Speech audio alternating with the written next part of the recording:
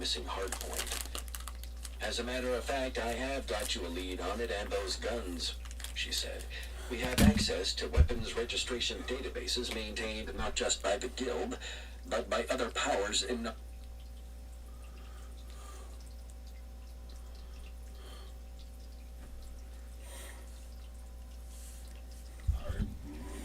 Where is my... Oh, yeah. 5 out. Hello, Matt.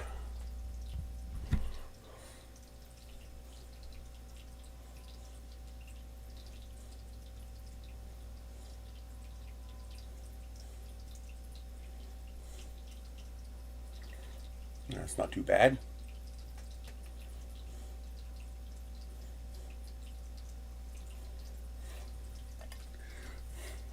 How are you doing?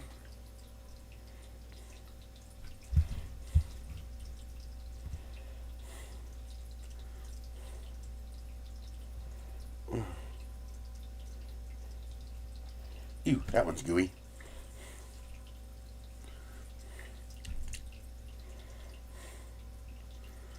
I'm doing all right. Trying to get my headspace sorted.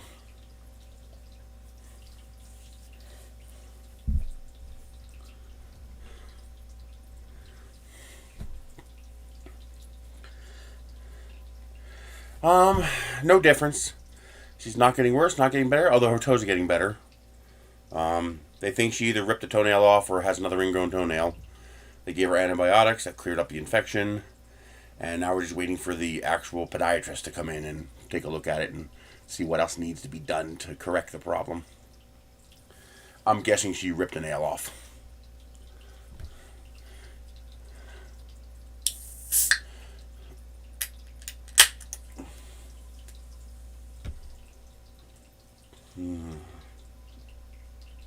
Well, the good news is she is showing psychological motivations to want to come home. And that's really good, because that means she'll try a little harder once they begin the PT again. So that's actually, I'm hoping that's a pretty big win. And we shall see. I gotta order a whole shit ton of these before the tariff situation becomes a problem again. I love these Q-tips. These are wonderful, and you can get them really, really cheap. Or swabs, cotton swabs, since Q-tips is a brand name. It's just me, or does that look tilted? Huh.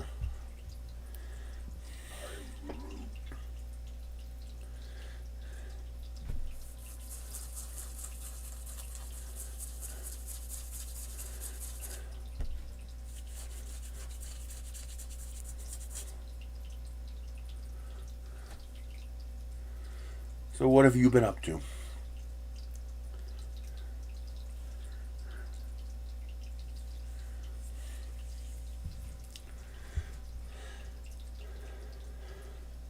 It took a whole damned week for Temu to give me my $100 credit this week, and I figured out why. Oh, sons of bitches. I ordered 2 things that both shipped the same day. In fact, I already got one, and the other one's arriving today. And the third item, because I was short $5 to hit that threshold to get the $100 cash back, so I bought something worth $5. It was $5.79 from China, because there's no shipping, so I won't have to worry about another $3 for nothing. And it took a week for that to change to shipped, and I figured out why. It's because they were holding it so that they can combine it with other things and ship it all together. I get it. You want to save on shipping? Well, then just mark the damn thing as shipped so I get my credit.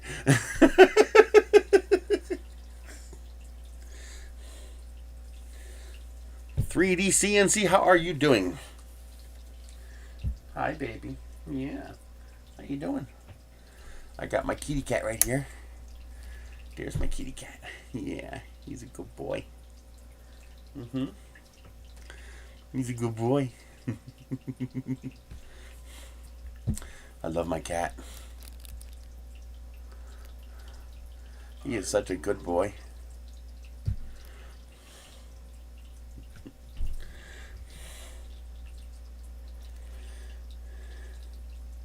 I just don't have the heart to get rid of that box yet, because the cats really love jumping in that box.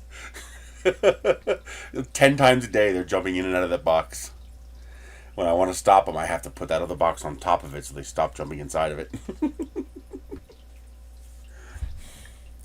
Boy, cats in boxes, man. Any kind of space where they can squeeze into. Yeah, I found this, and I must have got this a long time ago, but this is handy. I like this. So, first of all, it's spring-loaded. I'm like, how'd they get away with that? That's because it's not a knife. It's for opening boxes. It's just got a hooky part here for slicing boxes open, cutting up cardboard. It's also good for cutting through rope and crap like that. And it's a really handy little tool. I like that. I'm doing okay. At least as okay as I can for now. Hey, the LPE6 batteries with USB-C ports. This is the older ones with the micro USB. But the ones with the USB-C ports are finally starting to come down in price. I was like, yay!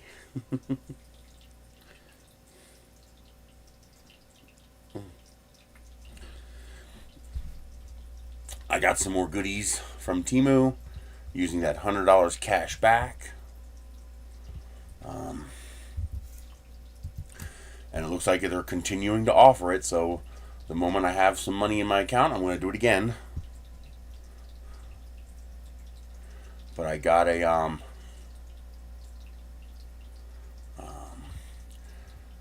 I got both of the printer workstation rolling table thingies.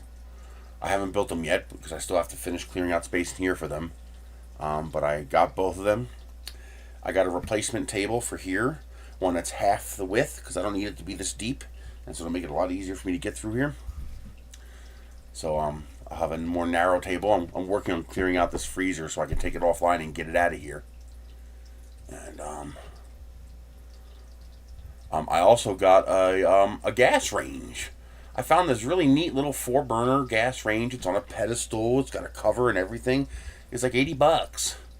And so I'm going to replace the range that's in here and just hook it up to a 20-pound tank. And so I'll have a gas cooktop when I need more than just the single induction cooktop. So that's pretty slick. Can I open it? No, it won't let me open it. But I can do that. No, I can't. I hate the fact that it won't let me open in a new window. I really hate that. It's like, why would you stop me from doing that?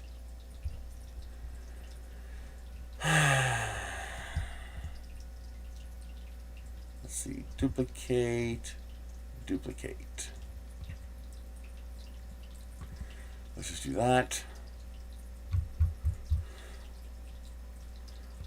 Okay, let's do this. Orders. And duplicate. Come on.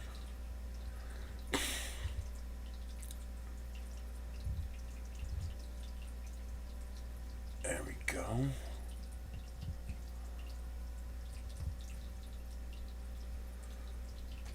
Come on, click it. Okay, anything else I need to look at? No. Oh, the table. I don't need to show that. It's just a table.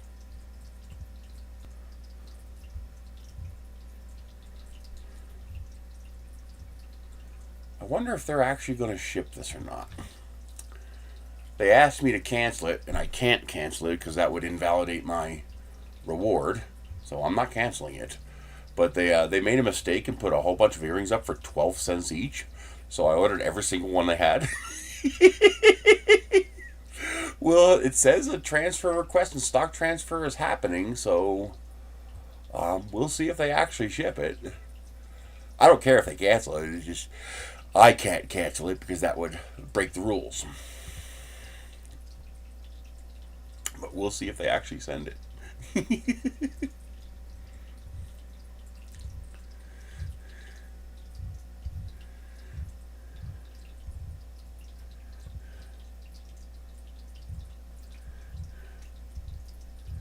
What else? Oh, I got the 18.5 gallon rolling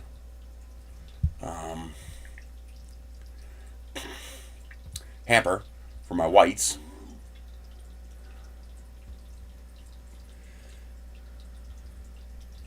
Well, because I guess if I cancel it, it absolves them of responsibility. If they cancel it, there's probably a penalty. For example, I'm guessing I would probably get like a $5 credit for the canceled order because Temu does that, and since they cancel it, that $5 credit will probably come out of their pocket. And I'm guessing they don't want to do that. And normally I wouldn't care. Normally, if it was just a regular order, I'd be like, fine, who cares? It's only a $3 order. I really don't care. But not if it's going to penalize me. Like, no. That's not how that works. I was like, that order's part of an order requirement. So if you want to cancel it, that's up to you. You cancel it.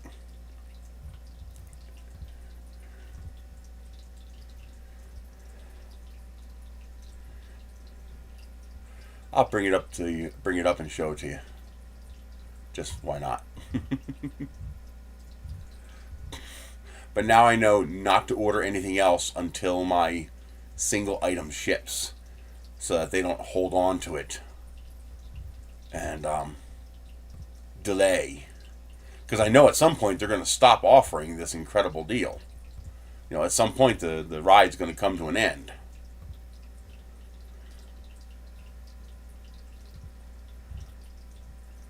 And once that happens, then, I won't be able to do this crazy shit anymore.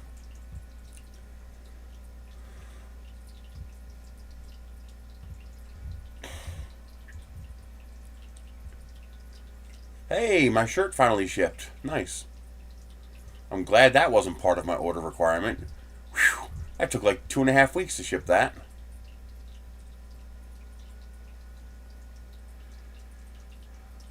Most of the bad stuff you hear is complete bullshit. Like, give me an example of some of the bad stuff you've heard.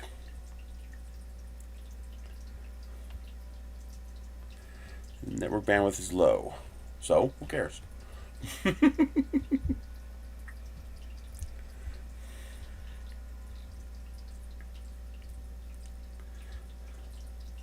What are some of the bad things you've heard about Temu?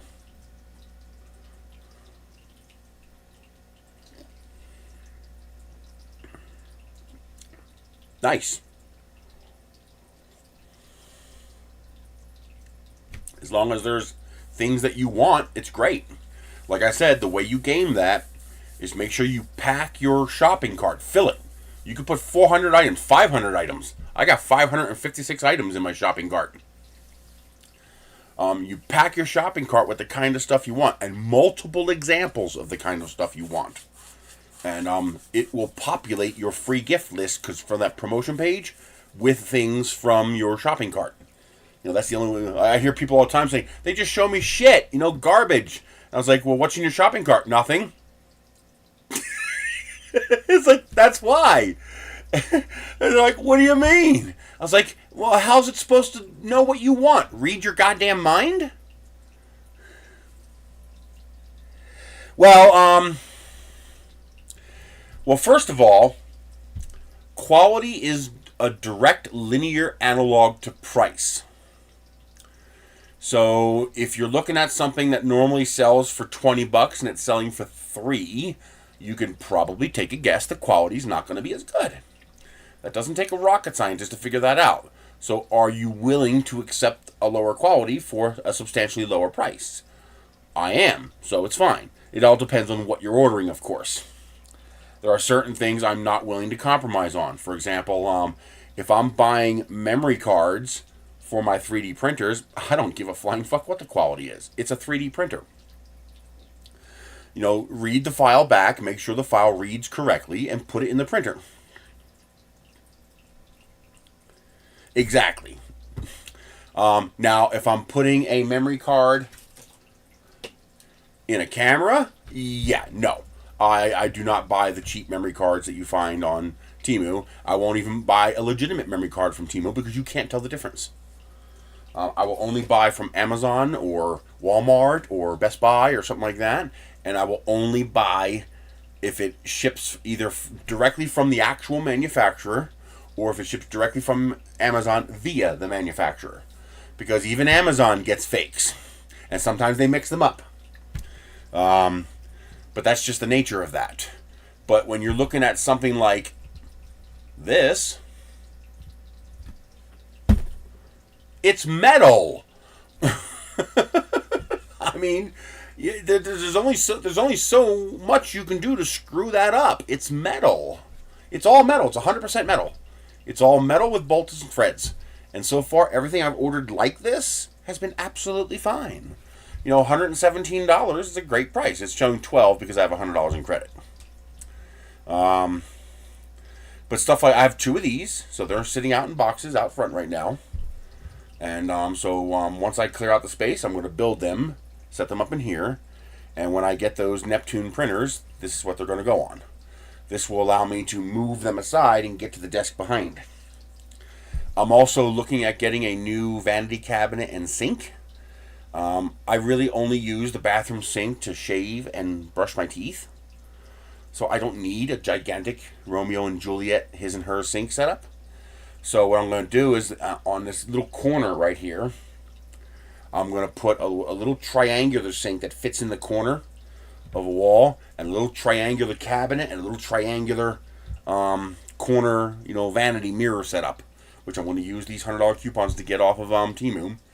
And then I'm going to get rid of the 2 sinks in the bathroom altogether. That's going to greatly simplify my water lines running in here. And matter of fact, I'll probably do a water line. I'll run a water line from the shower right here, and I'll probably run it up inside the house to the new sink. This way I don't have to insulate it in the wintertime. And I'll just run hot water. I'm not even going to run cold water. I'm just going to run a hot water to the little sink. And because most of the time when I need cold water, I need just a little bit. Wash my hands, wet my hair, brush my teeth, and the hot water is never going to make it from the tank to the thing for that to be a problem. And this way I only have to insulate and heat 2 lines, running to the shower, and then the other line will be inside. And so I'm going to get rid of all the rest. I'm going to get rid of the line running to the toilet. I'm going to get rid of the line running to the sink. And what I'm going to do is I'm going to daisy chain. I'm going to run right from the shower where it comes in for the shower here. And I'm going to run that over to the sink and then run that over to the toilet. This way I only have 1 run of PEX running from the shower to the hot water tank. And this way I only need 1 length of heat tape to keep that from freezing in the wintertime. And I have the PEX crimps. PEX is very cheap. And I have PEX crimps. I just need to get a couple of T's. And run it myself. I might even be able to run it inside the wall. Maybe. We'll see.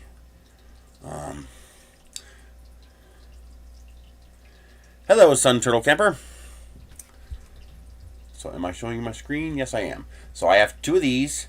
And it does look like this should be reversible, so I should be able to attach this folding table to either side. So the one on the right will be on the right, one on the left will be on the left.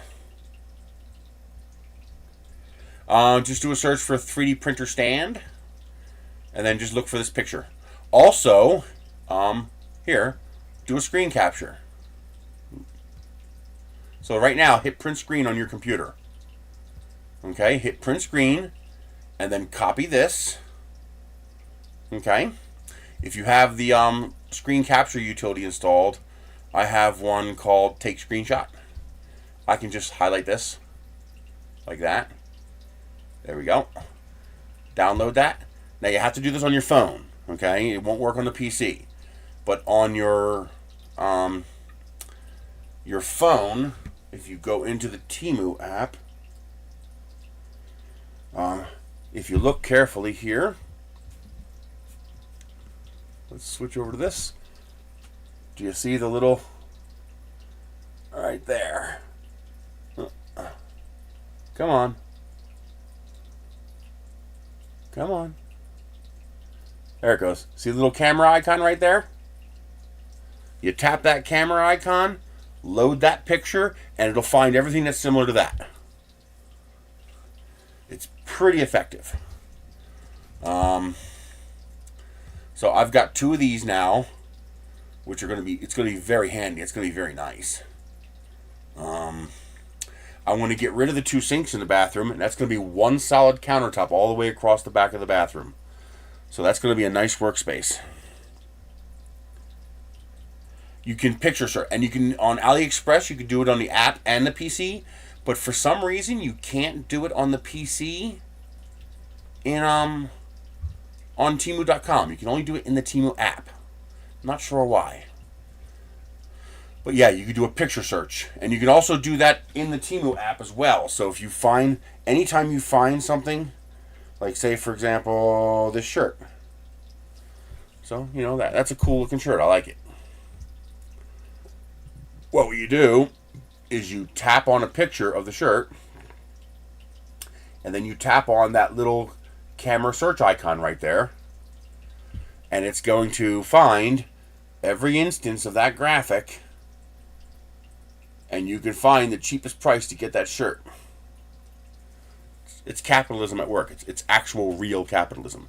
People think what we have is capitalism. No, it's not. It's feudalism. If you do this on Walmart.com, you don't find the cheapest price. You find all the scalpers selling it for 5 times the price. You do it on Temu, you find the cheapest price. Right, here we go. $6.37. The first one was $11.15. $8.39, $7.92, $8.83, $9.71, $6.99, $6.75. That's the cheapest. So here, $5.94. And it only goes up to 5X though on that one. But yeah, $5.94. And oh, here's an orange one. Ooh, I like the orange one. But again, it only goes to 5X, but I do like the orange one. But yeah, you can do that to find stuff, you know, and also and you can import the picture. Just make sure it's a clean picture, not too cluttered. You know, that shows what is likely to be the picture used in other listings. So, for example, if that doesn't work, try this one. Okay, so there is the printer stand without any junk on it. Okay, so your UK listing might be listing it like this. So get a screen grab of this and try that. Do I have it so you can see it? No, I don't. So try this picture. That might get you a better result.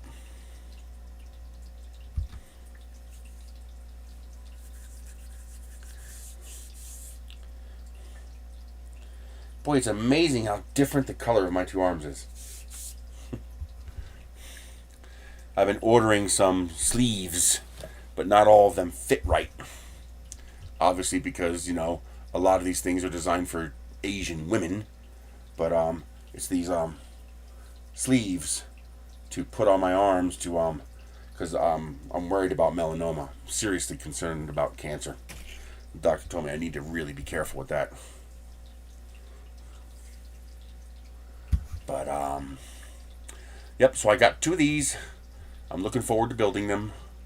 I also got one of these because it was only like $18 with a coupon, and I got it for nothing, of course. So these will be handy. They're nice and small, easy to move around, and they're actually sealed. They're kind of fascinating how these go together. They actually warn you in the instructions to make sure you put it together right, because it's one way. Once you put it together, it's not designed to be taken apart again. And so it's like a snap fit that's not designed to unsnap. But it's surprisingly easy, surprisingly compact package. This whole thing, this whole 35-gallon little deck box came in this little box right here. Came in this little box. And it all fit inside of itself. All the other pieces fit inside the 2 outer pieces. Pretty ingenious, actually. And I definitely want to get some more of these. I want to put like little sliders under them so I can create a second tier have 3 of them, and then have a second tier like made of 4x4s, and put 3 more on top. Because I get the $100 cash back, so I'm essentially getting most of this stuff for free. I only have to spend about $43 of my own money. I'll explain how that works in just a minute. I got the 18 point. This one I paid for because it was actually I actually got a better deal with the promos that were applied. So I got this for $20.81. Ooh.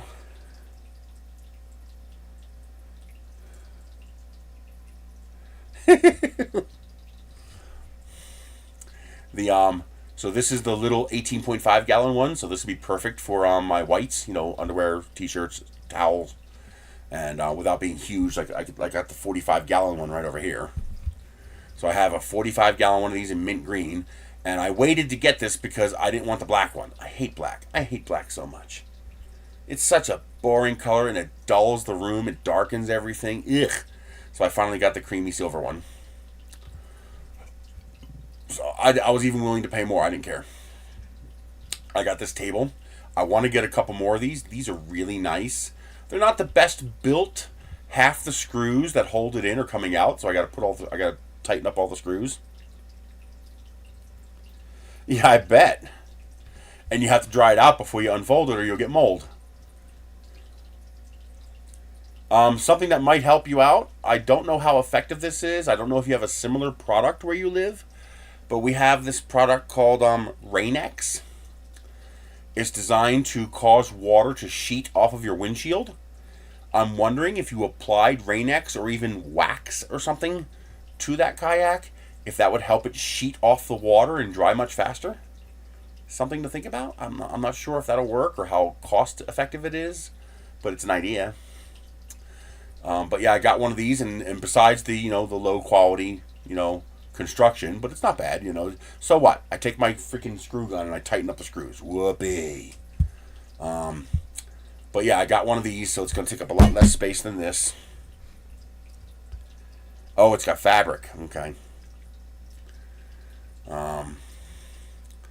So I want to get a couple more of these eventually because they're just nice. They're just really handy.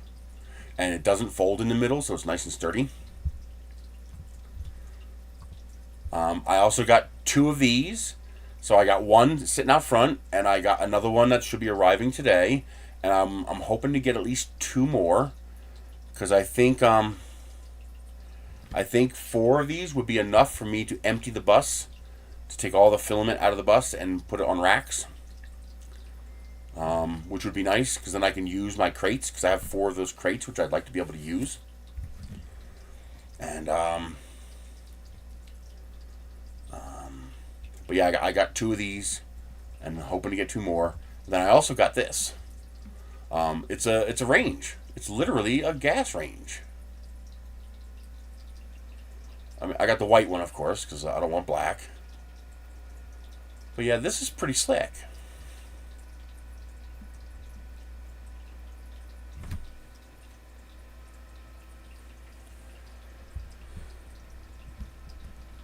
Nice. But yeah, this looks pretty nice. And of course, after I ordered this one, I found out that for $10 more, they have a 5-burner one, which would be really nice because it has a center burner and it's 5 inches wider, so it'll fill the space better. But yeah, I might get it eventually anyway. Use this one outdoors and then use the 5-burner one indoors to replace my stove that I have right now. And then put the my little Dutch oven thing. Well, the nice thing about the whole, let me show you why. Where is it? Portable gas stove. The whole thing about the 5-burner one is that it will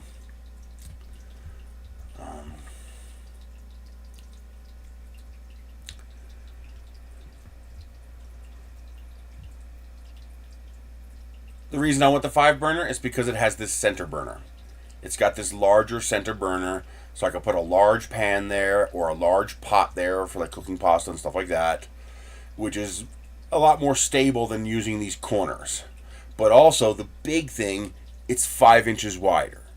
so it's closer to the same dimensions as the stove that's already there. While the 4-burner one is substantially narrower. It's only 19 inches. This is almost 25 inches. So it'll just fit the space substantially better. That's the only reason I care. And it's only $8 more than what I paid for the other one. Or, well, I didn't pay for the other one because I got it for essentially for free. But yeah, and then the, let's see, I'll show you the order with the 12-cent earrings. I was like, I don't mind paying $3 shipping if I'm getting all that stuff with it. Now, here's something you'll see with deceptive listings. And you just have to... yeah, I'm going to use the 4-burner outdoors I got back. And it'll go along with my grill and my barbecue and my griddle. Here's the problem. This is what I want. But now, keep in mind, I know I'm not getting that, okay? I know I'm not getting this, okay? Because what you're actually getting is only 16 inches across. Okay? It says it right here. It tells you how big it is. It tells you it's 7.5 inches tall and it's 15.7 inches wide. So you have to do that in your head to understand how big that is, because that is 3 feet across. That's over a meter right there. Which means that's just a Photoshop. Okay? What annoys me, now, how do I know I'm only getting the small one? Well, because it's only $6, okay? So obviously I'm not getting a meter-wide metal artwork for $6. And also it says it right here, 15.7 inches. So it's deceptive. Temu's fine. Okay. Temu doesn't sell you anything. Temu is a marketplace, like Amazon or like eBay. You're not buying this from Temu. You're buying this from... where is it?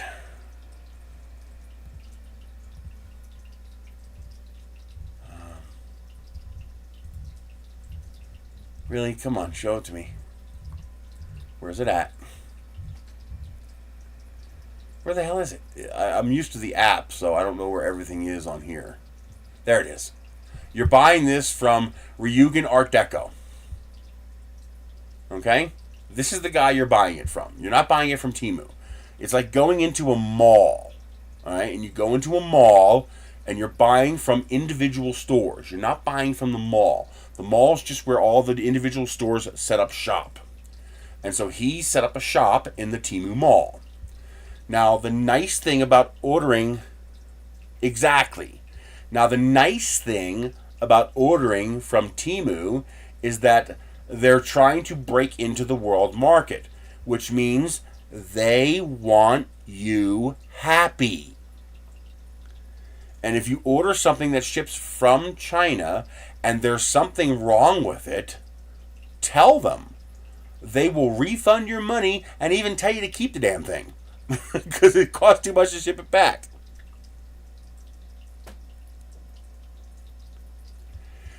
It's misleading because the picture makes it look like it's 40 or 50 inches across.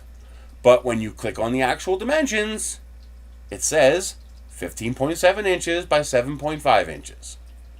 Okay? So even though it's deceptive, it is telling you exactly how big it is. So if you have to, pull out a goddamn tape measure and see how big 40 centimeters is. It's about this big. Okay? Now, my problem is, I want the bigger one, and I'm willing to pay for it. If he said, okay, I have this, 50-inch wide one, and it's $45, I'd pay it. I want the big one. So, make the big one. I mean, clearly the reason they do a picture like this is because this looks nice. But look at this. This record player's got to be 16 inches wide. 16, 16, 16. That's 48 inches. So this would be like 45, 50 inches wide. But it's not. It's 16 inches wide. This thing here is narrower than this record player. So you just have to do your due diligence. You have to just use your head. Well, no, they do this because they can sell it for $5.97. And it's cheap to ship. That's why they do that. That's the only reason they do that. That actually looks nice. I like that bee honeycomb one. And the nice thing about this metal art is you can use it outdoors. Hey, 3D Medic. But that's the reason they do small. And it tells you right here, 15.75 wide by 14.7 tall. So it's about 16 by 16. So it's about 400 by 400. If you have an Anycubic Chiron, that's about how big it is. About a 400 by 400 millimeter. This would be great in the bathroom. Plus, sometimes I get ideas. So what I do is I look for a clean picture. So I look, these are all the exact same picture. So that's probably the cleanest one right there. Actually, that's probably the cleanest one. No, it's got a shadow. Yeah, that's the best one. What I'll do is I'll grab that, I'll clean it up in Photoshop. And exactly, that's part of what I want to do. Is I want to like for the example, this here, I would grab this picture. Okay, I would download this picture. See, where is it at? Take screenshot. I'll grab this picture here. I'll clean it up in Photoshop, and then I'll convert it to an SVG, and then I'll extrude it into 3D in Tinkercad, and then I can do anything I want to it. So these sites are a great way to find this kind of stuff. But Temu will protect you. They want you happy. They want you spending money because they only make money when you spend money here. And they'll just tell the seller, go pound sand. We're taking the money back. You know, you sold them junk, and we want them happy. So by ordering, you order through eBay, you just have to deal with the seller. But if you order through Temu or AliExpress or Shein or any of these other sites, they have a vested interest in protecting you.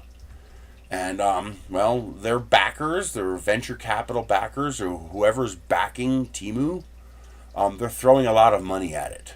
And so there's opportunity to get some really good deals. But you gotta use your damn brain. It's not like you can walk back into a Walmart and say, I don't like this. No, you gotta use your head. If this ends up being bad, for example, this stove that I got, if it ends up being total garbage, now I'm not going to get to keep it because it's from a local seller. So what I do is I would have to go return refund, and I would have to pack it back up. They will send me a UPS label free of charge, and I send it back to them. All right, you're protected. They're not going to screw you. And if you get screwed, you get a refund. Now, is it a pain in the ass? Yes, it's a pain in the ass. Who cares? You're paying a fraction of the price. Suck it up, Buttercup. Here it is. Look at this. So I got the soccer balls, the base. These are all 52 cents each. Soccer balls, the baseballs, the volleyballs, the tennis balls, the footballs, and the basketballs. And now these were all 12 cents a piece. It's just a bunch of rainbow heart earrings. It says rainbow pride flag. Is that like an LGBT thing? So these colors might actually mean something? I don't know. I don't care. They were 12 cents a set. So I got all these for 12 cents a pair, and I got these for 52 cents a pair if they ship them to me. It looks like they're actually doing something. Transfer request was made. Stock transfer is in progress. So it looks like they might actually send them to me. If they don't, who cares? The whole order was $3.63. I don't give a shit. The worst case scenario, I get my money back. I don't care.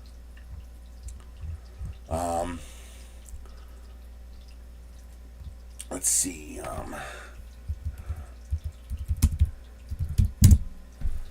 I'm going to look to get like one of these kind of things here.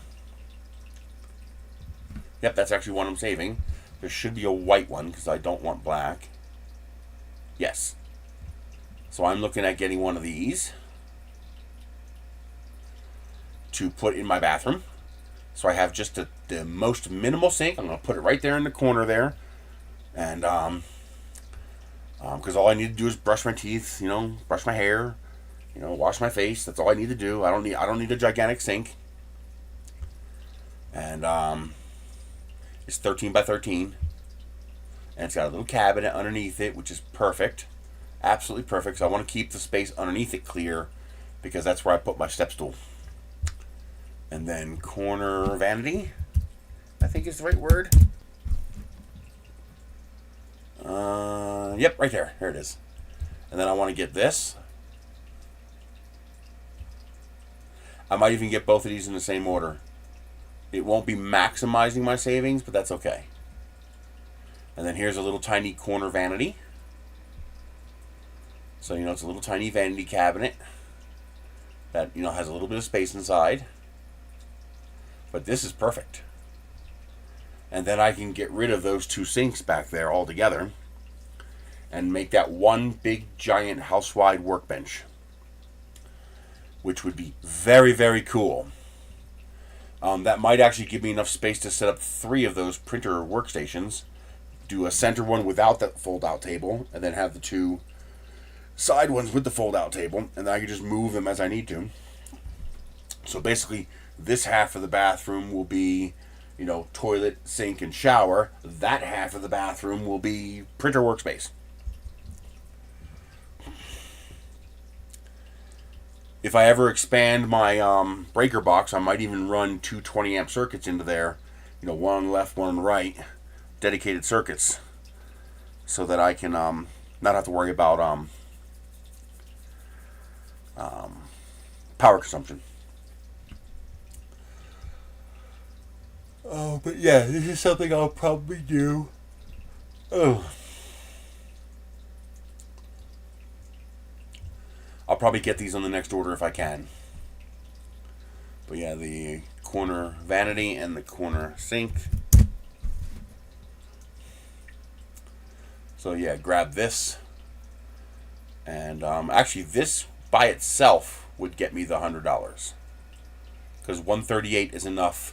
That's almost perfect. I need $128 to get the $100 cash back. So I'll do this by itself. And then the nice thing about doing that by itself is all I have to do is wait for that to ship. One item. So yeah, I'll order this by itself, let it ship, and then get the $100 again, and use that to get the vanity, and probably another printer stand. Does it come with a faucet? I don't know if this comes with a faucet or not. It probably does.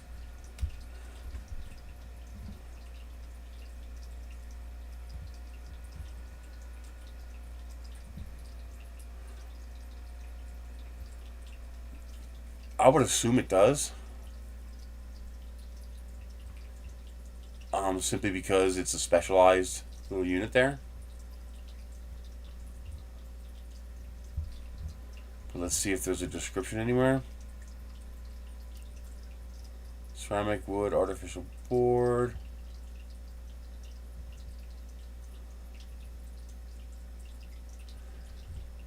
It doesn't actually say, and that's different. No, that's the one that comes with the black. I'm assuming it does because it's specialized. So I'm assuming it comes with everything I see here. Because usually if it doesn't come with something, they'll have a picture of it by itself. That doesn't show anything. And the fact that it doesn't have a picture without the faucet indicates it comes with the faucet. Here's a super skinny one with a towel rack on the front. Here's a little itty bitty one.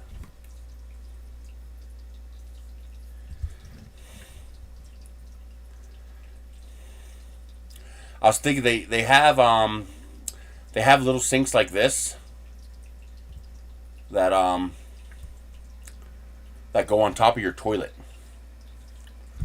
And it's too bad I couldn't get access to the Japanese hardware because Japan has a toilet sink combo where the sink is part of the top of the toilet tank, And when you use the sink, it uses that water to fill the toilet sink first, and then uses your primary water if that's not enough, which is really nice. It's a nice way of recycling the water. And I may try to actually do that. Like, I might have my set my toilet tank to a lower fill level so it cuts off the water sooner, so that I can feed the output from the sink into the toilet. But yeah, super compact. You know, this is now you see this does not show that thing there, so it might not include. This might not include the faucet. See how none of these pictures show the faucet? See how they all show it without the faucet? That indicates to me that it doesn't include this faucet here.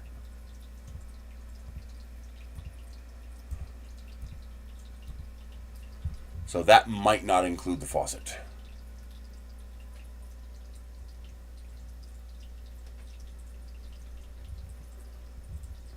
Wish they were more clear about it though. But no, it doesn't matter anyway because I don't want that one. I want the I want this one. I want this corner one. Just because I have a corner where this will fit. Right there. I might even I'm even thinking about putting one of these in Michelle's bathroom, a little corner sink like this, so that I can eventually move the toilet further away from the tub, because I'd eventually like to put a walk-in shower in Michelle's bathroom so she doesn't have to step over the tub. I'm always worried about her falling in that tub. That's why I like to encourage her to use my shower, because it's a walk-in shower, so you just have a little step. You just step into the pan. But eventually I'd like to put a walk-in shower in her bathroom, and putting in a corner sink and vanity like this would give me the space to move the toilet further away from the tub, which would give enough space to put a nice walk-in shower. That's obviously a long way down the road because that's thousands of dollars I don't have.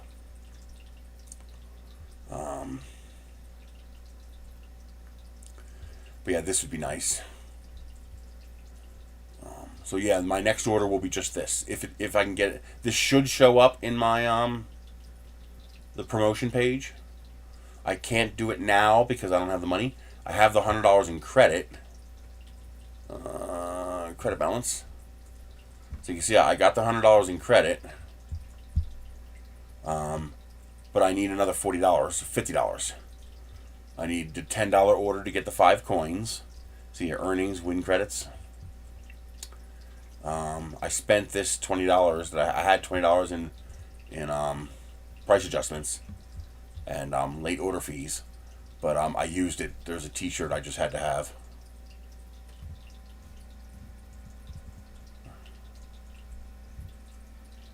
Let's see. Yeah, I definitely want the one with the cabinet. Definitely want the one with the cabinet.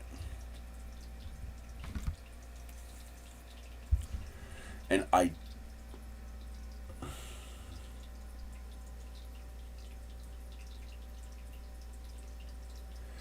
well, the problem is I live in a desert, so I live on an island, essentially a landlocked island. You know, it's instead of surrounded by ocean, I'm surrounded by land, and so the people around here are insane. Hey, that's cute. Too expensive, but cute. I like that. I like that it's round.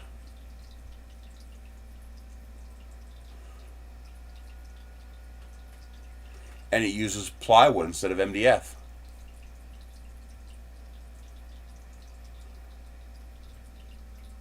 Huh. That's actually really nice and tiny. Hey, Cassandra. I haven't gotten an email from you yet, but there's something wrong with my domain email. I don't know what it is. Some addresses work, some don't. I just don't get some things. I don't know why. So if anybody needs to contact me for now, use this.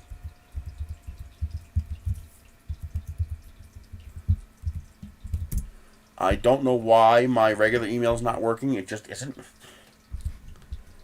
That's really cute. If that was white, I'd be interested in that.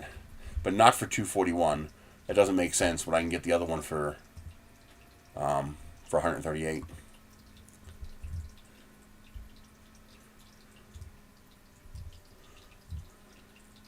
Yeah, that's definitely the best one. So this one here. And just get it in white. White.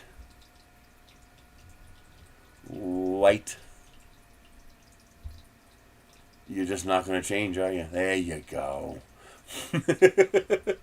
That combined with the vanity.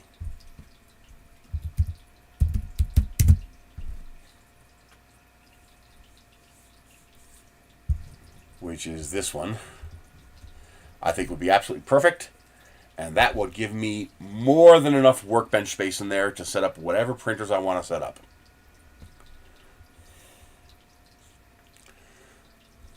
So yeah, that.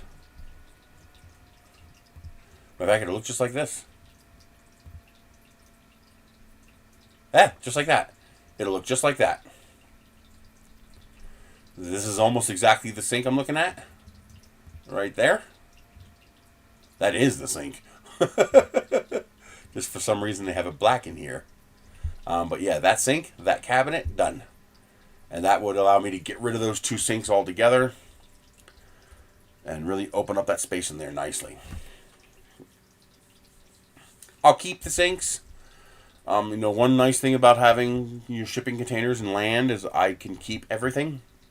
So when I take those two sinks out, I'm going to leave all the piping there. I'm going to leave all the I'm going to get rid of the piping from the bathroom, but I'm going to keep it all intact. So that I can just take the sinks, put them out in a crate, wrap them up. And this way, if by some crazy chance I ever do sell this house to get something different, I can say, okay, I do have the sinks for these vanities if you want them. They're out back. And this way they can restore the Romeo Juliet setup if they want that. Another thing that I plan to do is I'm actually I want to re-sheet rock the entire bathroom with fire rock. And including the ceiling. Use fire rock everywhere. And I might even put metal cladding on the walls to basically make the room fireproof as I can, so that if a fire does start, it can't spread to the structure. Keep the fire from finding any fuel so that it can't spread to the structure. And then that would give me a lot of peace of mind, because I am absolutely terrified of fire. But yeah, so the way this works, I'll explain this for those. Now, I don't know if this might be a U.S. only thing. I don't know if you can use this outside the U.S. So they have this thing that pops up.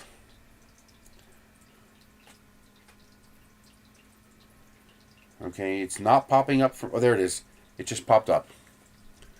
So, see right there? I'm at my order screen. See where it says $50 credit? You're looking for the word credit. That's what you want. You want the word credit. If I had $60 in my account right now, I would do this right now, and I would do it for you guys live, and I would order something. But if I go into it and don't use it, I have to wait like 4 or 5 days before I can do it again. So I don't want to do that. So I have to leave that alone until I have the money available in there. I got the $100, but you got to spend a little bit of your own money too. But I don't know about you, spending $50 and getting $100 for free. I call that a good deal. So by Friday I should have money. I gotta send my brother $200 because I owe him a lot of money. But I'm going to do the order thing again. So the way it works is when you click on that, it's going to open up what is essentially this.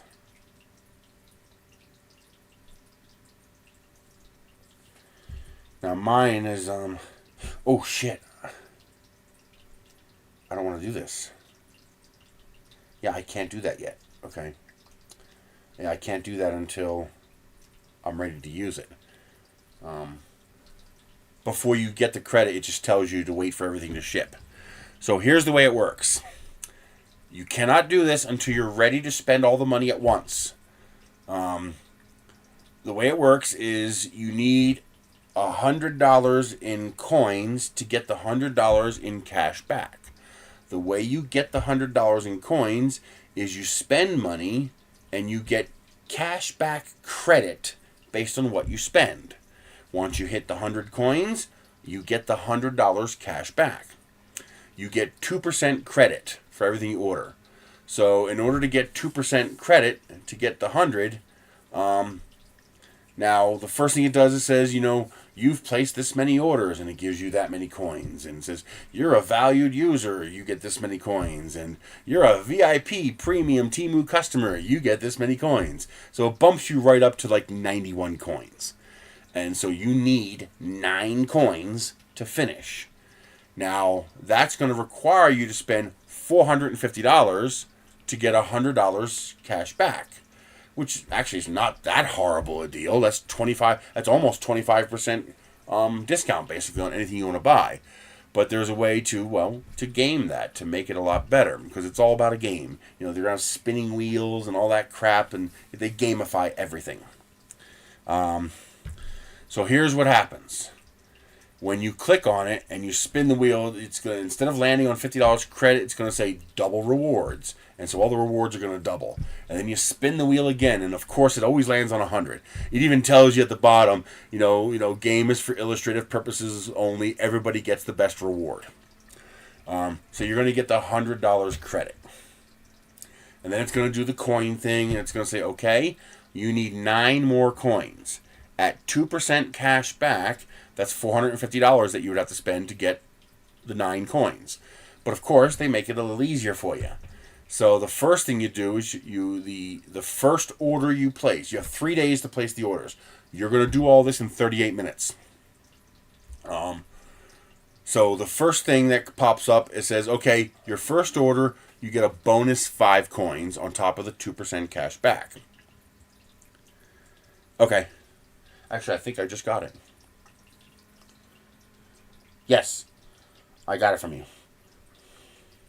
Oh, new survey from this one. Hang on. Nope, I did not visit any of those places. You're going to give me 10 cents cash back. I'm going to do my paying myself today too, because I got $9.67 in the Google rewards, so I'm going to spend that to pay myself. So you have 8 minutes to spend something. It says, and to make super easy mode, it's all gamified, you only have to spend $10. The closer you can get it to $10, the better, because you're maximizing your discount. But it has to be over $10. If it's $9.98, not enough. You got to add something else to it. The shipping doesn't count. So if you order from China, you just need to order $10. If you're ordering it from the U.S., it's $10 or whatever it is you buy plus $3 shipping. So you pick your $10 item, and you get your 0.2 coins for the 2% cash back on the $10, and you get your 5 bonus coins. So now you have you only need 3.8 coins. Is that it right? 5, 6, 7, 8, 9. Yes. So you need 3.8 coins in order to finish. Now, here's where it gets cool. Now they say, okay, you have the next 3 days to place orders, and you're going to get 2% cash back for all the orders you place. Now, 4 coins means you would have to place $200 worth of orders in order to get the $100 cash back. That's not bad. It's 50%, but it's better. You need 3.8 coins. So how much do we have to order? So let's do 130 times 0.3. 03. There you go. $130 is 3.9. Okay? So as long as you order at least $130 worth of stuff, you're going to get the 3.9 coins that you need to finish your 3.8. And you can order more than that, but obviously the closer you can get it to exactly that, you're maximizing your discount. And try not to mix Chinese shipped and US shipped if you can help it. And if you do order, add a Chinese shipped item to get you to that 130, like say you order something's worth 125, so you need to order a $4 item to get you to the 130. Make sure you just order one item and then don't order anything else from China, because what's going to happen is they're going to hold it in order to combine the shipments to save themselves money, and that just means it's going to take longer before you can recycle this and do it again. This is like my 7th time doing it. Or 6th time. Yeah, 6th time doing it. So you have 30 minutes, in which case they give you 3% cash back instead of 2% cash back, which means you only need to spend $128 instead of having to spend $200. That's a $70 savings. Okay? Now I'm going to spend a little more than I need to because I'm going to buy this cabinet for $139. Now $139, 139 times 0.03, that's going to get me 4.17 coins. I only need 3.8. So buying that cabinet gets me what I need. It'll cost me $39. Well, no, there's no shipping, but plus tax. It'll cost me $39 plus tax. The tax will be on the 140, not on the 39. Why only 39? Because I have $100 in credit from the last time I did this. So I'm getting this cabinet for $39 plus tax. Hello? Yes, I'm going to do that. These printer stands, I paid $17 a piece for them because I used the $100 credit. The stove, I got that for nothing. It was $80. That's less than the $100 cash back I got. Now, you have to order from the promotion page, which means before you do this, you add everything you want to your shopping cart, because it populates the promotion page based on what's in your shopping cart. So if you don't have anything in your shopping cart, it's just going to put random crap in the promotion page. And if you don't do it within 30 minutes, you lose the 3%. And now you have to spend $200. Still a good deal, but not nearly as good a deal as only having to spend $130. That's a $70 difference. Now, the page on my phone gets janky after about 12 minutes to the point where it stops working. And I missed out on it one time because of that. Don't worry about it. Bring up your app manager, kill the app, and then reload Temu. And then in the search bar, put in win credit. It'll bring you right back to the promotion page right where you were. Don't even play with it. When it starts to get sluggish on you, kill the Temu app and reload it. And don't go to the 30-minute window. Be done within 20. And as long as you populate your shopping cart right, that won't be a problem. But yeah, that's all you do.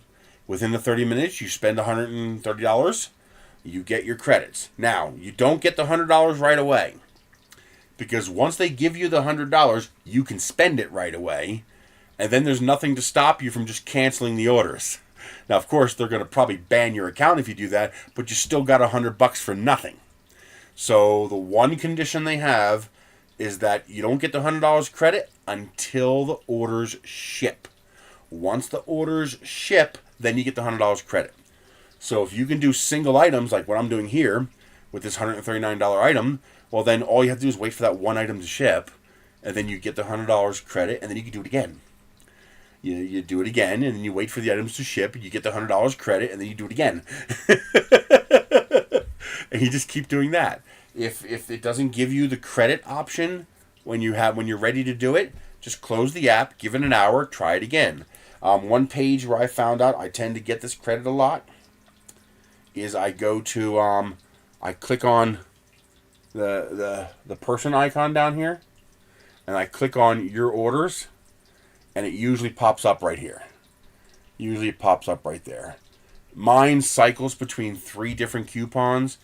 You get a $20 coupon bundle, which is actually pretty cool, especially now that they're doing the Chinese shipping again. Because, for example, with a $4 coupon, there's no minimum spend. So I can buy something that's worth $4.10, and I get $4 off. I pay 10 cents, and that's it. Done. And then, you get some $4 coupons, $5 coupons, and $10 coupons. And that's basically free cash, as long as you don't mind ordering cheap stuff like that. And that's what I did. I would order a t-shirt and get free stuff like that. Hey, Jerry, we didn't start till pretty late, so you didn't miss much. But yeah, theoretically, as long as they keep offering it, they cycle between the $20 coupons, the $300 coupon bundle, which is a waste of time, don't even bother. I mean, it's a lot of nice coupons, but it requires a high spend amount to use those coupons. $80 off, sure, but you got to spend $300. I mean, if you're going to spend $300 already, okay, fine, get the coupons. But if you're like me, you're not going to do that. But yeah, just keep doing it over and over and over again. I mean, look at all the crap that I got, man. And I paid, each of these orders, I got $100 off.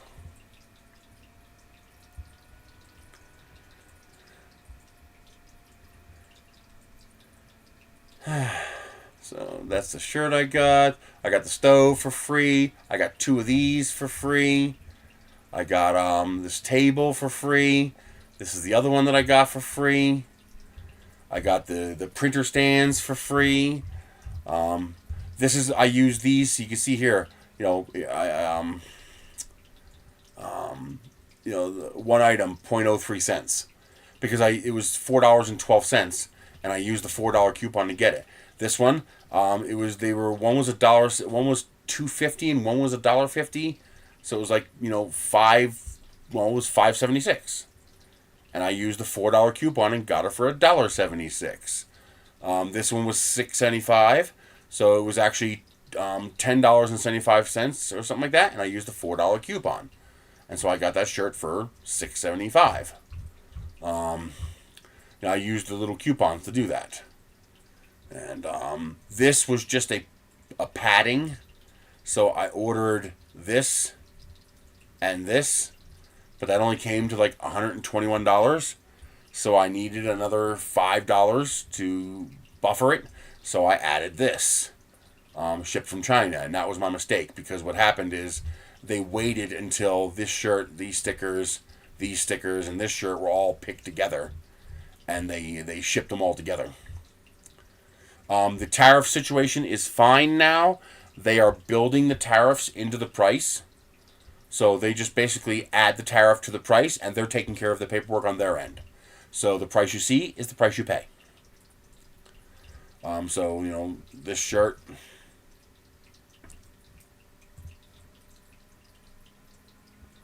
This shirt was $10.91. Yeah, so I used a $4 coupon on it. And that's it. It's like, this shirt used to be $9. So now it's $2 more. That's the tariffs. That's the tariffs you're paying. Who gives a shit? That's a cool looking shirt. I like it. This one here, again, the tariff. This is actually local, so there's no tariffs. So I will order this once I have the money. I don't have the money right now. I got to wait till Friday when I get my Amazon payment. I'll just have to pay the $39 plus tax on $140. And I will use the $100 credit I have from doing this last time. So here you go. You see, I have $100 credit that I got from earnings from win credits.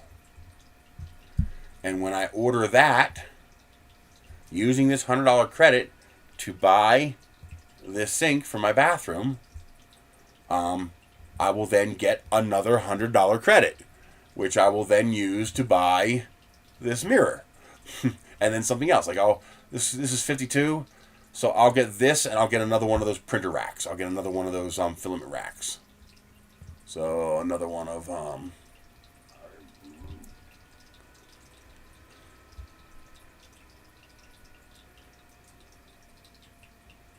So once the sink ships, I will order another one of these. I'll order another one of these racks, and I'll order this vanity unit here.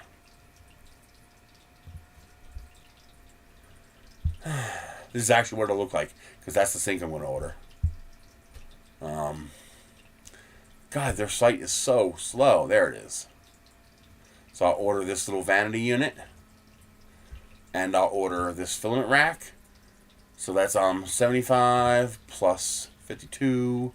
That's 127.19. That should be enough to get me the full credit. If not, I'll add like a, I don't know, I'll add like a $1 pair of earrings.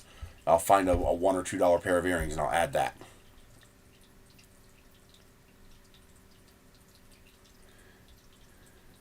Yes, my order minimum, I believe, is $20. However, certain coupons have no minimum restrictions. So, for example, when you do the win credit thing, they lower the minimum from 20 to 10.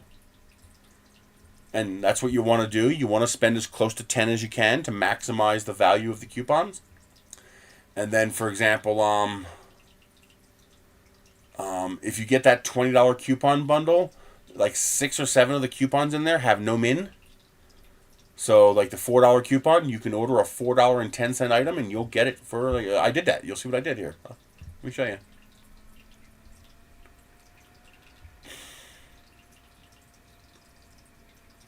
Come on. So, this one here.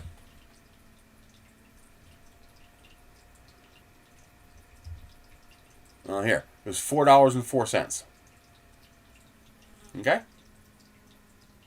So I paid 4 cents for this because I had a $4 coupon that had no minimum spend. I think I can show it to you. View order details. Nope, wrong order. There it is. View order details.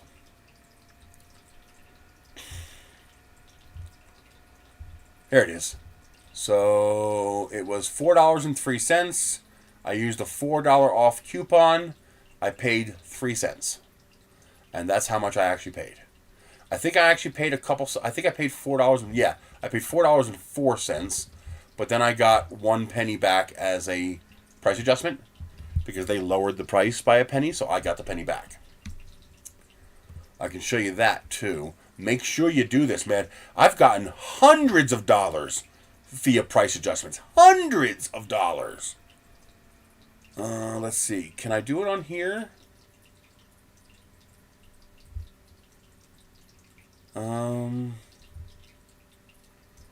This is one of those things that might be easier to do on the phone. View order details. Yeah, price adjustment. So click on price adjustment. And if the price has changed, so yeah, here it is. Look at this. I'm going to get one right here. They lowered the price $2.86. So I'm going to request a price adjustment. I'm going to receive it in seconds as a Temu credit balance. Am I showing you this? Yes, I am. And they include tax. So I just got $3.09 back. And if you look here, we just got to wait a second for it to load.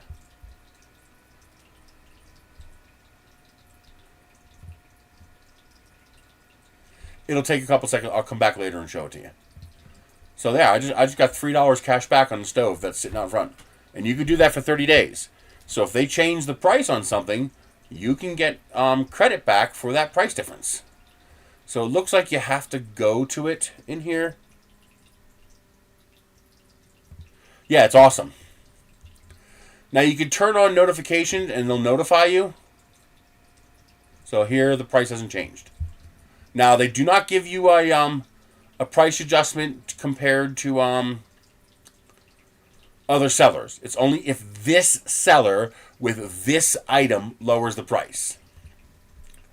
But I've gotten so many price adjustments, it's absolutely... I'll show you. It's absolutely ridiculous how much I've gotten in price adjustments.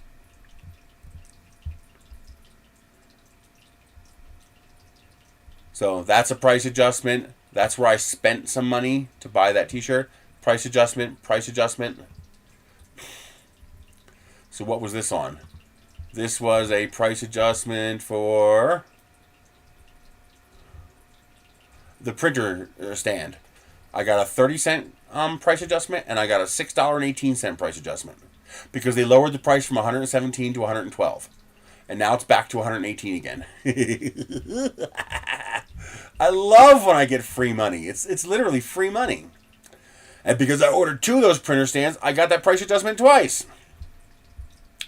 This one was $7.29. That was on one of the filament packs, I think. Yeah, no, that was on the printer rack. So I got a $7.29 price adjustment on the printer rack. I mean, shit. That's That's $20 right there. 55-cent price adjustment there. Here's a 13 payment towards. These are payments. Payment towards. Here's another $100 I got. Here's another $100 I got. Refund. Oh, there's a $20 price adjustment. Wow. That was on the filament. Yeah. I got a 17-cent price adjustment and a $20.49 price adjustment. So not only did I pay $97 for this, but I got $21 back. I told you, Temu is awesome. Now, you do have to know what you're looking at. You got to use your brain. Okay? I mean, there are things that I see, and I'm like, yeah, that's too good a deal to be true. No way. There's no way that's legitimate. You see a tablet that says 16 gigabytes of RAM, 1 terabyte of ROM, and it's got a Snapdragon 865 processor, and it's $103. Yeah, a fool and their money are soon parted. Now, you're not going to lose your money. You're going to get the tablet. You're going to realize it's bullshit. You're going to hit, refund on Temu, and they're going to say, okay, put it back in a box. Here's a label. Send it back, and they'll give you your money back. You're going to be out your money for 2 weeks, but you're going to get your money back. But don't be dumb. I mean, if it's obviously a scam, it's obviously a scam. There it is. I got the $3.09. So now I have $103.10. And that'll all go to... What tablet would I recommend? The one for myself, the one I want to get is actually, unless you're going to use this deal with the $100 cash back, you're actually better off getting it off Amazon. It's Techlast T65 Max. That's the one I want. It's a 13-inch 16x10 tablet for $190. It's about $213 on Temu. But it's got a Helio G99 processor. It's got 256 gig ROM. It's got LTE. Oh, really? Use my link if you install the app, because I apparently I get a pretty nice commission if you do that. I have a link for Temu down below. And so far I haven't gotten any commissions from Temu. But apparently I will if somebody actually signs up using the app. I'm not sure how that works. But it's got a 1200 pixel wide, so it's either 1980 by 1200 or 2000 by 1200. But I need a tablet that is that's wider. So I need this dimension to be wider. So I need closer to 4x3 because I want a tablet for magazine reading. I download all my magazines. And my 8-inch tablet, this one here. If you want a badass tablet and you don't want a huge tablet, get this one. This thing is badass, okay? So this is from Blackview, I think. Yes. This is the Blackview Active Tab 8. It's a little over $200. It's like $290, $280, something like that. It's an 8-inch screen, high resolution, Helio G99 processor, lots of RAM and storage, LTE, SIM card and memory card access. I don't think... It does have a headphone jack, I believe. I think it's under here. I've never actually used it. But I believe it does have an actual headphone jack, if you want that. I love the strap on the back. That's wonderful. I also hook it on the steering wheel of my car. So when I'm sitting waiting for an appointment, I just hang it on the car and watch videos. The T-Mobile data only, 30 gigs a month. It's $10 a month. You can't beat that with a 10-foot stick. It's got a 20,000 milliamp hour battery, 30 watt USB-C PD charging, and it's rugged. I wouldn't drop it if I were you, but it should theoretically handle a fall. Just don't test it because it's a giant glass screen. But yeah, this tablet is amazing if you don't need a huge tablet. I love this thing. Just don't use it in bed like this, because you drop this on your nose, it's going to mess your day up, because it's got a 20,000 milliamp battery and it's heavy. This thing's big. It's thick. But it's also compact because it's an 8-inch screen. And the problem is, magazines, not quite readable. The screen's too small. It's got the resolution, but it doesn't have the physical size. So what I want is a, yeah, hang on. This is the big one. Now, I don't know how good this is, but this is the one I'm going to get. This is the one I'm interested in, because it's got the Helio G99. Are you going to let me click this? Come on. So this is the big tablet.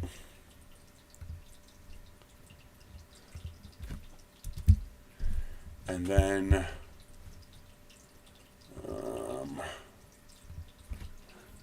I don't know if this is available on Amazon.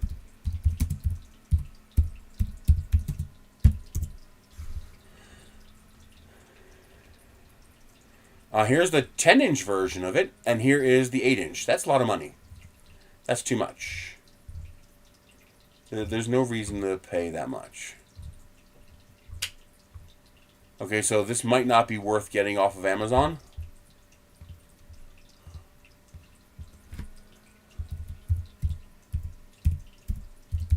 I'm pretty sure it's on $300. I mean, I got a good deal because I bought it when they first released it. But I think I got it off AliExpress, not Temu. Black View, Active 8. So let's go to AliExpress.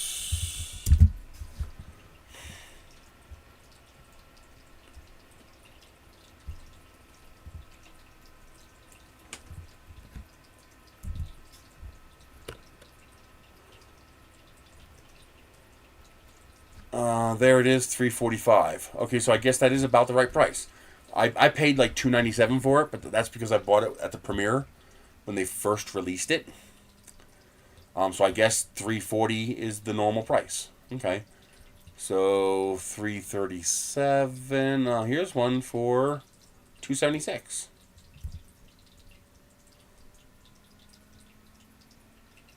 Yeah. Okay. Oh, no. This is a different version. No. This is the Unisoc T616. You don't want that. No. Unless you're okay with the slower processor, which I would not be. Yeah, fuck that.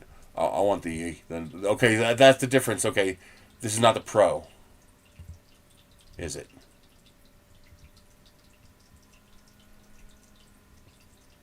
There's $278, and that says Helio G99. You do not want the Unisoc T616. There we go. Helio G99. That's the one you want. Let's see. How do I create a link for this? Right here. Share.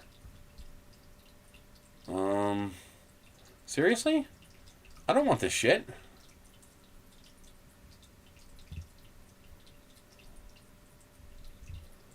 Are you telling me I can't create a copyable link? Because that's too long. Oh, what a pain.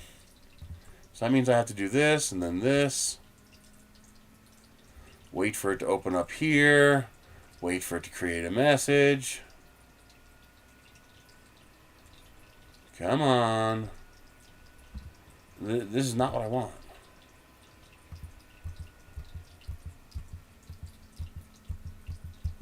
Are you telling me I can't copy that? Bullshit.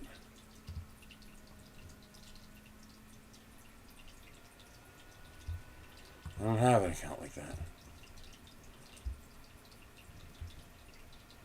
Oh, God, why would they make this hard?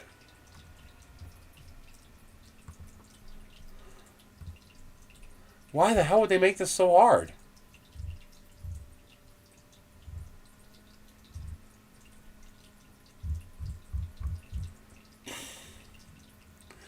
Okay, just do a search for this on AliExpress.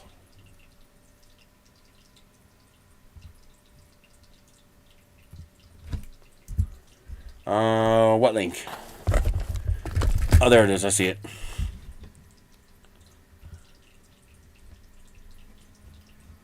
That is Amazon. That's a 13-inch Blackview. But that's not a high-end processor. That's not a bad machine, but it's a 13-inch screen. It's not rugged.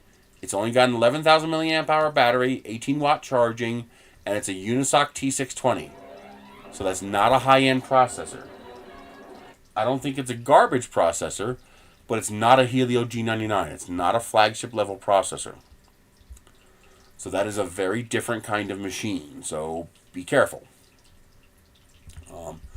If I'm going to spend that kind of money, I want a Helio G99. Okay, I don't want a Unisoc. I don't want a low-end processor. Which is why you want this one. That's only $190. It's got a 13-inch screen. It's got the Helio G99. It's got Android 14, 10,000 milliamp battery, 18-watt fast charging. It's got 2.45 gig Wi-Fi, and it's also got LTE. It's got the 1920 by 1200 display panel, which I specifically want because of wanting to read comics and manga and magazines with this. So I need that 1200 pixels, and I need that wider aspect ratio. 10,000 milliamp battery, 18-watt fast charging is plenty. The big thing is the Helio G99, so it's a good processor. It's not going to be sluggish. It's got 8 gigabytes of RAM, which is good. And you can trade 12 gigs of your 256 to add to RAM for 20, which is good. Android 14, good. Yeah, there's just not much not to like. This is by no means a rugged tablet. But this will be good for magazine reading, which is what I want. This is why I want a big 13-inch screen for the magazine reading.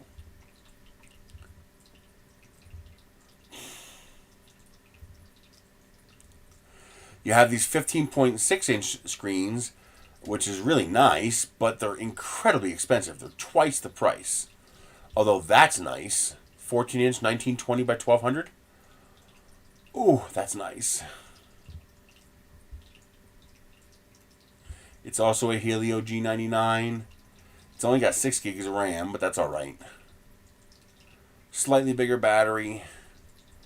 But that's the same aspect ratio, the same 16 by 10 screen. But at 14 inches instead of 13 inches. That's nice. Yeah, but not worth double the price. It's $339, although you get 20%. Which is $60 off. Which is actually not bad. Yeah, let's save that too.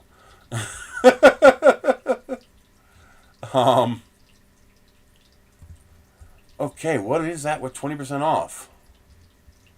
That seems...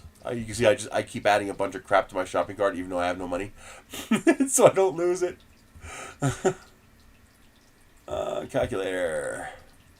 339 times 0.8. Oh, that's still $271.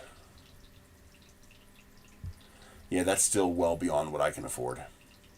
Yeah. Yeah, it's way beyond what I can afford. That'd be nice, though, to have that, just that even bigger screen.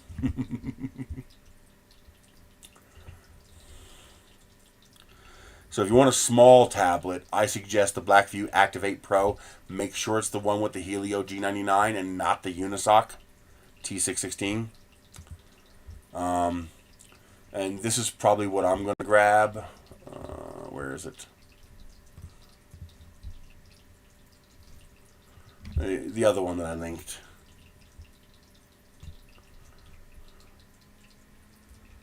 This one. This is probably the one I'm going to grab. I've watched a couple YouTube reviews and nobody has any really big complaints about it. The G99 is good. The screen is not like crazy high res, so it's not like the graphics processor APU has to push too hard. I'm just going to be using it for magazine reading, but being a G99 means it can do anything I want. And I do believe this has the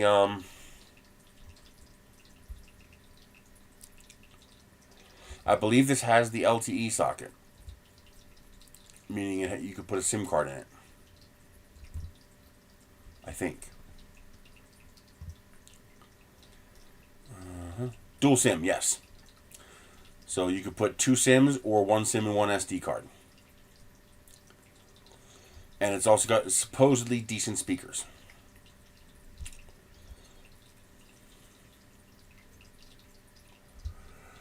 But that was the thing for me. I wanted that 16 by 10 aspect ratio, and I needed at least 1200 pixels on the 10.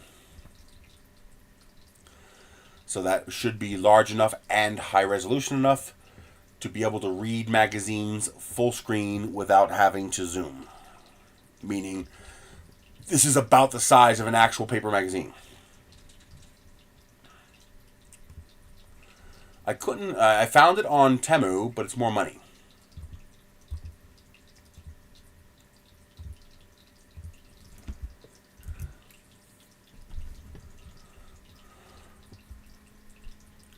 Yeah, $213.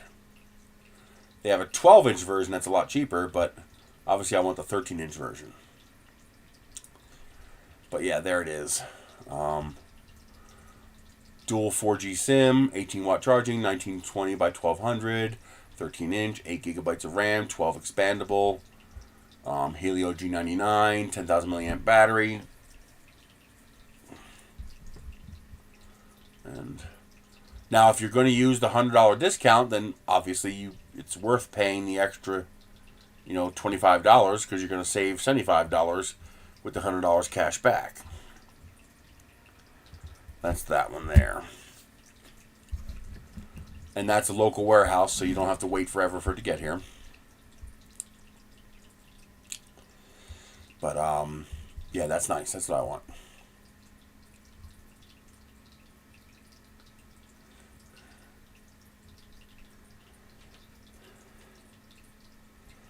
For Michelle, I want to get her a much smaller tablet.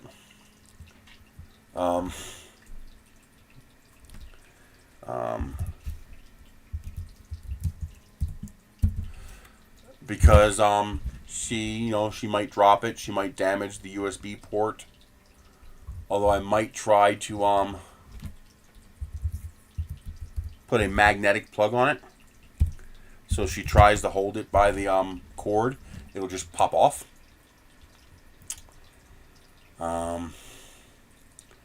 Like this, I was looking at this one here because it's about 140. It's still a pretty big tablet.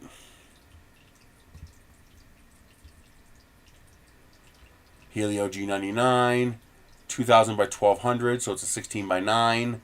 Better for movie watching. 8 gig plus 8 gig expandable. 128 gig ROM. It's a little on the small side, but that's okay for her. Comes with a case, it looks like. It does have dual SIM compatibility. It has an okay sized battery. But the big thing is, it's got a nice big screen for watching videos on, and it's got a fast enough processor that it won't be sluggish. But yeah, that's not bad for 141. So I might try throw that dirt.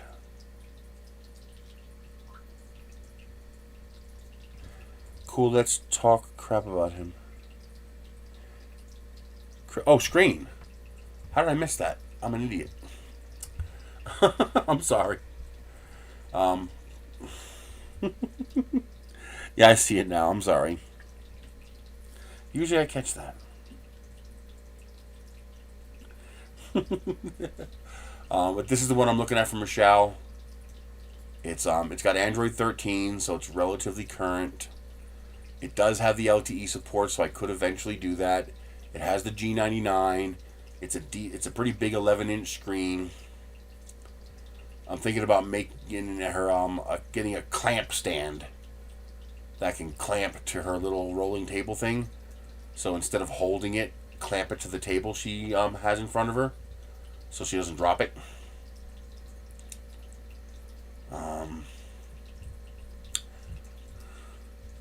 Yeah, that's actually nice. Let's add that. Keep it in my list. Let's see. Tablet clamp.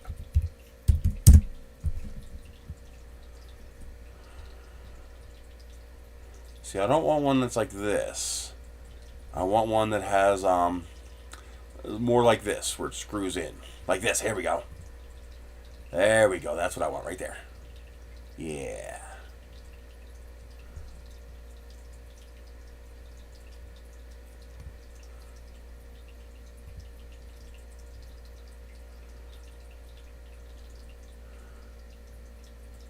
Now, will that adjust to hold a tablet? Because that looks pretty small to hold a tablet. Okay, it's got a big one for a tablet there.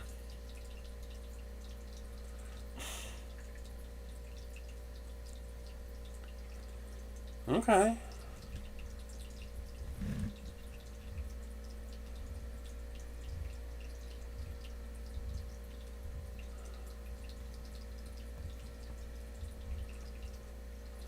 But this is something where I can bolt it to the table so she's less likely to drop it.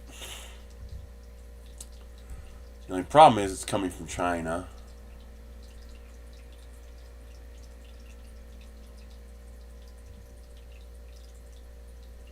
Oh, that's a nice compact one.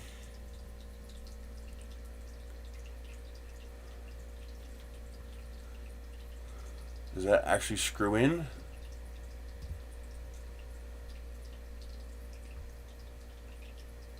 Sorry about that.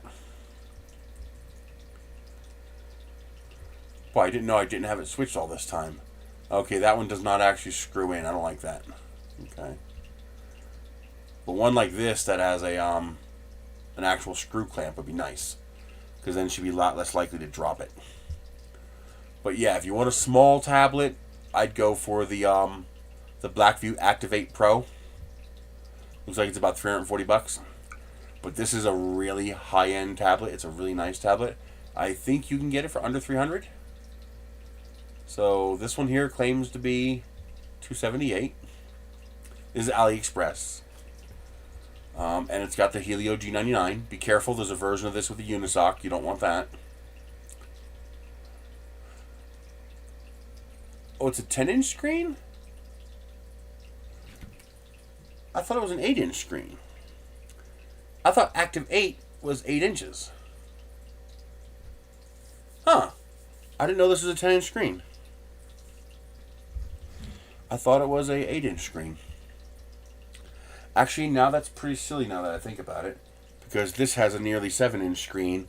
And that's a hell of a lot bigger than 7 inches. So yeah, that's dumb. So it's a 10-inch screen. So the Blackview Activate Pro is a 10-inch screen. This is a nice unit. Mine has never lagged.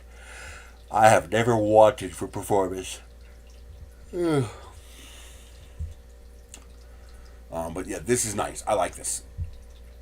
I wish I could get Michelle one of these. But it would suck so bad if they stole it or she dropped it. So while she's in there, I want to get her a capable tablet, but a cheap tablet. I found one on Amazon that was really cheap too. Was it this one? Yeah, this one. This is only $85. I think it's a Unisoc processor, but the reality is the games she plays aren't that hardcore. I think it's got it's either got 4 or 6 gig of RAM, and then this is the extra you can add.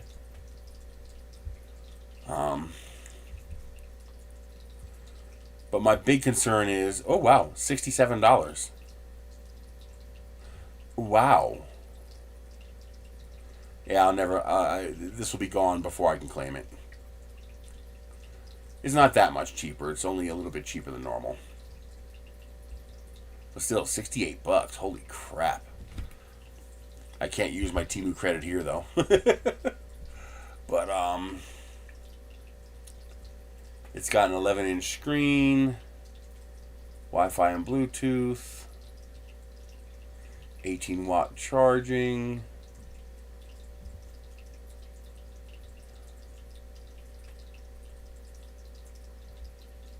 8,000 milliamp battery. That's not bad.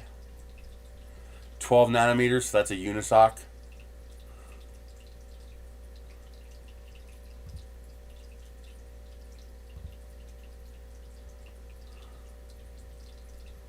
Okay. So this is probably the one I'll get her. So that if it gets broken or someone steals it, it's not such a painful loss compared to a $150, $200 tablet. Yeah, I forgot I was at 1280 by 800. I wanted a lower resolution one because that won't work the processor so hard. Because everything she does is perfectly fine at that resolution. And so the slower processor won't feel so slow, since it's not driving so many pixels.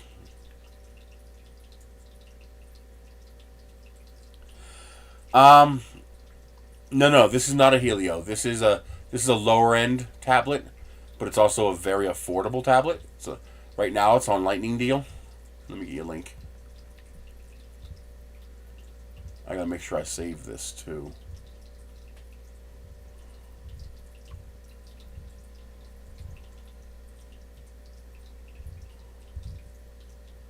Where the hell's the save thing? Here we go, wish list. Okay, it added it automatically. Okay. But wow, 67 is a good price. But anyway, this is what I want to get from Michelle, so that it's fast enough to do what she needs. Basically a nice 11-inch screen to watch videos on, to watch YouTube on, and something a little bigger to play her games on than her phone. And here is the link.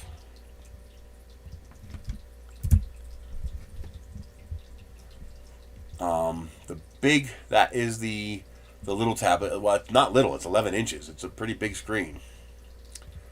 Here is, if you want the really nice big giant screen tablet, that is this one. And if you want the black view, just do a search for Blackview Active 8 Pro on AliExpress. You can get it a lot cheaper there.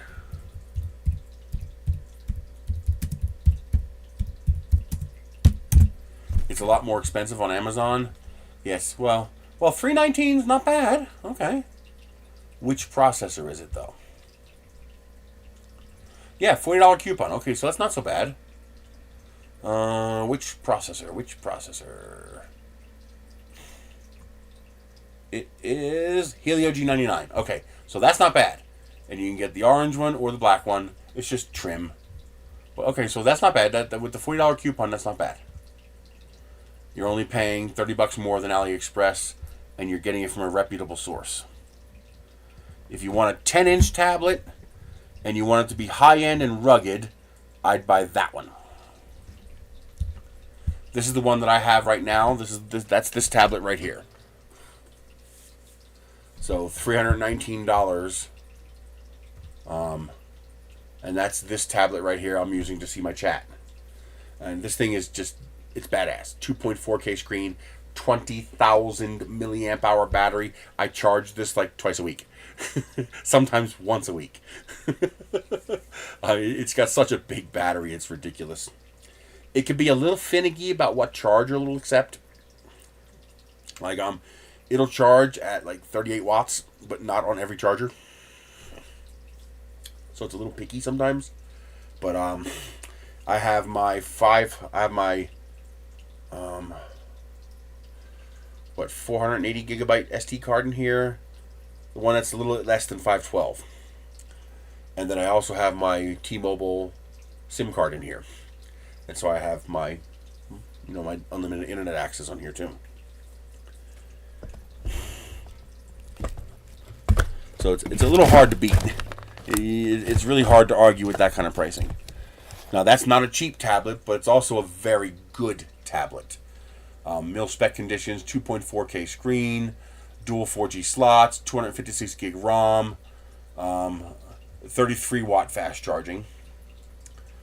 The MediaTek, it's got the Helio G99. It's actually got decent... Oh, what the hell? I hit that when I did that. It's got the Um,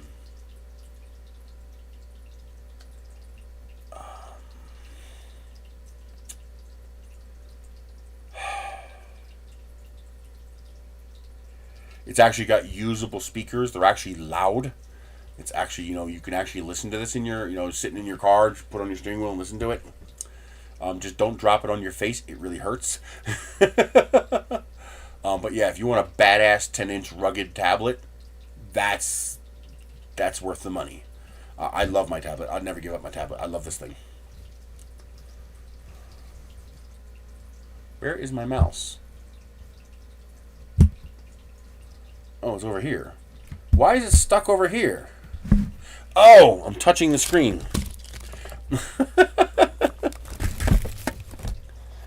The wire was touching the screen, which was pissing off the mouse. So it wouldn't let me move it. What the fuck is your problem?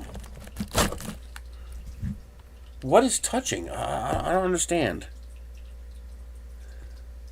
Huh. The mouse cursor kept getting drawn to the bottom right corner, and it wouldn't leave there. What do you think of this tablet? Let's look at it. Whatever that was. Well, it's got the Helio G99. That's good. That's a flagship level processor, which means it's not going to be balls slow. 8 plus 8 RAM, that's good. 128 gig ROM is a little small. I'd pay the extra to get the 256 if I were you. I mean, because that's one thing you can't upgrade. So it's only $30 more. I personally would pay the little extra to get the 256 gigabytes of internal ROM. It's got a 2K screen, that's good. It's got 4G LTE, that's good. It's got crap cameras, that's fine. Oh, by the way, the tablet has a 48 megapixel camera. It's got a decent camera too, the Blackview. This has got your standard cheap tablet cameras, 13 and 8. They're absolute garbage, but they'll work fine. 20 watt fast charging is nice. 7500 milliamp battery is not huge, but that's nice. It's decent for a tablet. Yeah, I don't see a problem with this. I have no idea what the name brand is, but you buy it through Amazon. If it dies in the first 30 days, you'll be covered. Let's look at other specs. Oh, and the Blackview has Gorilla Glass 5 too. 2000 by 1200, nice. Decent resolution. The cameras are garbage, but they'll be fine for video chatting and stuff like that. Let's see, 75mm, 20 watt fast charging, that's nice. Let's see. I thought the Helio G99 was a 6nm processor. It says 12nm.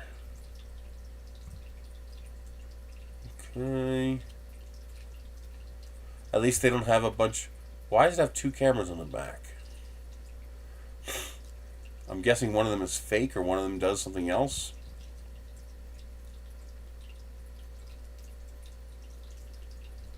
It has 2 SIM slots, so I'm guessing that is one SIM doubles as an SD card slot, so you can have 2 SIMs or 1 SIM plus 1 SD.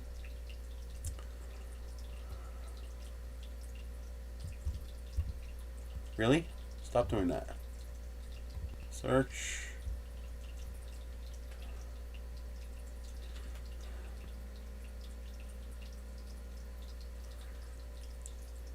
Why is that one so much cheaper?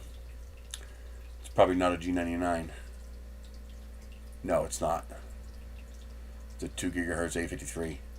So it's probably a 606.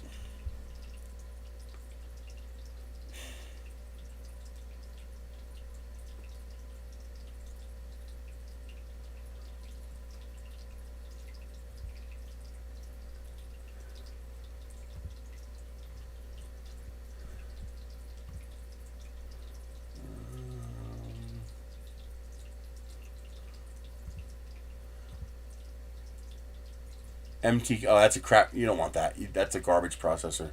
The 8766 is junk. You definitely don't want that. All right, what are we looking at here?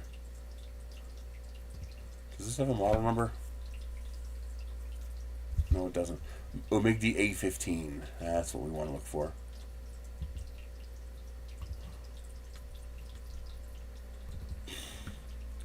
Let's get rid of that. Do a search for that. Okay, so it looks like you can get it for about the same price on AliExpress, which means you're better off buying it from Amazon.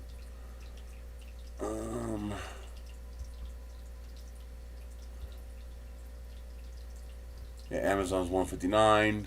This is also about $159.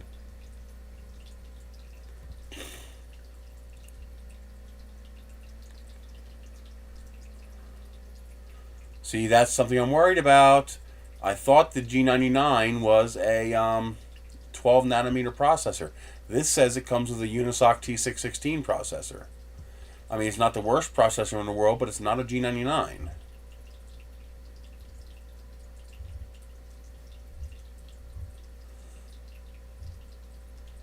So they might be fibbing about the processor that's in it. In which case, well, if you order from Amazon, I guess if it's fast enough for you, then it's fine. But if it annoys you that it's not the G99 processor, then you can send it back.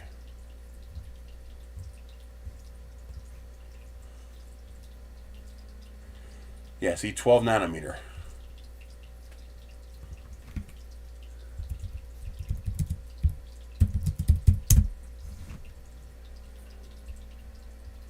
Yeah, that's what I thought. The G99 is a 6 nanometer chipset. So that's the giveaway. So it does not come with a Helio G99. They're lying in the listing. Even though it says... Oh, did it say? Maybe it didn't say. Maybe this one said.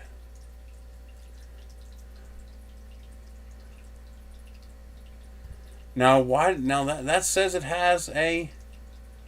wait a minute. So this one's different? What the hell? So the 128 has the Helio G99? It's a different tablet. Okay. So this is the A15. You don't want the so you don't want the 8 gig 256 because that's a different tablet altogether.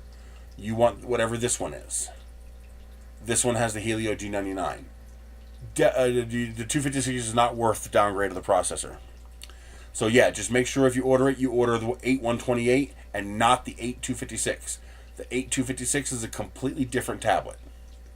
You do not want that. You want the 8128 because that one has the G99. Okay. Boy, that's weird that they would put that both in the same listing like that. Yeah, see, G3 Tab Ultra, and this is the A15. Yeah, see, this is the A15. This is the G3. So this is the one you want.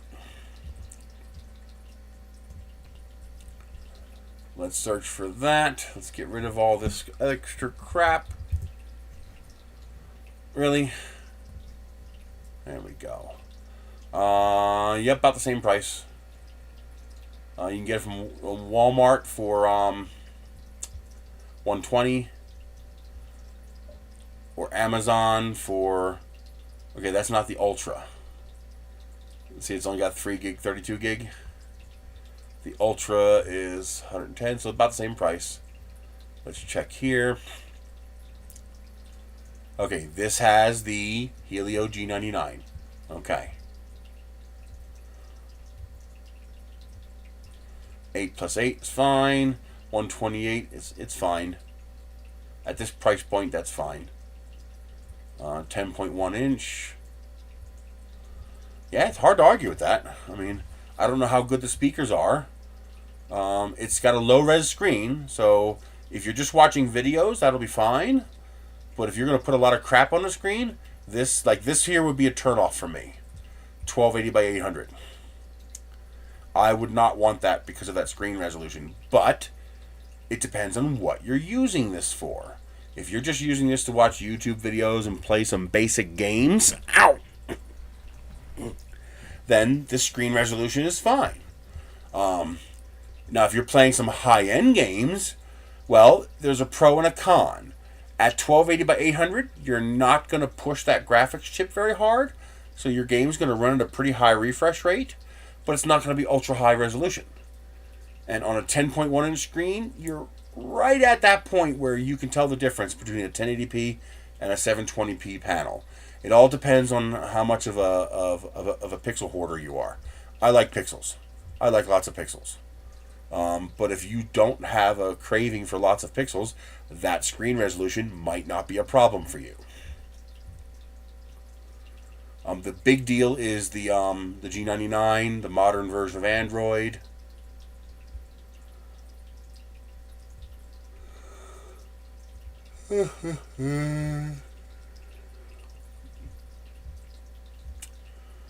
Yeah, it's not a bad unit.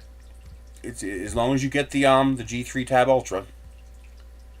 Do not make the mistake of getting that one.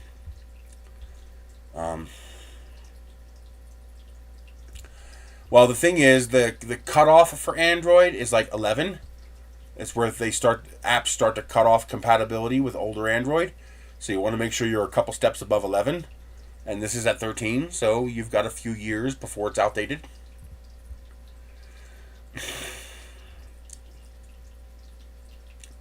Yeah, the only downside of this is the low-res screen.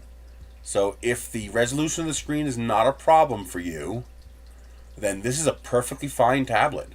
And the nice thing, and again, the nice thing about these Chinese tablets is they're actually not tablets, they're phones.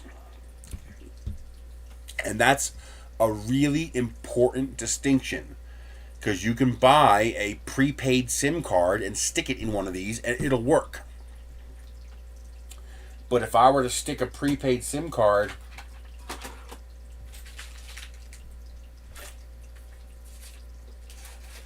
in this tablet, it will not work. This is a PC. This is a Dell. I think it's a Dell. Yeah, this is a Dell. It's a Core i7, 16 gig of RAM. You know, it's Windows 10. This is a PC. If I put a SIM card in here, it's not going to work. My T-Mobile one might work. I'll have to try the T-Mobile one. Since that's a data-only SIM card, it's not using mobile cellular data, that might work. But like your prepaid SIM card is not going to work in a US tablet. But these Chinese tablets, they're actually just big giant phones as far as the SIM card's concerned. Which means you can slap a prepaid $10 prepaid SIM card in there, or a $20 unlimited everything SIM card in there, and it'll just take it. It'll say, no problem. Because the cellular network has two protocols for data. You have cellular data, that's what your phone uses. Okay? Your phone uses cellular data. So when they say you have unlimited data or whatever amount of data you have, that's what they're talking about. They're talking about cellular data. They're not talking about the other kind of data. Yes. Now, it's not available on their website, but it's available if you call them up. You tell them that I'm looking for your 30 gigabyte a month data-only SIM card. It's $15 a month, but if you do automatic payments, they give you a $5 discount, $10 a month. And it gives you 30 gigabytes of data, and I'm pretty sure it just slows down past 30 gigabytes.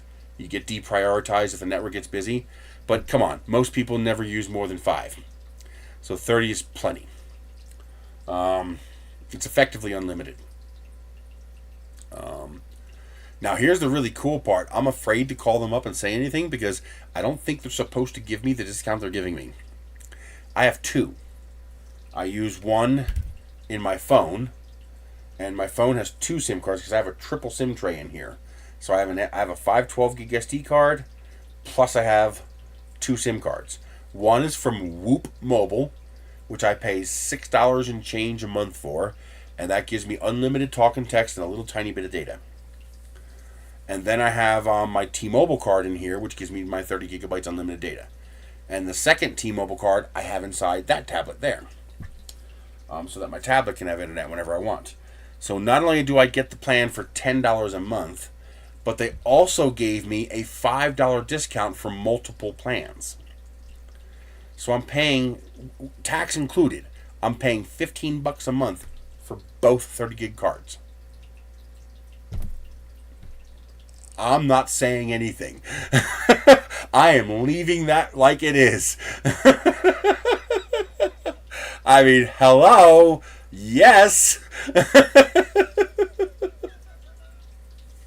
I mean, I'm not going to say a goddamn thing. No, it's with Whoop and T-Mobile.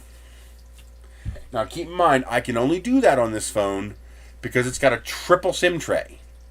So I could put 2 SIM cards and an SD card. My tablet has a dual SIM tray. So I could put 2 SIM cards or 1 SIM and 1 SD.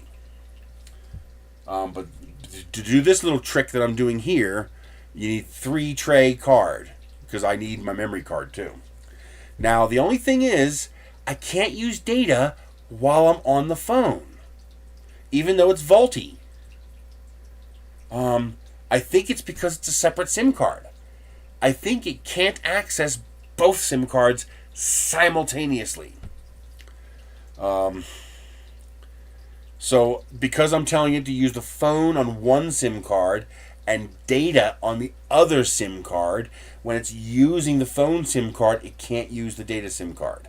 So I can't get on the internet when I'm on the phone, which is not a big deal. I just use the tablet. Now, they only give you 256 megabytes of data with the Whoop card. However, if you pay the whole year in advance, you don't get a discount. It's $60.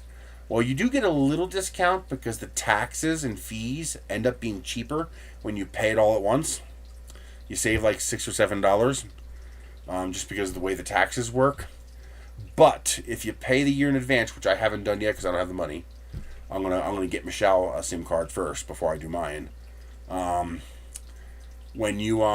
If you pay the whole year in advance, you get 768 megabytes of data a month. Which, considering the fact that I have a tablet with 30 gigabytes of data, that's actually plenty. So I might actually do that. I'm willing to bet you it's a radio limitation. It'd be like trying to transmit on 2 stations at the same time. You're going to get interference. It's not going to work. When you're just listening, that works fine. So access data, but the call one's just listening. And when the call one gets a signal, it interrupts the data one and takes over control of the antenna. I'm guessing it's not about...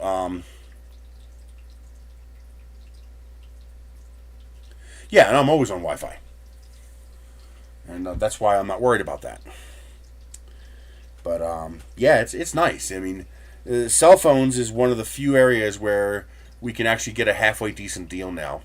So I'm paying $21 a month for my phone service. And I get 2 30-gigabyte T-Mobile cards and my unlimited talk and text Whoop card. And I'm going to get Michelle the same thing once I have her set up. I'm going to get her the 1 year on the phone with the 768 megabytes of data. And then I'm going to get her a T-Mobile card for her tablet. So that when we travel or drive anywhere, whatever, she doesn't have to depend on Wi-Fi. She can have that 30 gigabytes of data for her tablet. And, well, the problem is Wi-Fi calling, well, that works when you're at home, which is fine because obviously you can do calling and Wi-Fi at the same time. Like, I have no problem accessing data if I'm connected to Wi-Fi. But those also are 2 completely different bands. They're actually different radios and different antennas. When you have multiple SIM cards, they're both using the same radio. And what I wish I could do is I wish I could tell the phone, okay, use SIM 1 for data when you're on a call, but use SIM 2 for data when you're not on a call. Because I do get a little bit of data with the Whoop card, and usually I'm just, looking something up on Google. And so that, that 768 megabytes is plenty. But I guess that's asking a lot. It's such a niche thing that most people are never going to encounter.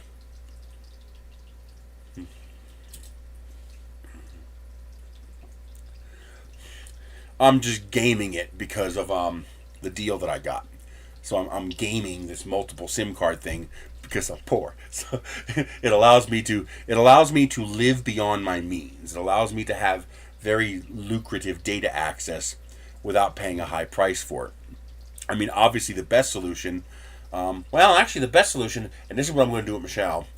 T-Mobile has their own prepaid service, and their unlimited talk text 5 gigabyte data plan is only $15 a month. So that's what I'm going to get from Michelle. But right now I'm taking advantage of the fact that she's on Wi-Fi there and she doesn't need it. But once she gets out of there, I'm going to get her a T-Mobile card because I don't want her to have to futz with these.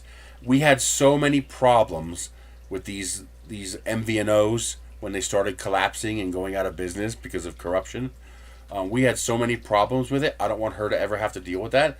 So if something happens to me, I want her to have a reliable tier 1 phone plan.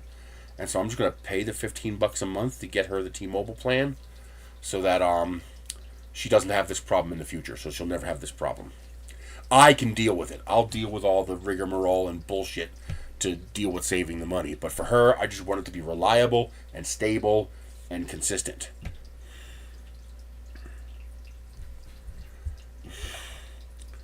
But yeah, as long as it's a Helio G99 or an older Snapdragon. I've seen some tablets with the Helio G80 processor. I don't know how good that is or not. I've never used one with a G80. I suspect it'll probably be okay. It's probably going to be like the Snapdragon 600 series, which is also fine.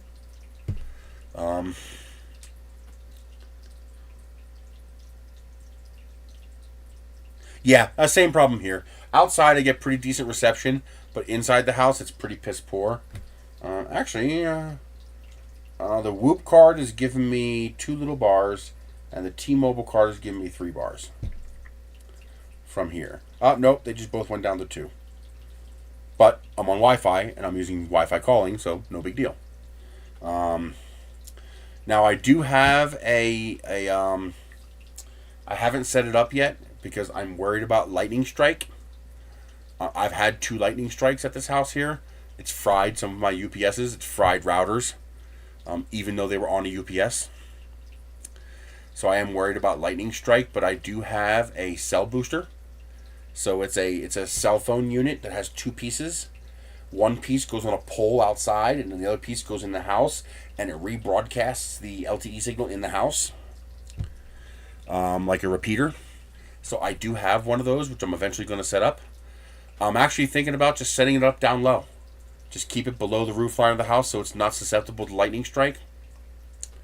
And then just ground the shit out of it. I have 8-foot metal roll poles, so dig a 4-foot hole and shove that son of a bitch 4 foot in the ground to ground it real nice.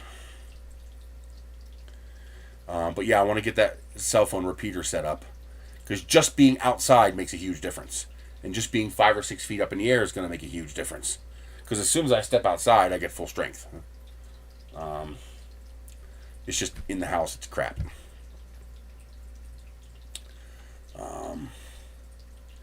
So yeah, eventually I'll get that repeater set up. But yeah, that G3 Ultra looks like a decent tablet. As long as you're okay with the low-res screen, I think it's decent.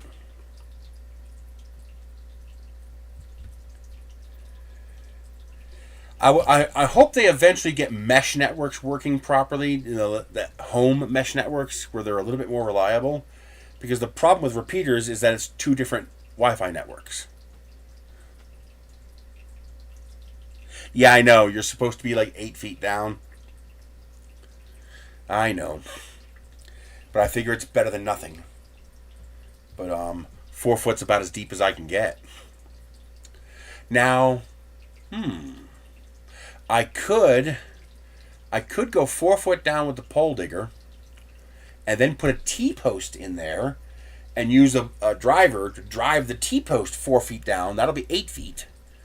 And then as long as the T-post is connected to the metal pole, then that'll be 8 feet down. That might work. Yeah, I know usually you want a ground to be 8 feet in, I believe. I believe it's 8 feet.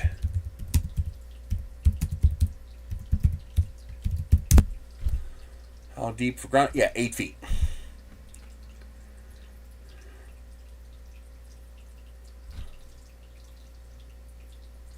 Yeah, you want 8 feet,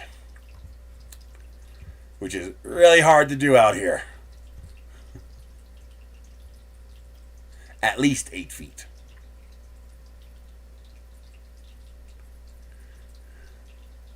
Oh, you can also bury it.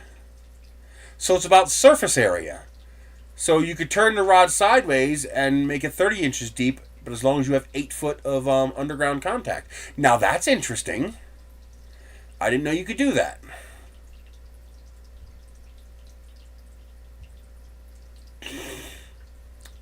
I gotta find out if this house has a grounding rod. I don't even know if it does.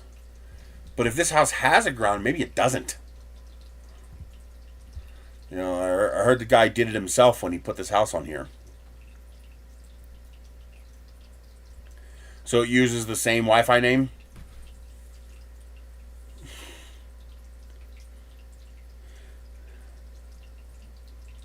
Yeah, the electrical service is right there. Well, there's the problem, is that I have 2 electrical panels in this house.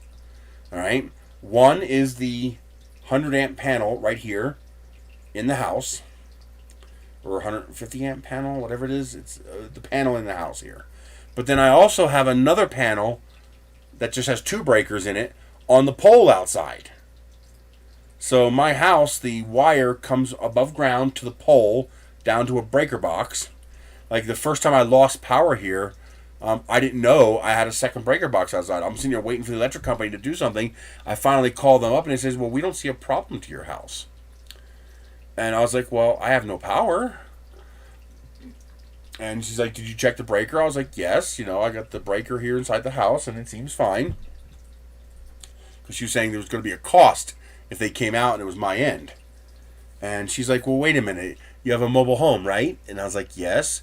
She's like, well, what about the breaker outside? And I was like, what breaker outside? I never even knew it was there. But yeah, there's a little breaker panel out on the pole there. And then from the pole, it goes underground to get to my house. Well, I'll have to check. I'll have to see if there is a ground. How much you want to bet there isn't? How much you want to bet there isn't? Want to place bets? I'll place bets on that. I'm betting on no, there isn't.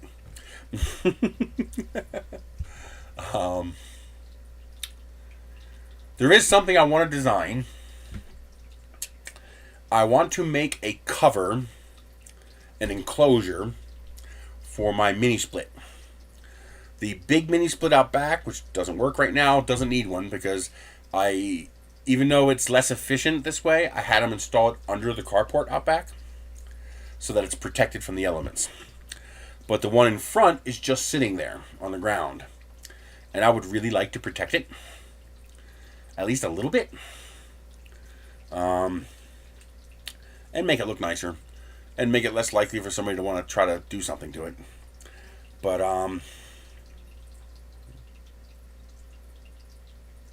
yeah, I'm guessing there isn't. Especially since I've already had a Surge's destroy equipment here with UPSs. Like it killed the UPS and still killed the router.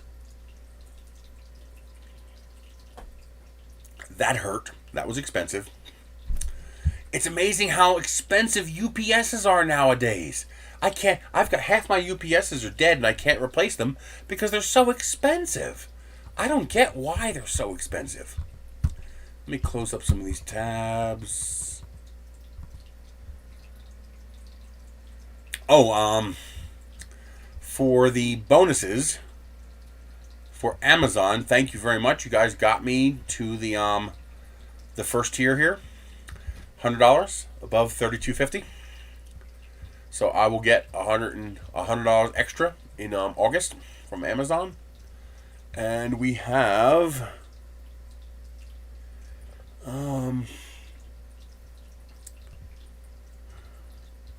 that is not what I wanted. I can't see the clock. I got a calendar here. Well, today's the 25th, so I got 5 days left. If I could make another $1,000 in sales, get to 4,400, I'll get 135. But they have a new one for August. It looks like it's going to be just one. I don't know if they're going to do it every month. I get an email each time, but this one will be for July. I'm sorry, July. This one here is June, which we're currently in. But this one's going to be August. They changed it. They made it harder. You get a bigger reward, 120, but you got to get to $4,000 or you get nothing. But if you get $21,000, you get $900. Yeah, fat chance of that happening. But yeah, if I hit $4,000 in July, I'll get an extra $120 from Amazon. So that would be nice. So if you guys have any big purchases for Amazon, save them until July 1st.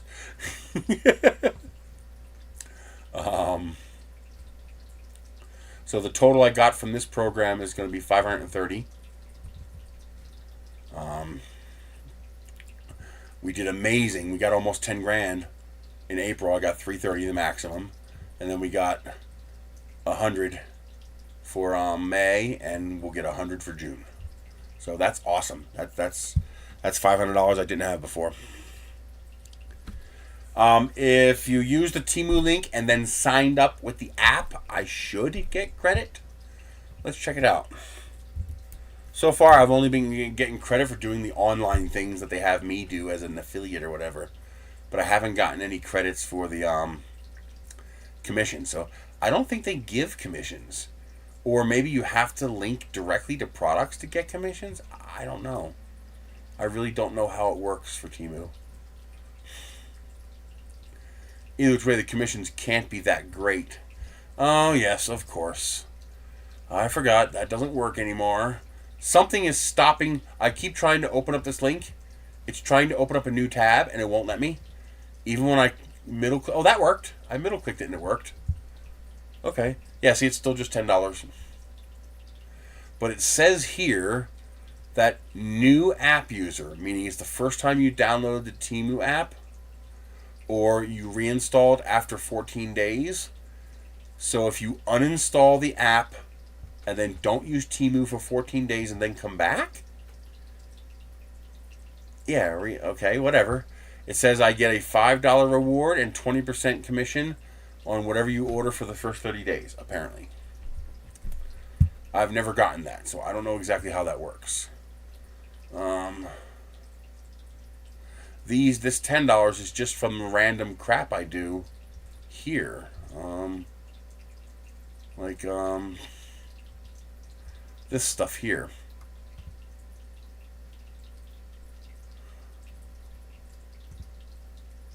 Where I have to, okay, yeah, I keep showing up, and I'll get another $1 if I show up for 7 days total.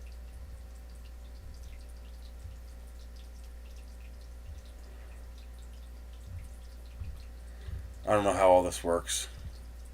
Oh, I got $1. Okay, I'll take it. But I think you need 20 or 25 to withdraw.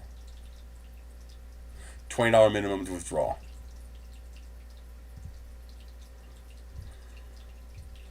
I don't know.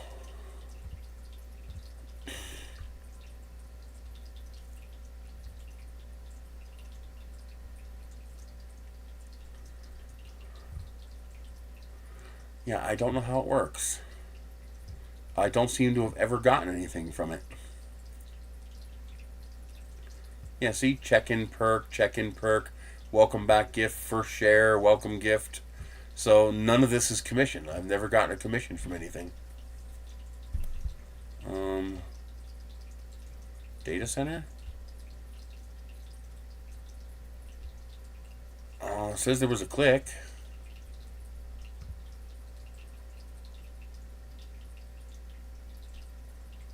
Oh, so there is order commission, but how do you get the order commission? It says order commission 0. I don't know.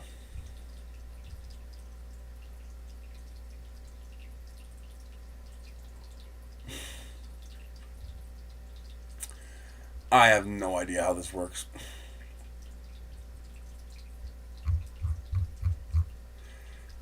I don't care. I'll never have enough sales on Temu to do anything really. All I care about is you guys get the best deal possible. That's all I care about. You're never going to make any real money on this kind of stuff.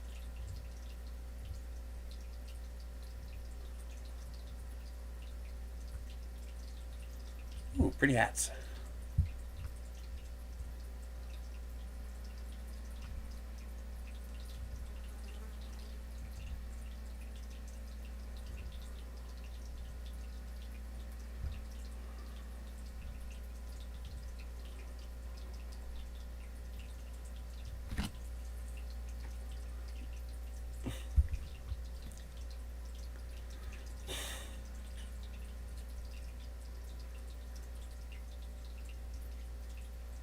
That's nice.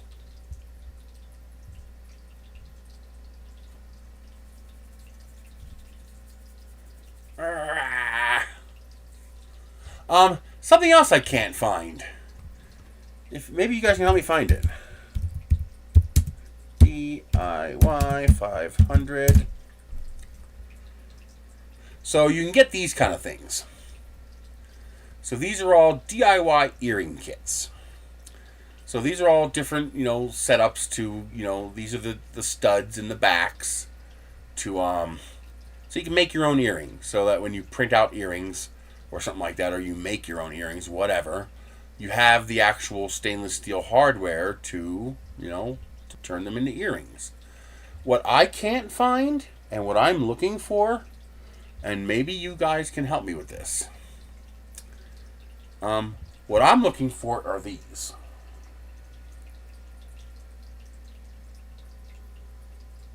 I'm looking for... Oh no. Got it. I'm looking for these. Now, if you look closely, that's threaded. That's a screw. Okay? And this part is a flat back with a screw. Okay? So this actually screws on. It doesn't push on or clip on or friction on. It screws on, and it's got a reasonably thick shaft. It's like a 0.8 millimeter or a 1 millimeter shaft. And they are very comfortable. They don't pull on my ears. They don't make the holes open up again. And that's why I've been wearing the same earring over and over again, because these just, I'm waiting for it to heal. But they're all metal. But I'm looking for this part like this, where I could buy hundreds of them, but with the screw threads, not the push-on threads. If you guys find a source for that, let me know. A source for where I can buy the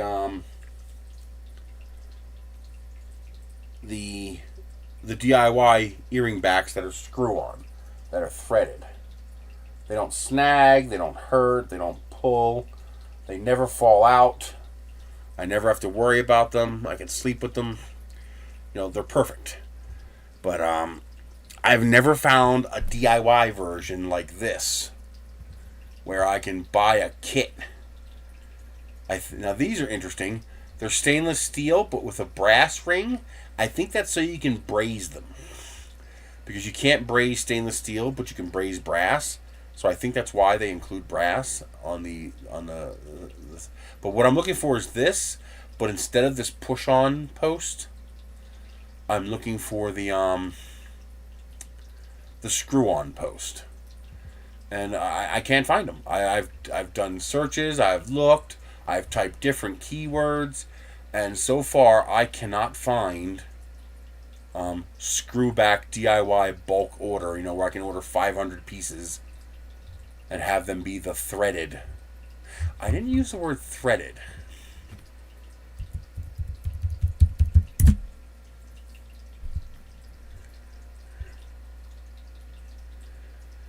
Nope, it just gives me the push-on ones. That's just push on, push on, push on. None of them are threaded. So if anybody knows where I can get, a bulk order, or what keywords to use, or where to find them, at a reasonable price, especially in the different styles and stuff like that.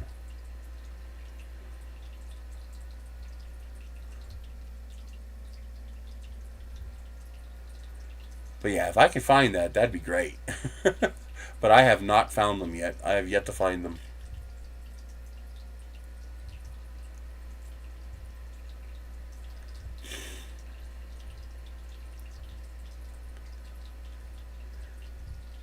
Yeah, hooks and clasp. I have not found threaded yet. Only the end. Just the end is threaded. Just a little bit on the end. So, for example,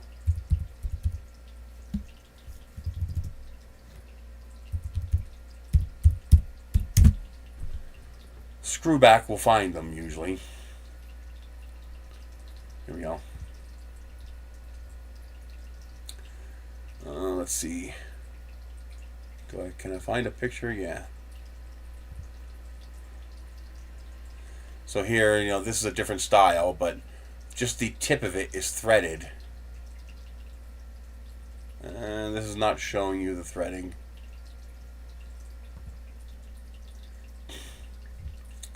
I'm trying to find one where I can show you the picture. This style. Does it show me? Yeah, there it is. See? See? That's got threading in it. It's got a little bit of threads on the end there.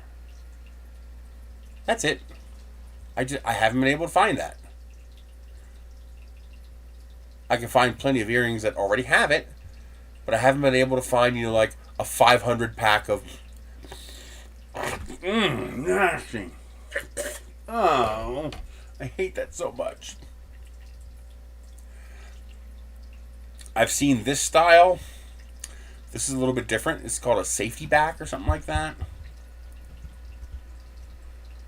So this is where it's much more threading.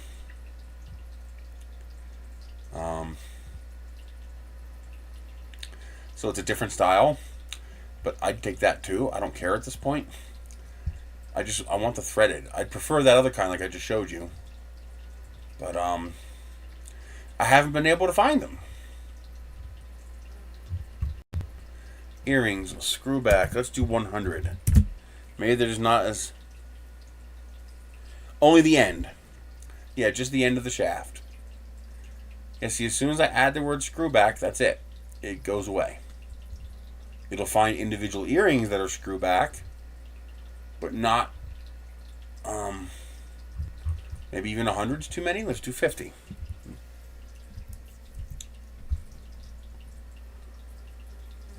Okay, so here's the this looks like the actual screws.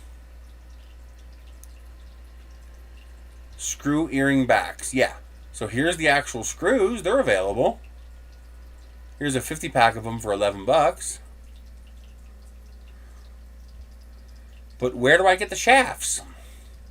Where do I get this part?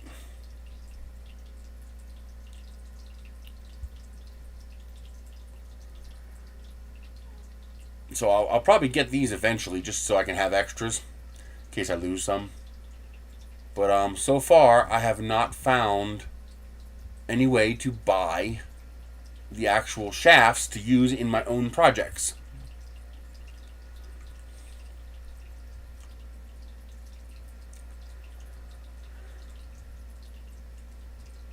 Only hooks and clasps, but no screwbacks.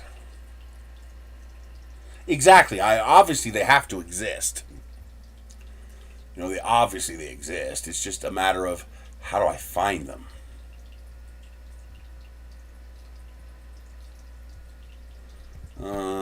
DIY threaded earring shaft.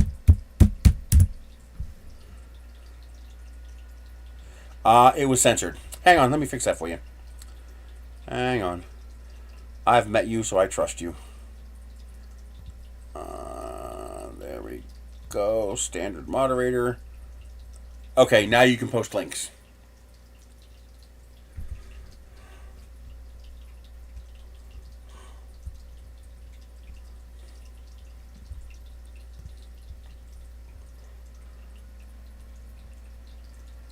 There we go. How the hell did you find that? I never even thought to look on Amazon. I never thought to look on Amazon.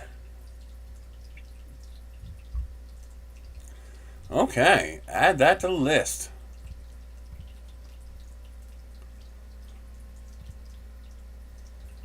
That's 80 of them, which means probably 40.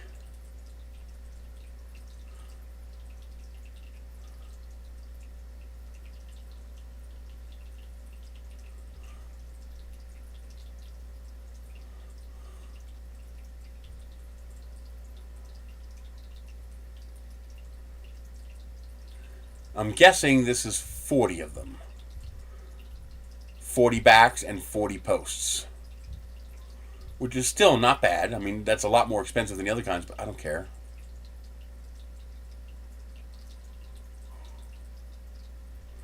Good, I like thicker. Thicker's more stable.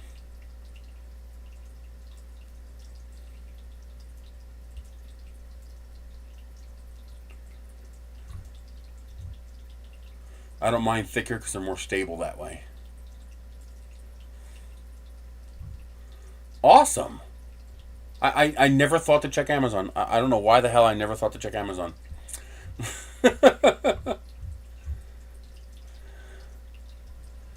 So, screw back earring posts. Let's do a search for that.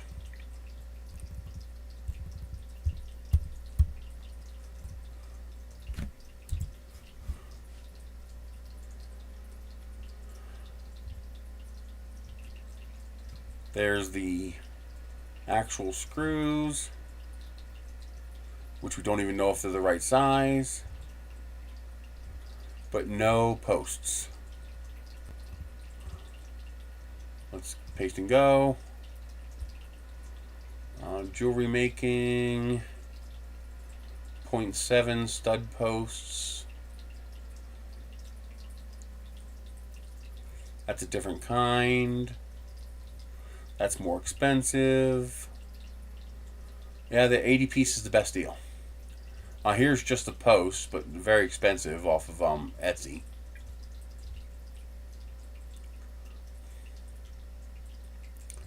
Okay. Well, at least I found them. At least, well, you found them.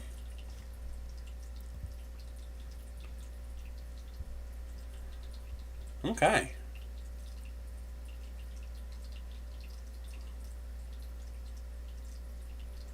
And I should be able to break them right off of that if I want to do just this piece here. And treat it like a heat set insert. Basically just put a hole in the earring, stick that in the hole, and then put a drop of CA in there. And it'll make it captive. Okay, that'll work. That will absolutely work.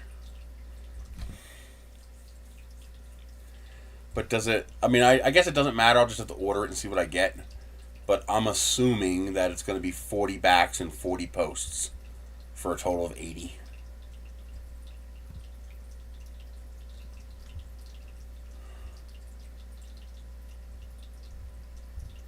It doesn't actually tell you.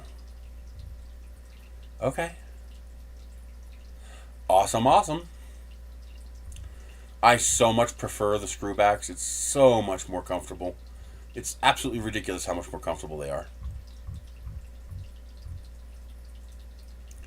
Awesome, awesome. Let's add that to the cart too, so it's always in there. Yeah, that's a big price difference too. This is only 10 of them. This is 10 of them for almost the same price. Wow.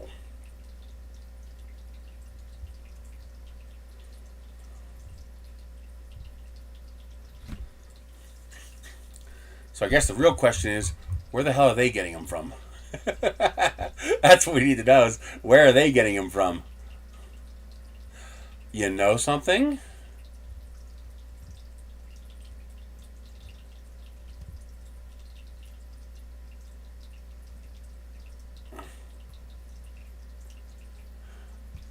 Oh, I gotta get rid of that. Go away. There we go. That's what I want. Download. Okay.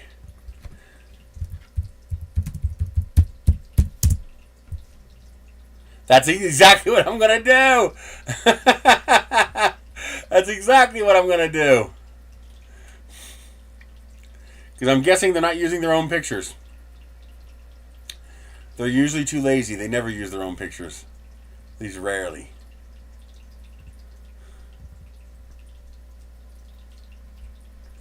Zero matches. Huh.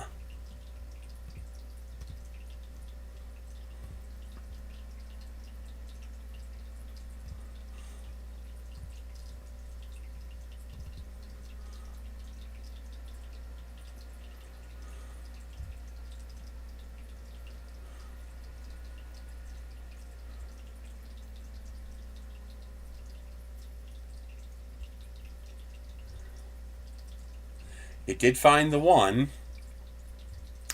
but then it didn't find any more. Oh, AliExpress. AliExpress. There it is. Same thing.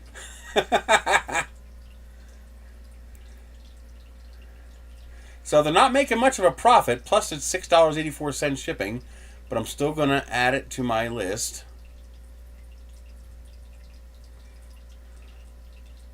Free shipping over 15. Only one left, so you can't order enough to get to 15. Let's try this search. And it is the exact same image. The exact same image.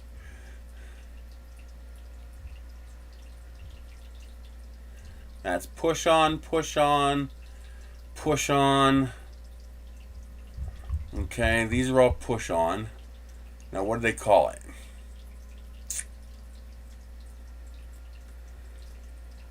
Screw back earring posts.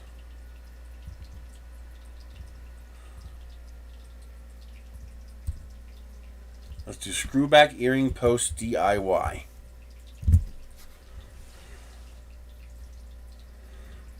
Ow!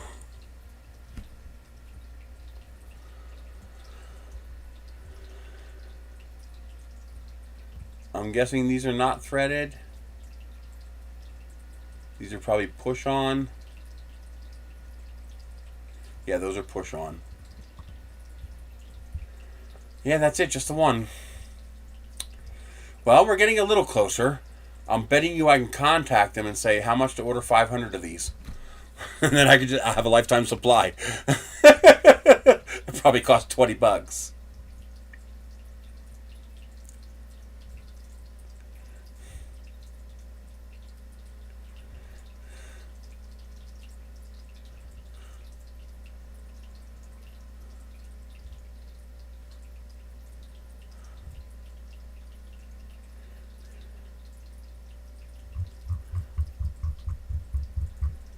Okay. Just for shiggles, can I contact this person?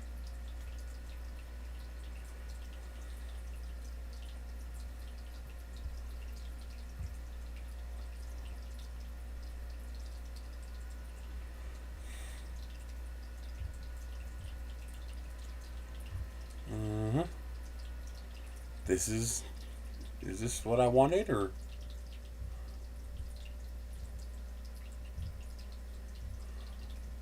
There it is.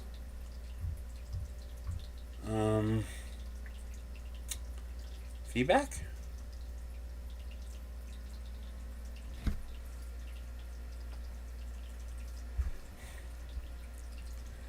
Onwear official store.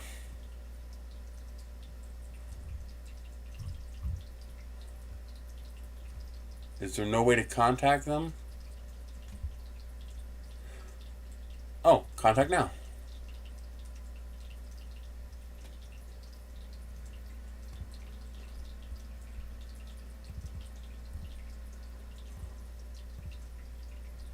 Okay.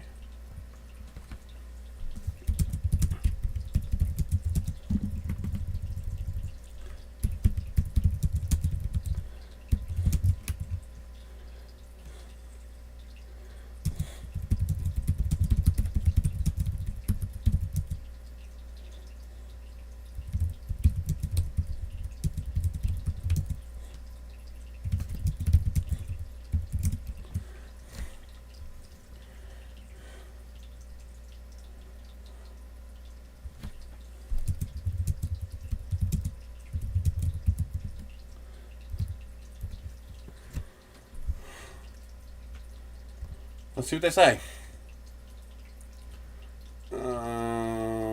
Whatever this.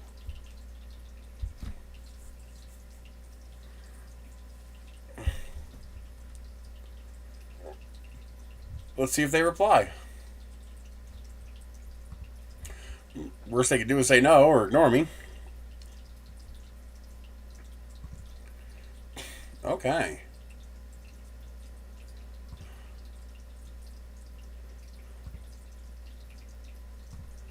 Awesome. Thank you, Cassandra. Worst case scenario, I can at least get a little bit off of Amazon.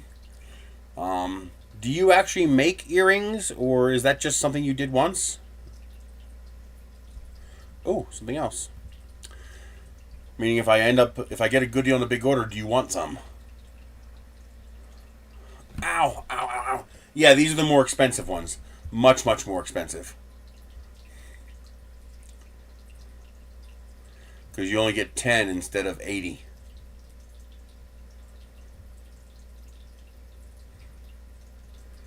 If that actually comes with a full 80, instead of 40 and 40, I'm perfectly happy paying $11. Because that's what I don't know. What I don't know is, do I get 80 of this, or do I get 40 of this and 40 of this? I just don't know. But if it actually comes with 80, then I don't care. I'll just pay the $11.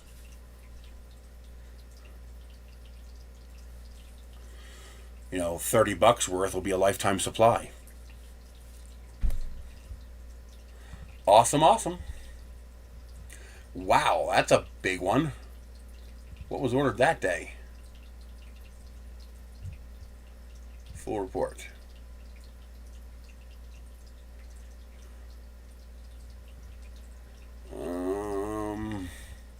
Earnings.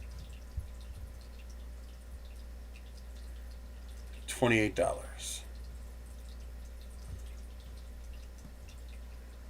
Woo! Somebody ordered a Samsung Galaxy Tab Active 4 Pro 10.1 inch. $1,000. Yeah, watch that get returned. I hope not, but watch that get returned. Wait a minute, it says, oh, you must have got the Wi-Fi one. And the 128. I don't know what they got, but there's none in here for it, unless they got two. Whew.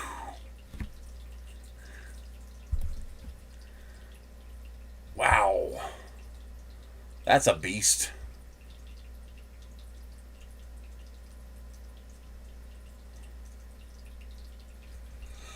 That's a monster. Oh yeah, they got two.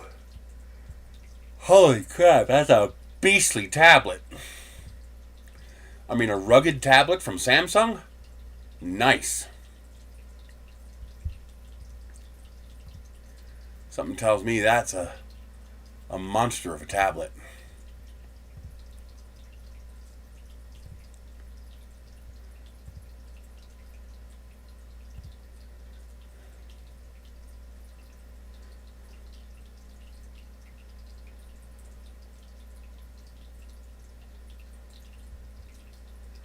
And a US tablet that's unlocked LTE? Nice.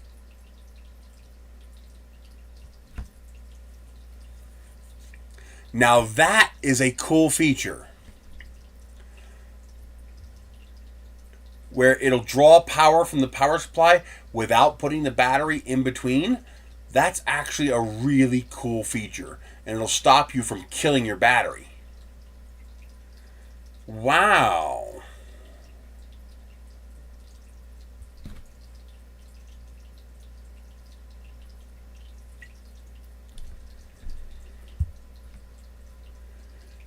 That's a feature I'd like to see more often.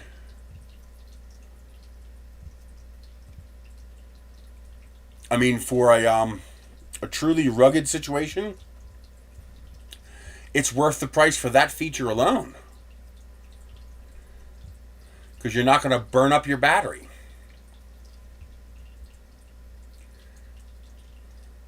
It's mind-blowing that more don't do this.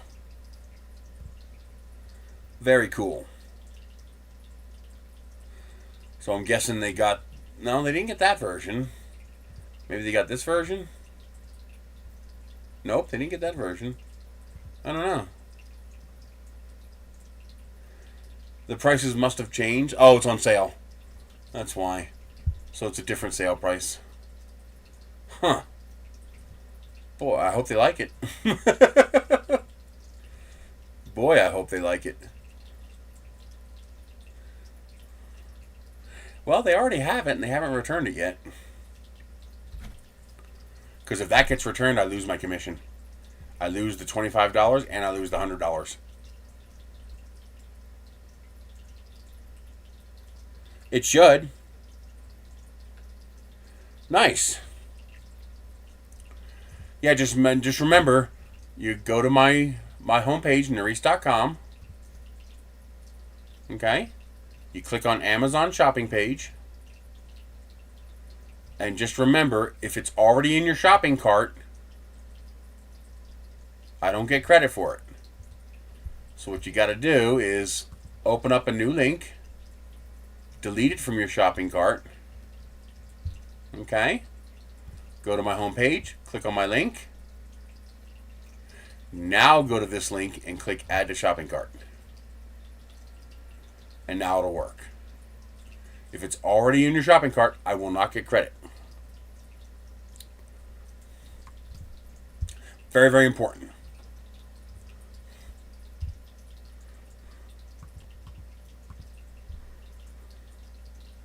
And I will be able to log in tomorrow and see. Like, I can't see now. I can see yesterday. So view full report. Come on. And I go to, like, here's 6/24. So this is yesterday. I think earnings is one more day behind. No, it's not. Okay. So this is yesterday, 6/24. Someone bought a Smart Plug Mini 15 amp home kit.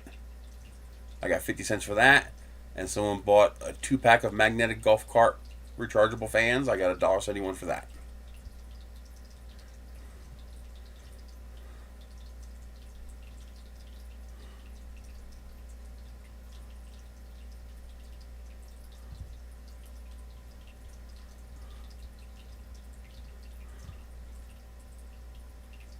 Cool. Okay. Yeah, this tells you how many clicks, items that were shipped, the revenue, the bonus, if any, and what my commission was. Day before that, June 23rd, that was my birthday. Let's see here. Klein Tools, 90 cents. Stable Blade Guard Lubricant, 33 cents. Battery low voltage disconnect modules, 30 cents. 5-gang rocker switch panel. 12 gauge 100-foot electrical wire cable. Now I think the earnings happen on a different day. That was a return.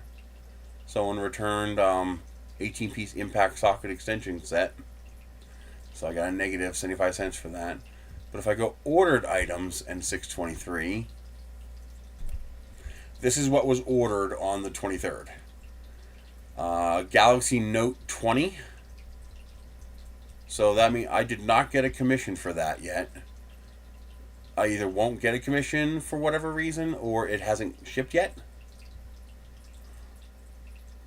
Wow, $300 for a Note 20. That's not bad. Oh, that was you? You got the Note 20? So probably I don't get the commission until it ships, I believe. I believe the item has to ship before I get the commission. So we'll have to keep an eye on that. So that, let's see. Earnings.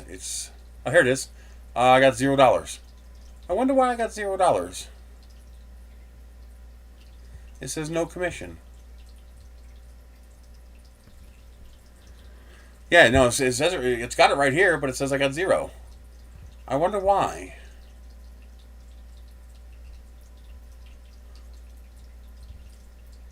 Huh.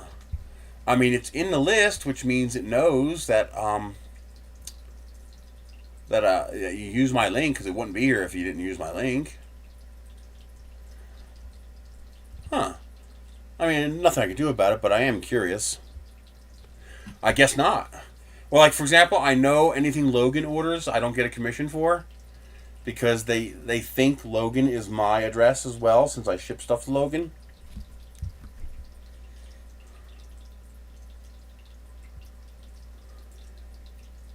I appreciate it. Hey, no, it's not your fault, man.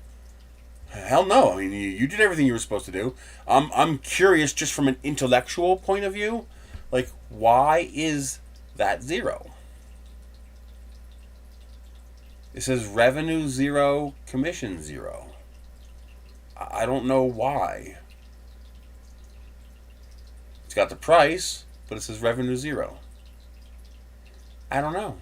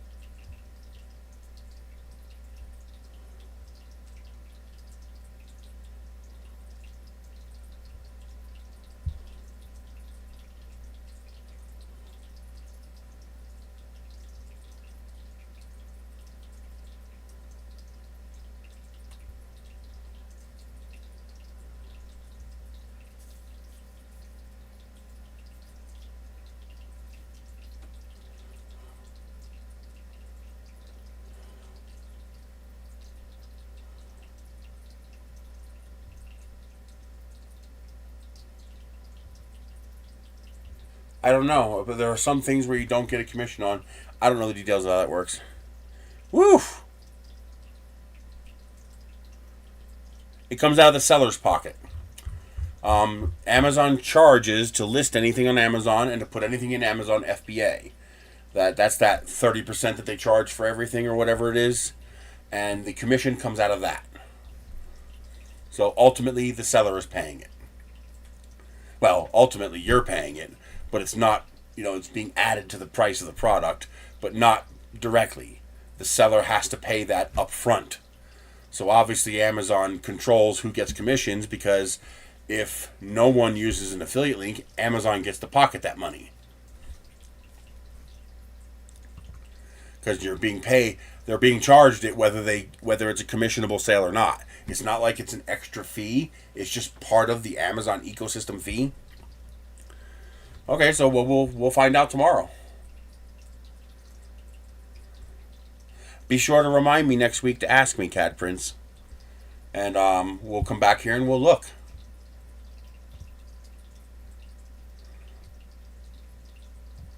Back to all dates, 6/24. So nothing today. Yesterday, someone ordered Skechers, Lifesavers, and fresh orange flavored candy for on the go. So that we won't see until, you can see 23 is the, basically ordered is 1 day behind and earnings is 2 days behind. You ordered the candy?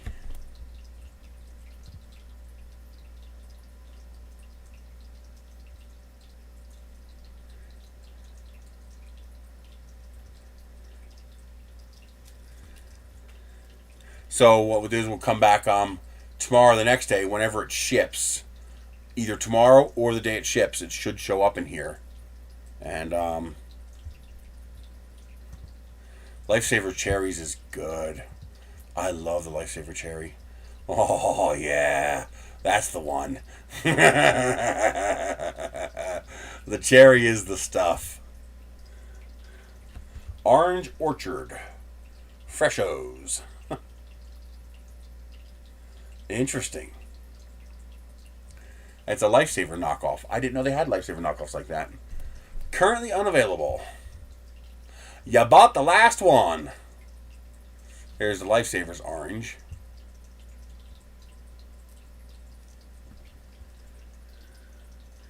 Woo! $1,000 laptop. Well, that'll bump me up to the next bracket. Oh, these are, oh yeah, sugar-free. Just watch out for them sugar alcohols.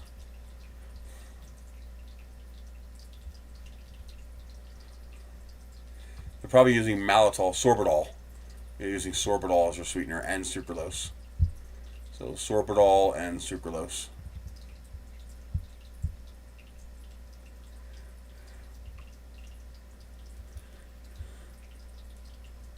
Hell yeah, that's the best way, man. Because they're willing to spend the money.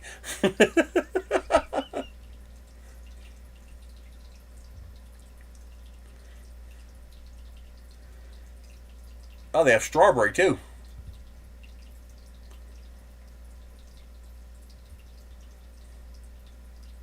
Freshos, strawberry flavored candy.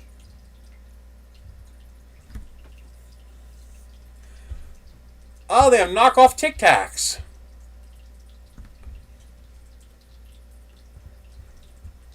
I didn't know that existed. Tidbits. Tidbite.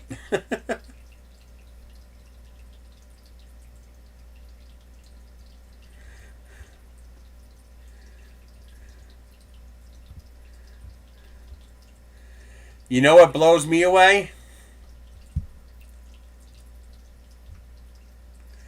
Is that, I don't know if these guys do it. Do these guys do it? Probably. I mean, there's no reason for them not to do it. But typically, if you look at the label on these, at least for Tic Tacs, it says that they have 0 sugar, and yet they're made of sugar. How does something that's made of sugar have 0 sugar? And that's because the amount of sugar is less than 0.5 grams. Because they list the serving size as 1 Tic Tac. And if it's less than 0.5 grams, they're allowed to round down to 0. Isn't that cute? Even though it's made of sugar. It is sugar.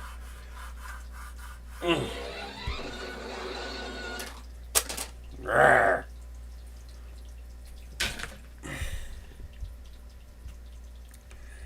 Well, so far it looks like I've gotten lucky. Nobody's tried to sue me yet for defaulting on my credit cards. Let's see. Tic Tac.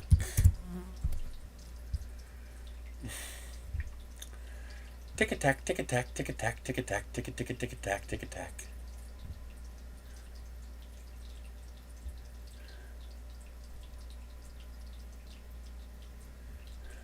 See? Not a significant source of saturated fat, trans fat, cholesterol, dietary fiber, total sugars, added sugars. Even though it's made of sugar. And it says, adds a trivial amount of calories, total sugars, and added sugars. It is sugar! That's what it's made of! It's made of sugar! But because it's 0.5 grams, they're allowed to call it zero sugar.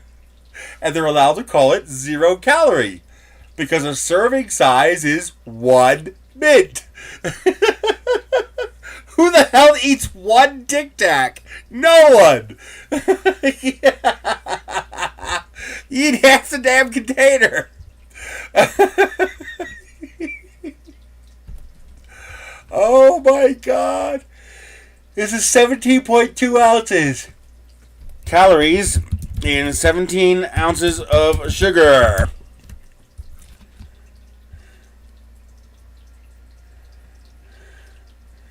So there's 1,700 calories.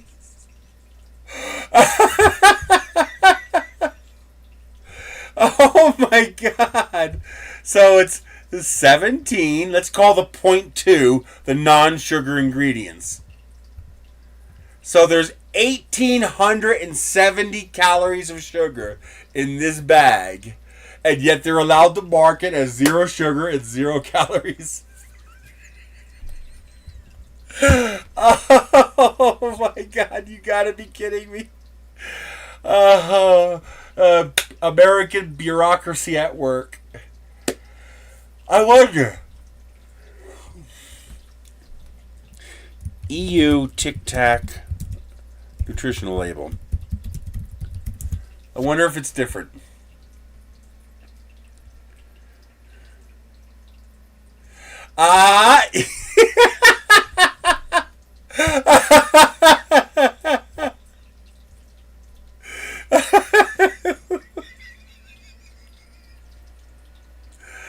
Oh my god.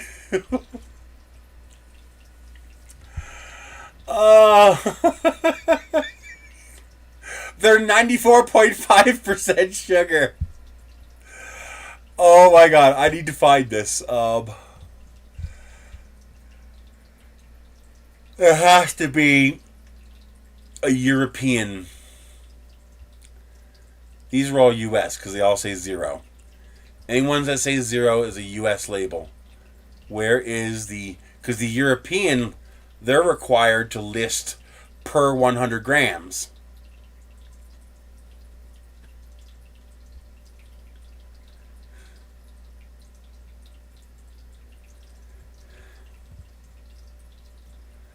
There it is.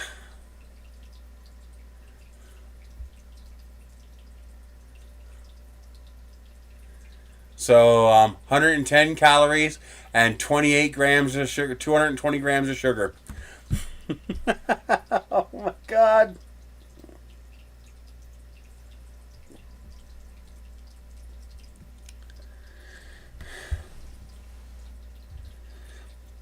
Because in the US, if the amount is less than 0.5, you're allowed to round down to 0.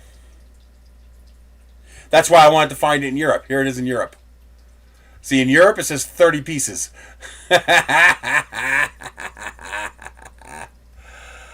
Oh my god.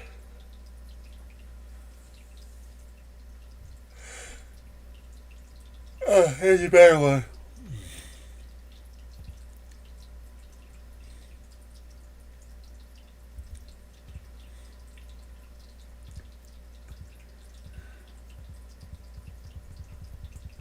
There it is. Would you go away? Jesus. Are you serious? I can't open image in new tab. Thank you.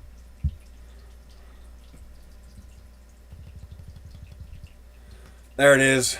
You can barely see it, but it's 30 grams, 30 pieces, 110 calories, and it's 28 or 26 grams of sugar.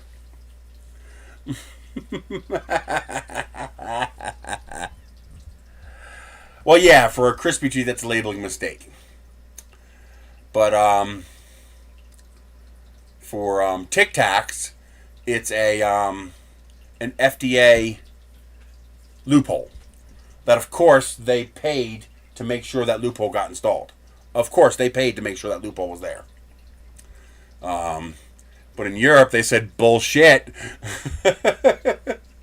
So your bag of Tic Tacs, that bag of Tic Tacs we were looking at, wherever that was it?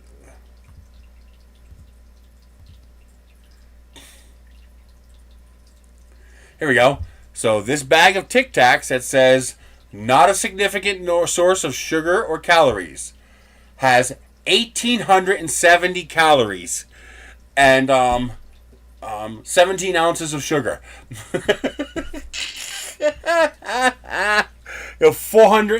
450 grams of sugar and 1,870 calories. That's more calories than a dinner. That's enough calories for your full daily intake. The average person eats 2,000 calories a day. But because they count a serving as 1 mint, and that 1 mint is 0.5 grams, they're allowed to put 0 legally. So your 1,870 calories of sugar is counted as 0. Yeah. Oh, for Christ's sake.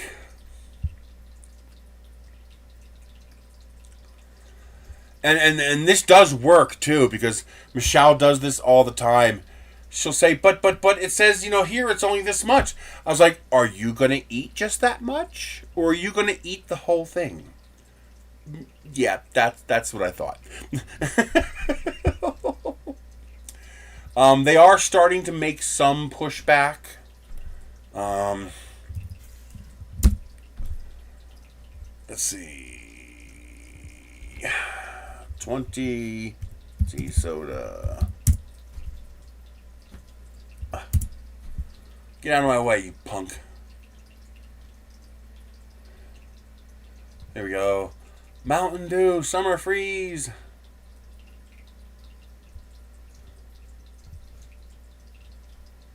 Oh, okay, so this is different. This is 1 bottle. Because usually a serving is 12 ounces. And so for a time there, they had where it'd say serving size and whole container. It would be a split chart. So there is some pushback on that. Let's see if that does. Let's see if they do that with everything. Yeah, serving size 1 bottle. Okay. Let's see. Does it do it with the liter?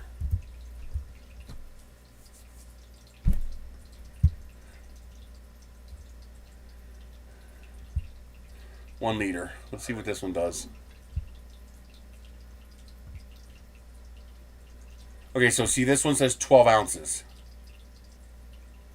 So you have to do the math to know that you're actually going to do 520 calories if you drink the whole bottle. And of course, you're going to drink the whole bottle. And of course, that means it actually has 140 grams of sugar. Yeah, a lot of the times I've seen labels where they show both. But I think they gave up on that and just started showing the whole bottle now, which I prefer. That's the way it should be.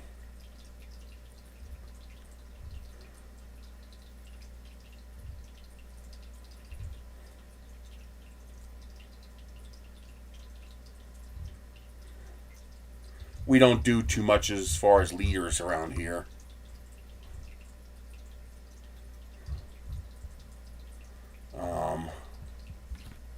But yeah, when you, it's dumb. It's so dumb. Let's check something else. Let's see if they're doing anything else. There has been pushback on this, especially for the sugar stuff. There has been a lot of pushback. So let's look at. Here we go. 6 count. Nope, that's not the right one. We want. Here we go, king size. Why did you do that?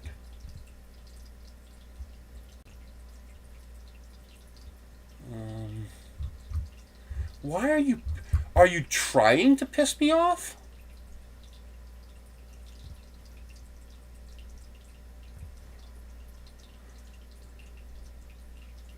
Yeah, here we go. So here's one that shows both. So 2 servings per container. A serving size is 2 pieces. Actually, I'm impressed that that is a normal serving size for Reese cups. A normal pack of Reese cups is 2 cups. So here they're showing 200 calories per serving, 400 calories per container. So you do see a lot of this now, which is good. And of course, Michelle gravitates toward this number. And I'm like, okay, so give me the other 2. Like, it's mine. I was like, so you count this number.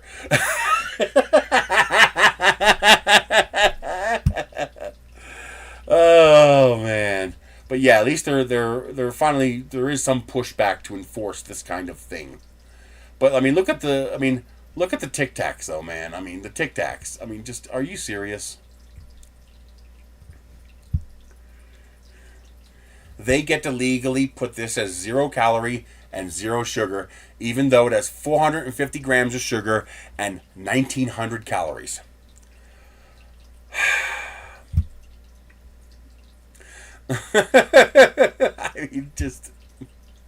It's right there. Serving size, 1 mint, 0 grams of calories, 0 carbs, which is the same thing as saying 0 sugar.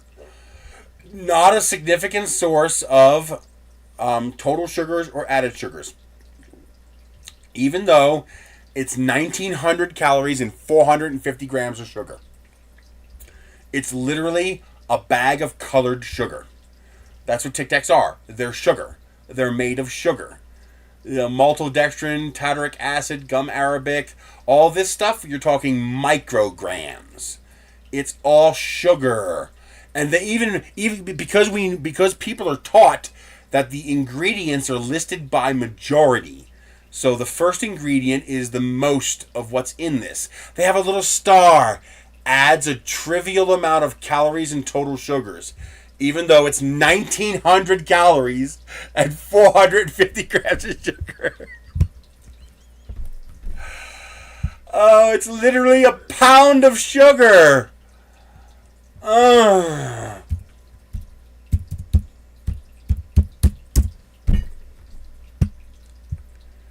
Look.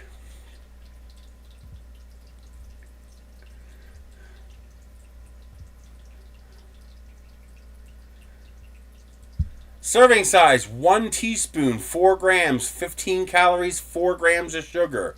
113 servings. That's what they should be required to put on the Tic Tacs.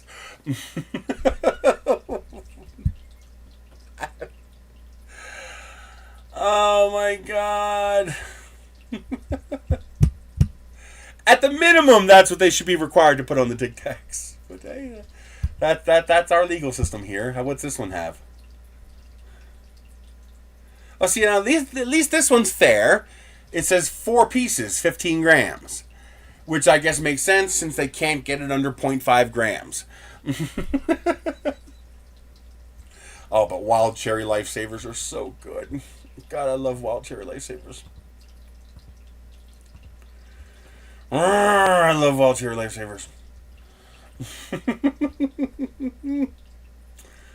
Oh my god, what are you gonna do? What are you gonna do? Okay, let's do something with this real quick. I want to do something with this. Oh man, my butt is hurting.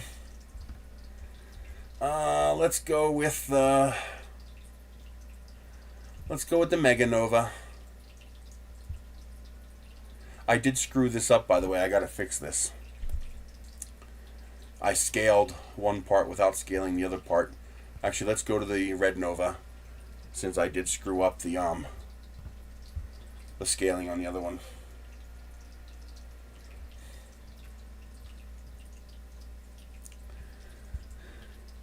Are those on your wish list? Is what on my wish list?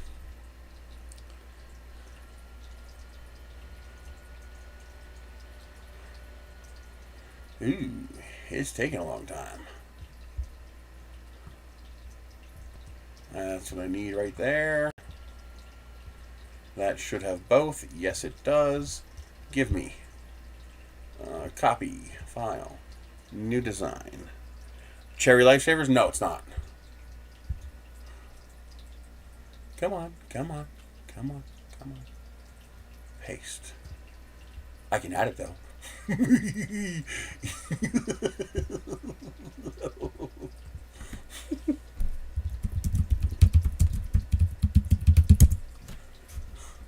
It didn't get the V. Why didn't it get the V?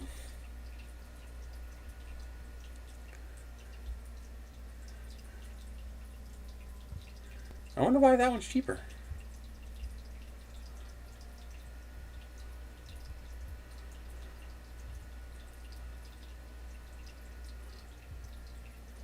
Where is the add to list? There it is. Just be careful with my wish list. Not everything on there is stuff that I really want. I sometimes I add a bunch of junk to that list. Matter of fact, let me go clean it up. Yeah, like this stuff doesn't need to be here. How do I move it? I want to get this for Michelle. She loves Dirty Dancing, so I just wanted to save it to my list, and I want to get it for her. Let's put it found on Amazon. Found on Amazon. Found on Amazon.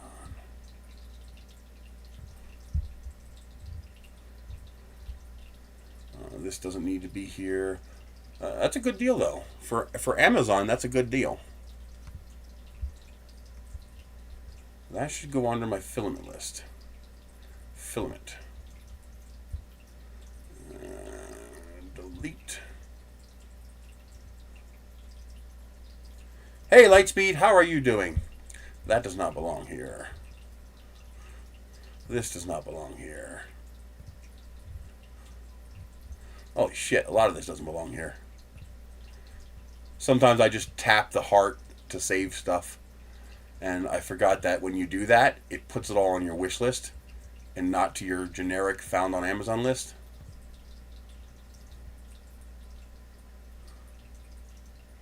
Oh, they do make a DeWalt version of that. Okay. How are you doing? Oh man, I got a lot of crap in here that doesn't belong in here.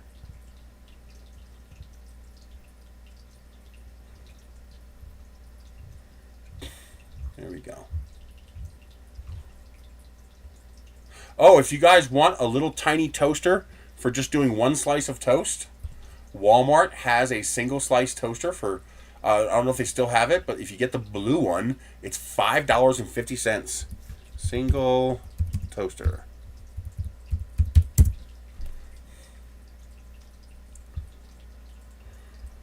Yeah, right here. Looks like it might not be on sale anymore. They had the blue one. They had this one here. The blue one was $5.50, but not anymore. Oh, pity. Yeah, I grabbed one for $5.50.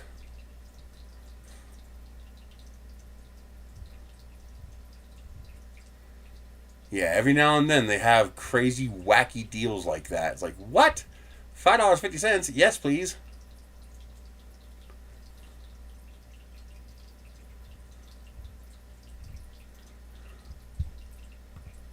Okay. Alrighty, let's change you to a standard color. Okay. Let's just scale you to 400. Just because. 400. Okay, how big is that around? That is 120, which is 4 inches. That's good. I like 4 inches. What I want to do, though, is I want to increase the dimensions here. Can I get away with just sticking it in there?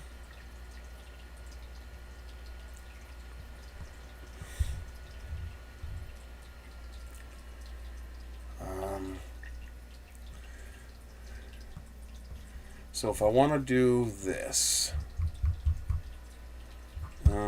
this is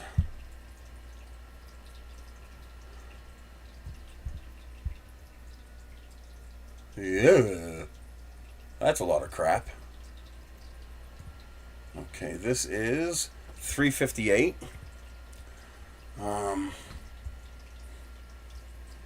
if I do 100 millimeters each,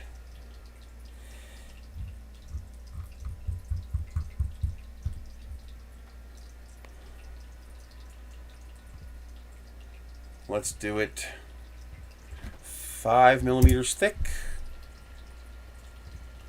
Really? Let's go 100 tall and 290 wide. 290 wide. Now, ideally, I do this on the bigger printers that can do 400 millimeters. But I want to make this so everybody can print these. That's definitely too small. So I'm going to want to make these so they can join together somehow.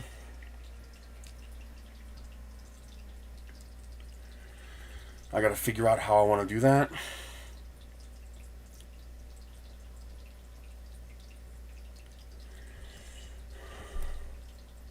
Because I only want 4 posts.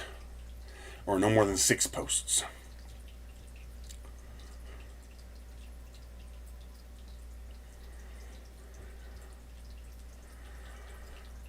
Okay, so that's approximately how big we're going to have that.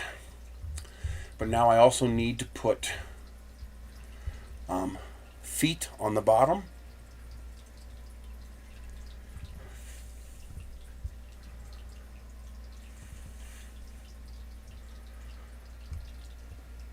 Okay. Make it also 5 millimeters. Drop it. Drop it. Let's do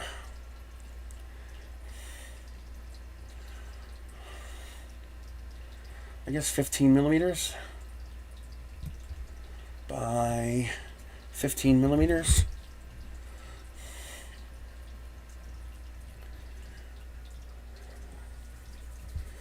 Let's put the work plane here. That's not what I asked you to do. I saw you flick right before I clicked. Dirtbag. And then drop. Put the work plane back here. Let's do a Control D. Let's put you out here, and D and D. I think 4 will be enough.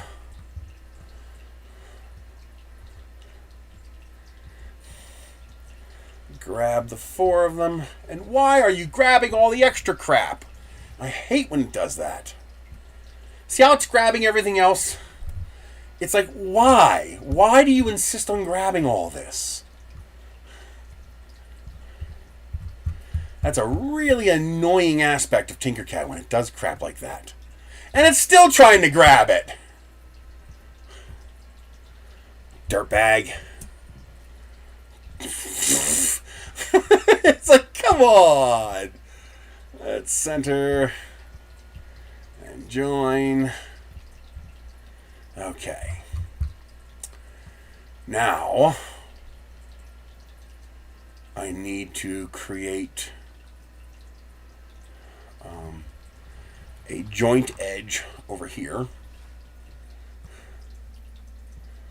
That should be as simple as using one of these.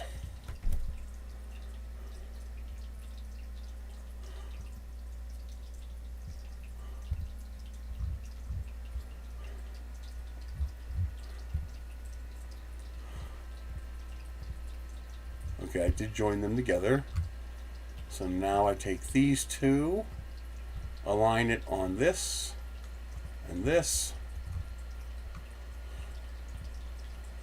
Let's make this 10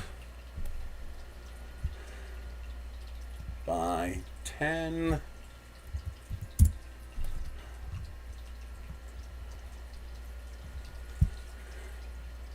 And now I should just be able to drag this out until it connects there. Nope, I don't want to do that. Okay. That did it.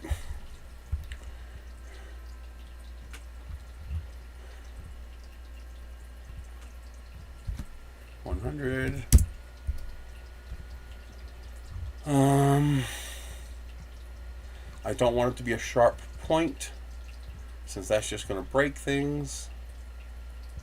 So we take this and we lift it up like this. That should be enough, just so it's not a harsh point.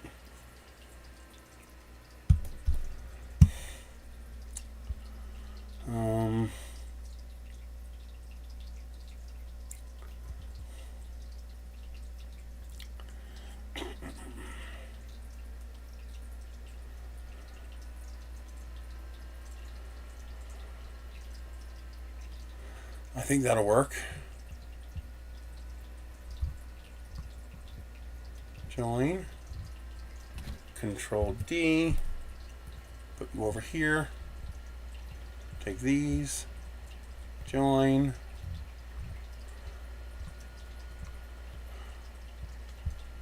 All right. Now we take this whole entire mess and we rotate it 22 degrees, since we don't want our cut to be on one of the bridge lines.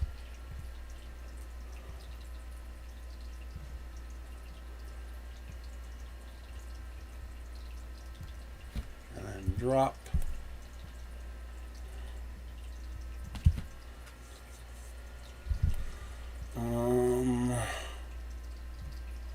This should be fully manifold.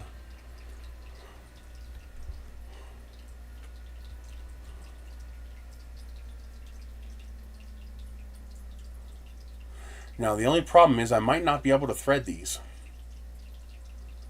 because I have to make sure that these slats line up. We'll have to see if I get lucky. You feeling lucky, punk? Huh? Feeling lucky? Nope, that's definitely not going to work. I need there to be a sizable difference between the inner wall and the outer wall. How do I do that?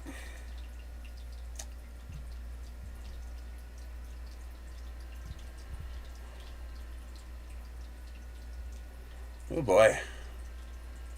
I need to simplify this model.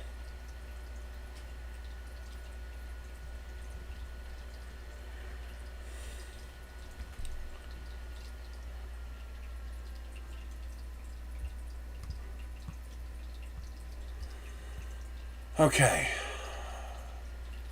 I need there to be a sizable difference between the threaded and the unthreaded portions. Can I split this? Damn. It did not like that. What the hell is this? What?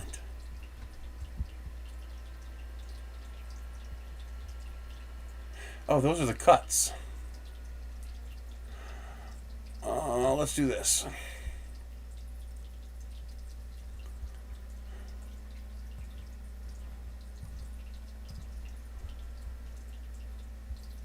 Okay, that's what that did. Okay. Let's see here. I need to separate this. Can I? Yes, I can. Good, good, good. Okay.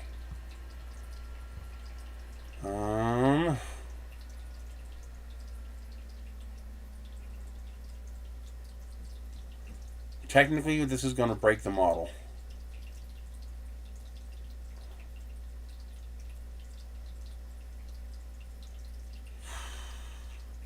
Yeah, this is going to break the model.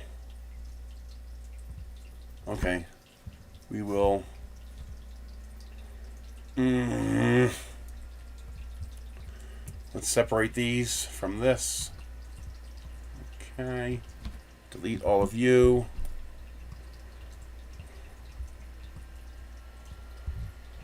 Okay. Take you out here. Take... nope, I want to get you. and you. Align you on you. Center.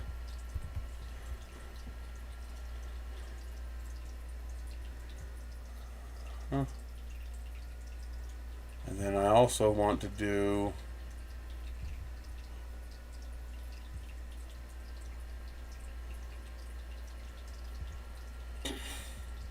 align you here. Okay.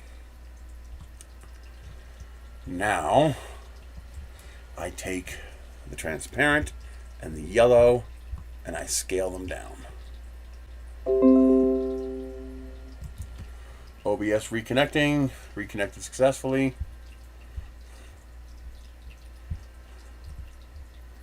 Okay. Drop you back down there. That kept my scaling good.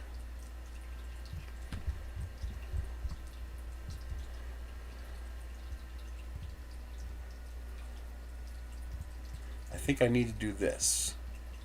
Scale, keep you here and there. There, that should do that.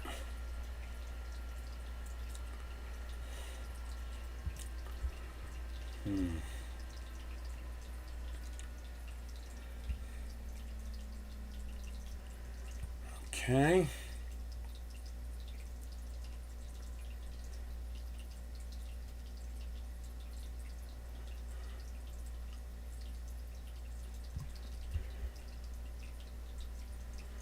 Join you back together. Okay. What did I do here? Which one's higher? I think it's this one.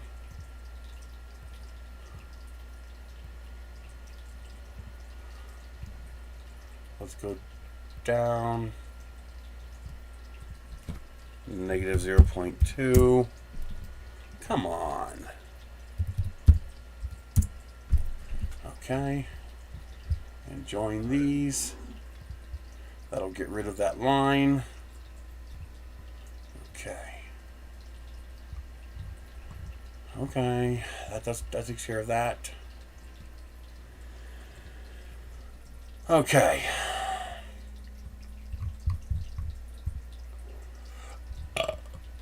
Let's undo this.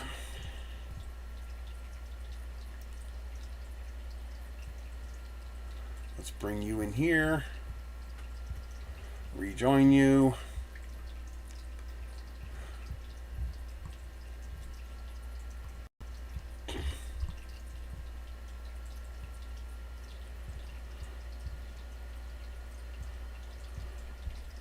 Okay. Now we make this larger. We make this 8.3 by 35.5.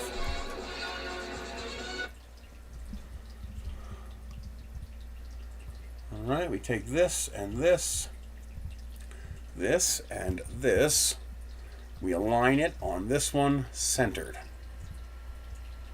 And now I just figure out how far in I want it to go.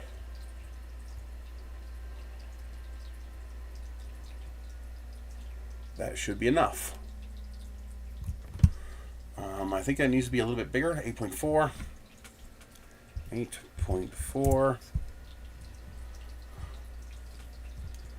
And align on you, centered. Okay. Now we drop our master ring radius. Sides. Is that already big enough? I think it is. Align, center and center. Have our master ring. Select the master ring and my tool. Control D. Rotate 90. Control D and D. Delete the master rings. select the 4 corners. Oh, wait a minute. Nope, nope, nope. Actually that... Shoot.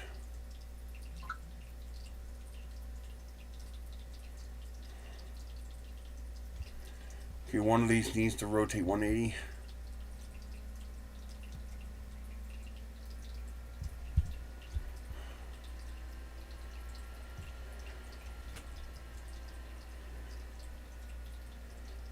Okay, so that takes care of that corner.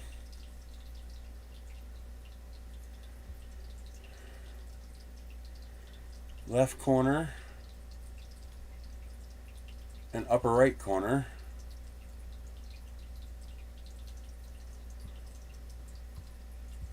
I think this one needs to rotate too.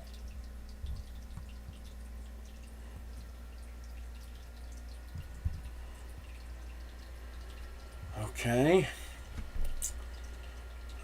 Nope, that does not do it.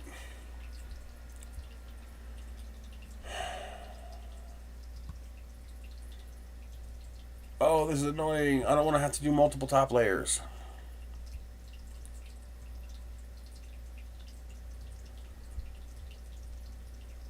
So this will take care of the middle.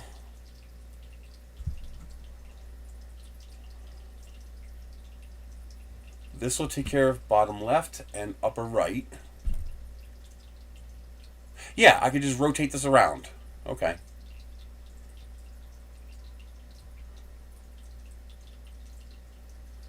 Yeah, rotate it 90 degrees and they can take care of all 4 corners. These 2 line up so it takes care of a middle post. Okay, we're good. This will work.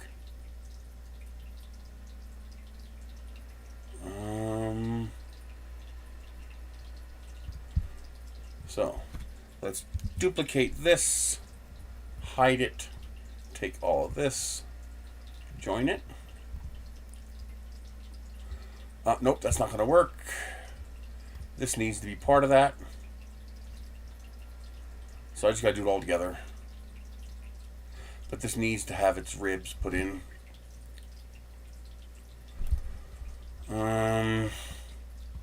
Which means I need to cut a hole in advance. Or at least temporarily. Let's see, a line on you, here and here. Oh, that is way too big.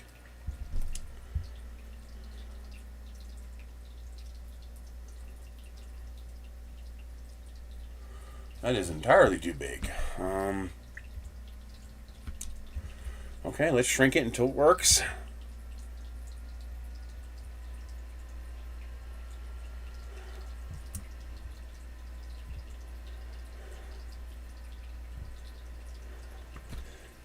.4 by 87.4.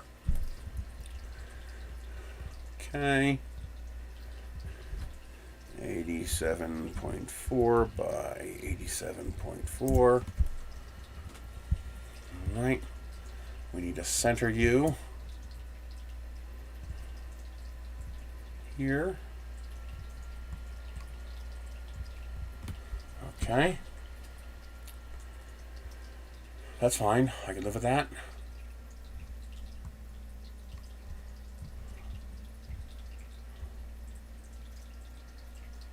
Oh, I didn't center that, did I? Nope.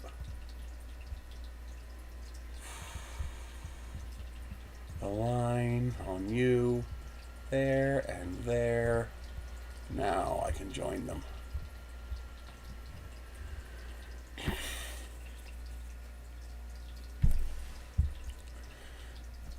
Ow!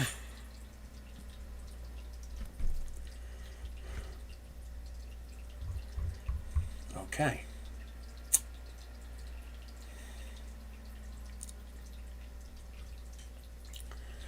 So the easiest way to do this,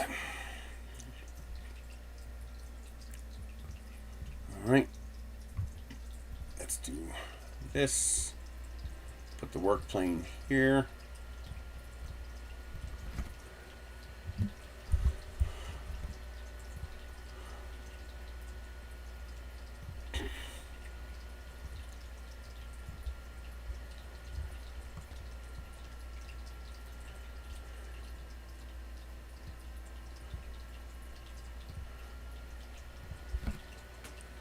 Zero point 0.02. Oh boy, how do I do that? Oh, I need to do this.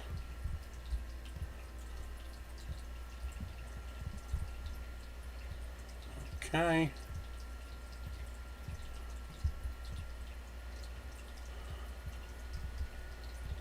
All right. You. We want you to be aligned, center, and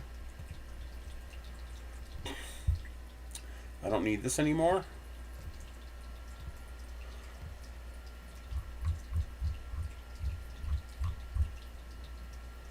Oh man, this is annoying. 5. I need this to invert like that. And now go back to 0.02.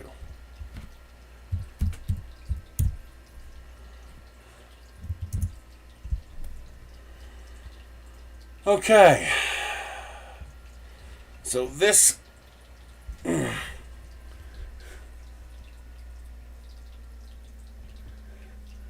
this needs to be a through and through. So this needs to go this way.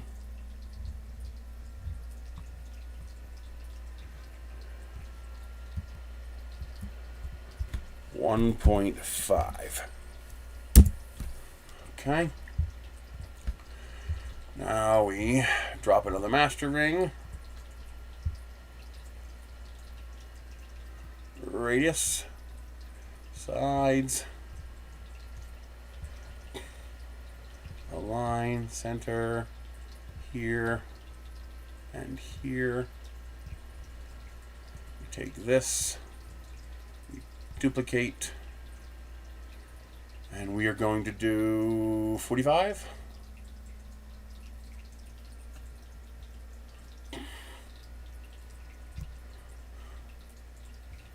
That did not work. Why didn't that work? Did the duplicate not work? Oh, I did copy. Duplicate.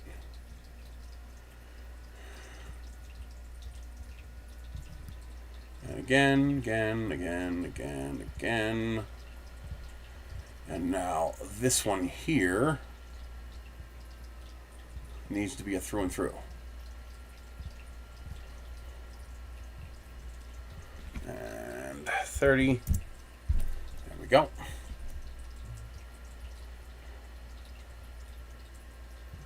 Okay. We take all of you, delete you. We drop the work plane back down the ground. We grab all you. We didn't grab anything else. Nope. We join you together.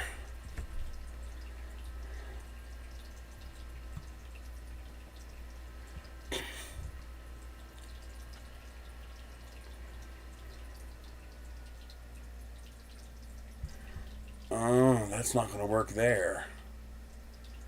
I need a cone on this. Because this now needs a cone.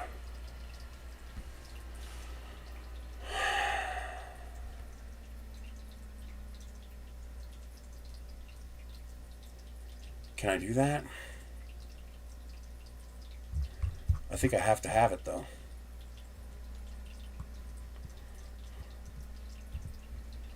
So let's undo this.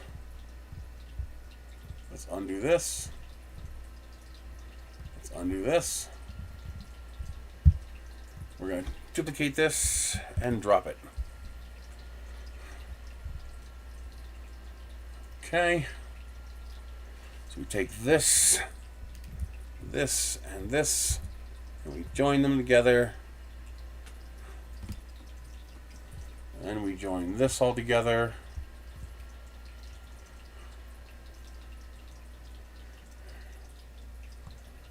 Okay. And now we take this and we lift it.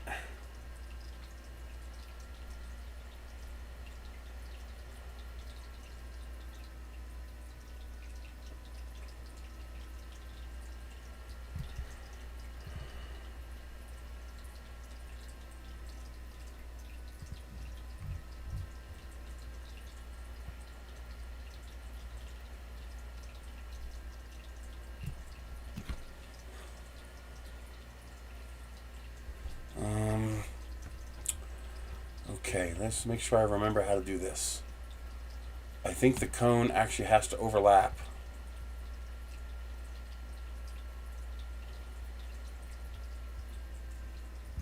Why can't I move this like that?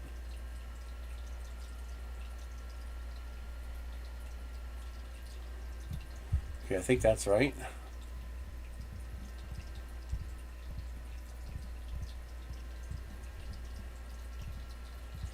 Hopefully I got that right.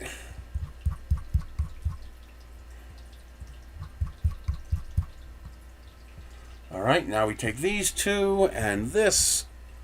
We align on this, center and center. Okay. Sorry, I had to go over a bit. What are you making? I want to make an enclosure.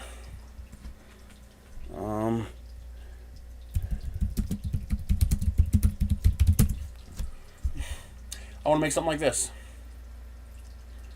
An enclosure to go around the mini split outside. Protect it from the elements, protect it from prying eyes, but without restricting the airflow.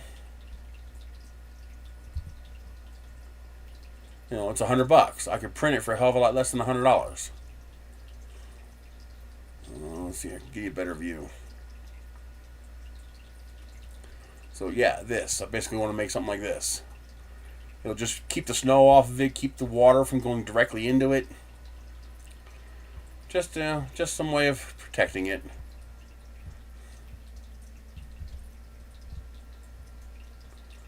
Oh, come on. Why are you messing with me? That's it. I just want to make one of these. Make something like it.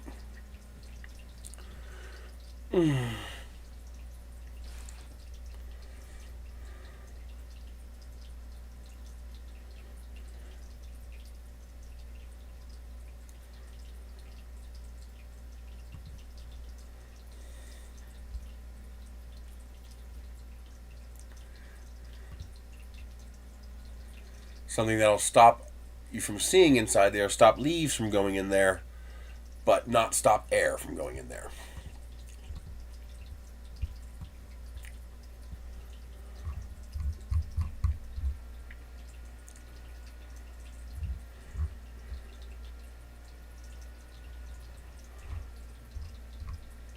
All right, I think that takes care of it. I think I should be able to... Oh, wait a minute. I did screw this up. The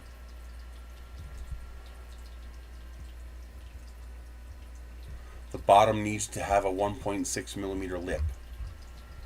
So this is 120.23. So we take this.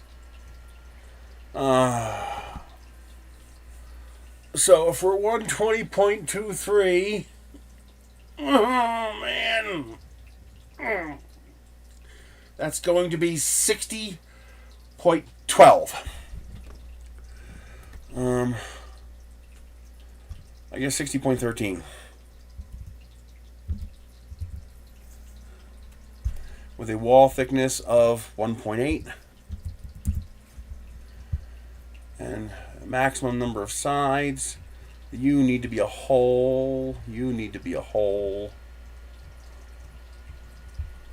Let's see. Align center, center, and oops. Let's drop you down a little bit. Make sure we're actually chopping off the lip here. Join. Why does that not seem right? Because it's not. I even moved you down. How the hell did you do that? Oh, it's not quite big enough, huh? Yeah, it's not quite big enough. 60.2. That's big enough. Let's do a 2. Okay.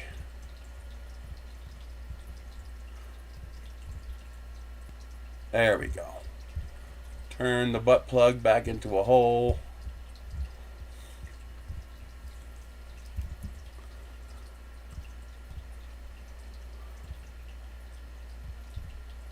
Okay. There, so we have a viable bottom edge. It should be as simple as joining everything now.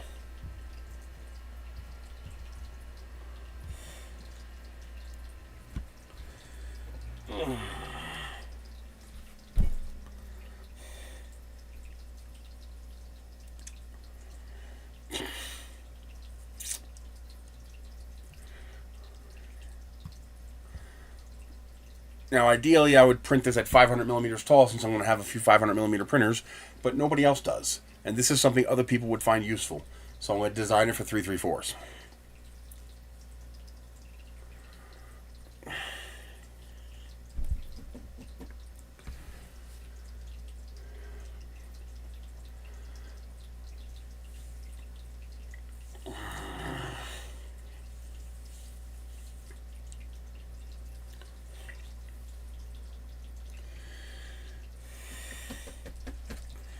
I just told it to join a lot of things together. Hopefully it doesn't puke on this. Uh-oh. Uh-oh. No, no, no, no, no, no, no. I screwed up. Ah.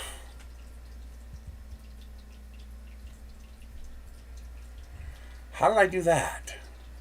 That's off by 1.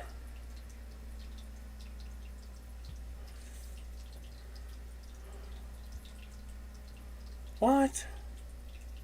Oh.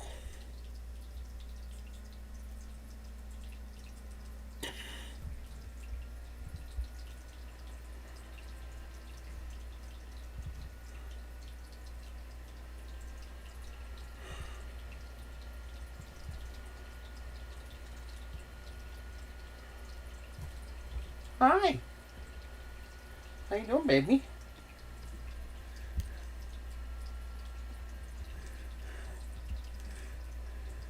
Well, I was going to say I can make it small enough to print on like a bamboo, but that's your problem. I don't feel like making this that tiny. I just don't. You and you align on... Oh, come on. It's my mouse pad. It's got holes in it, and whenever the sensor hits a hole, it stops.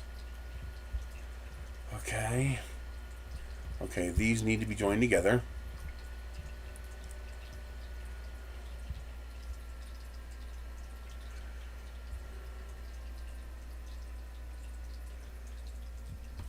Okay. All right.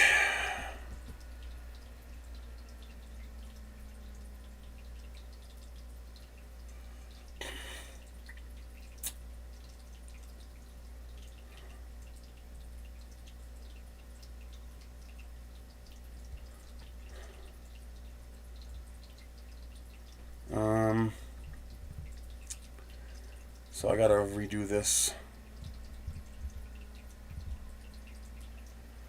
I did not ask you to do that. I must have clicked the wrong thing. That. So this one needs to go away. Then this one and this one. Duplicate. I need to put you here. Okay. And I'm missing one. Good thing I checked this, because I'm a dum-dum. Duplicate.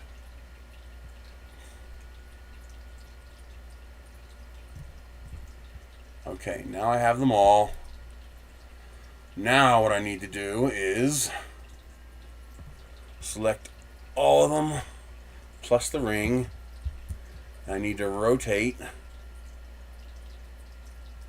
No. Yes. all this except for this.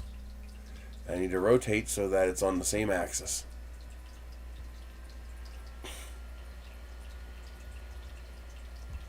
$22. Okay, now we're the same. Now where's my through and through? This is my through and through, which means this one needs to be the through and through.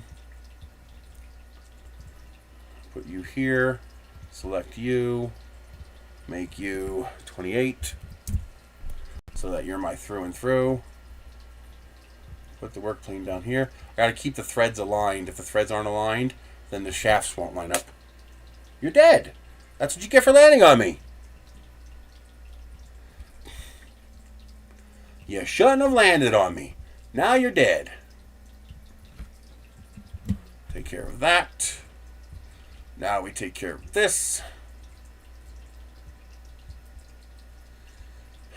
Okay. Now we take this and line it back up again. There and there. Okay, now we should be good to go.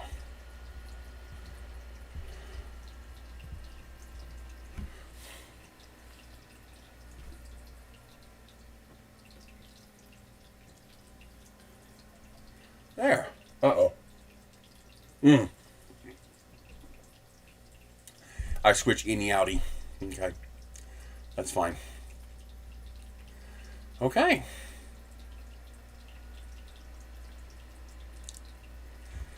Now the question is, did I make enough tolerance in this for it to fit? Technically I did it wrong, but we'll see if it works. Worst case scenario, I'll scale it up a little bit. Or just make this thinner.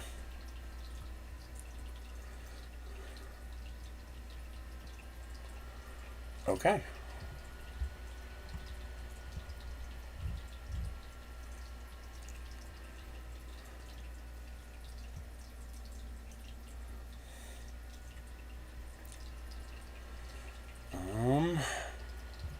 That is wrong. Of course it's wrong. So this needs to come down just a hair.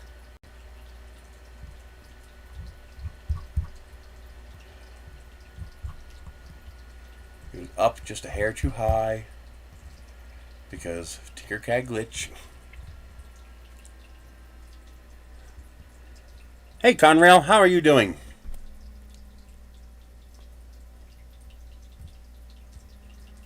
That's more like it.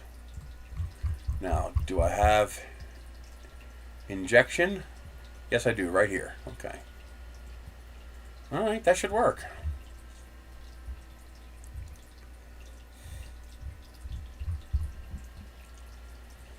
Okay.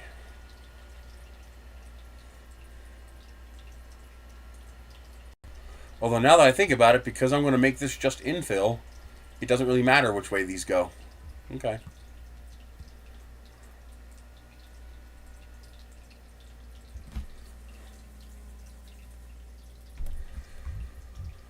Okay.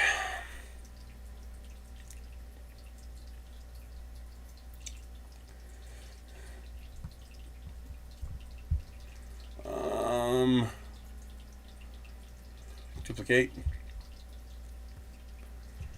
Split. I need you. I don't need any of you. Alright, I need to make a little wedge for this.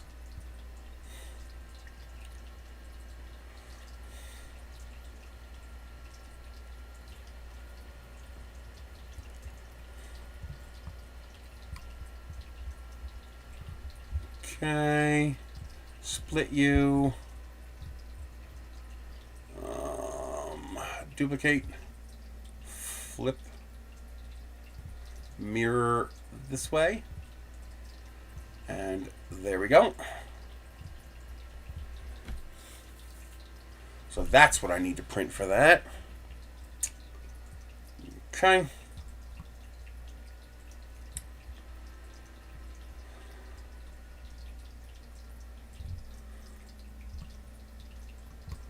All right, let's take Well, this line needs to be a lot shorter.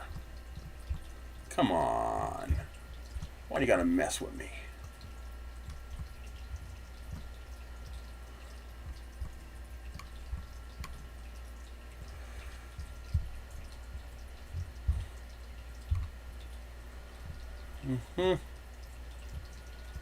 Okay. Control D. I'll mirror this way. Except I need it to be over here. I need you to be there. And I need you to drop like that. Okay. Will they perfectly join? Yes, they will. Okay, so there is my cut tool. Now I need one of these. Maximum number of sides. 100 millimeters tall. And 10 millimeters thick. That's not going to be enough. 15. I think 15 will do it.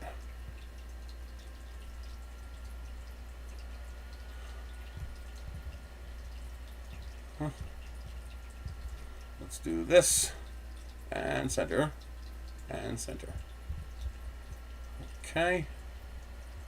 Oh, that's right. I can't do that because then it's going to split it in two. Yeah, oh man. Okay, so let's split these apart.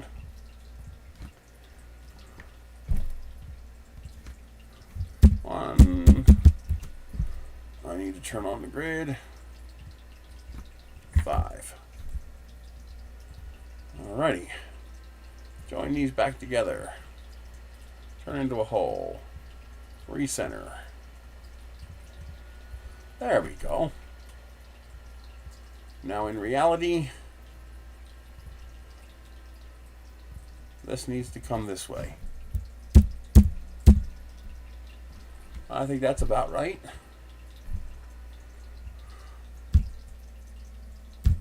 Yeah, that's close enough. And make that. There.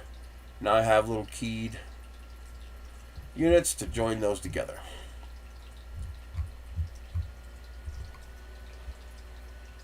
And I can print that in vase mode. Yep. I can just vase that bitch. So now I can put 2 of these panels or 3 of these panels together and just join them with these keys. Okay.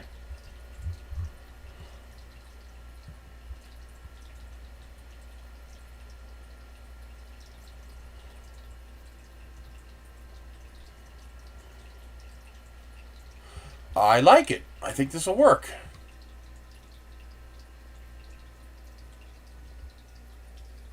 I still have to make a lid for it. I don't know how I'm going to do that yet.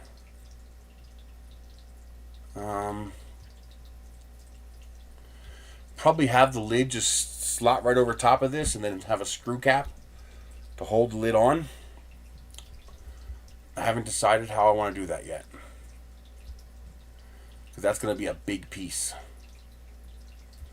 I might even not even 3D print it. I might even use an actual roof, like a piece of paneling, and just put the appropriate holes and caps on here. That might actually work. Yeah, that might actually work.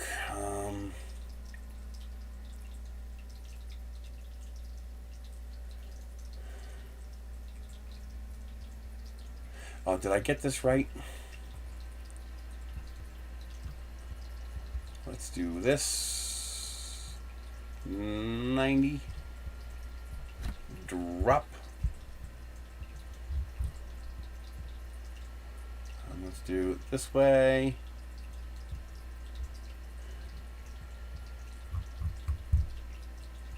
And this is going to go in here like this. Something like that. This is 115 tall. Control D. Go up. 115. And then Control D again.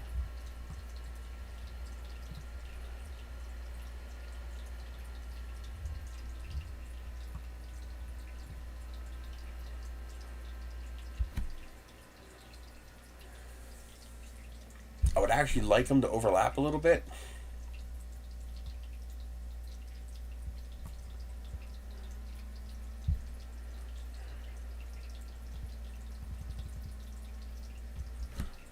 Control D.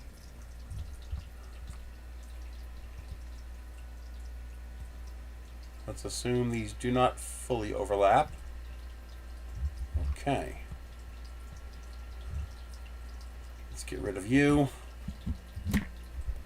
Let's take all of you and shorten you until you fit. Right there.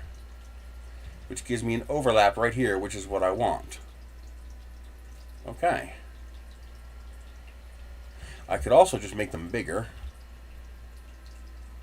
Yeah, I can do that too. Yeah, that'll eliminate two of them. I'd rather do that.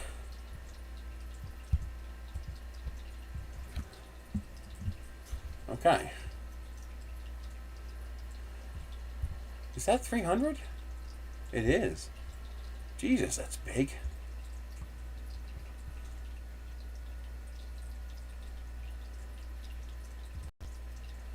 Okay.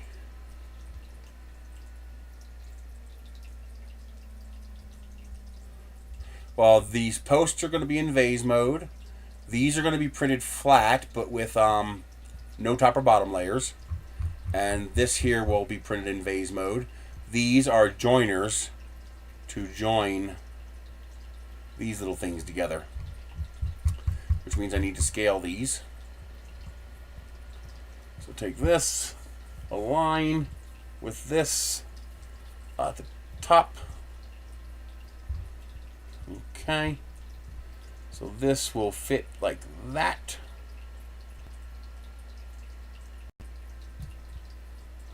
Okay.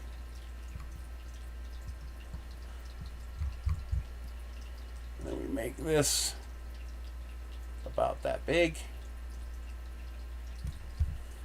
Okay. How big is this? Let's make it 125.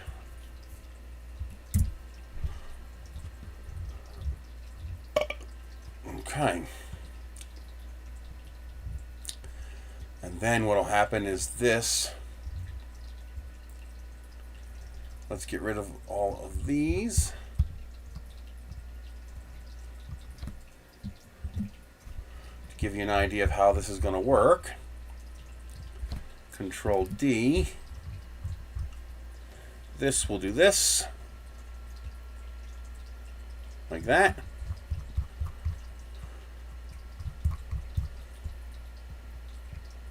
Control D, or duplicate. This will do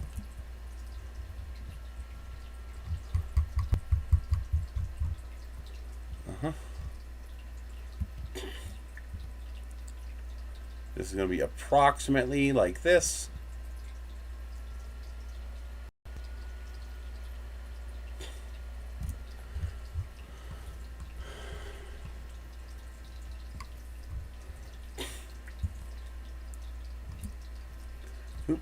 I need you and you.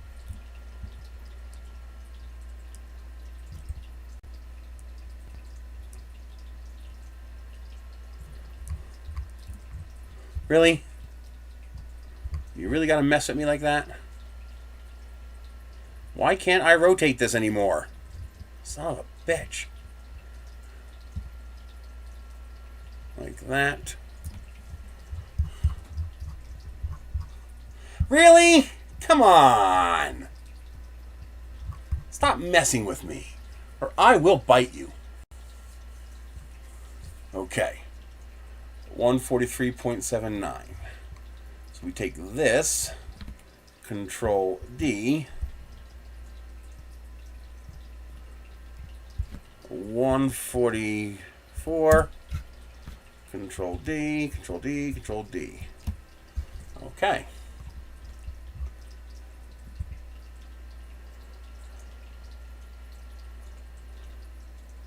And then we take all of this and we Control D it. And we're just going to do this rough approximation. So it'll be something like that.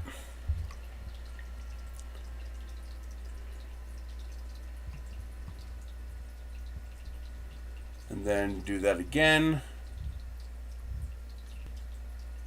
I said do that again. I guess it doesn't want to.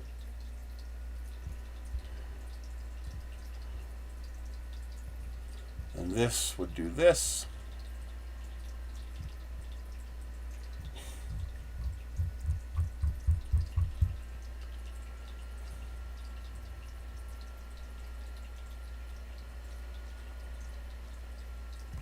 That would do that.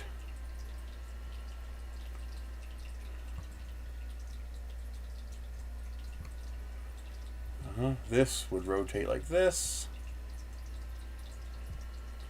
This would rotate like this. And that's approximately what we have. And then this would also, see, Control D. And this would be down here like this approximately. So it looks something like that. That's roughly what we're looking at. There you go. You don't need anything in the back. I might have one of these posts in the back. Control D, like this. Just to make sure there's a support for the roof that I'm going to put on here. Yeah, that's it. It basically looks something like that.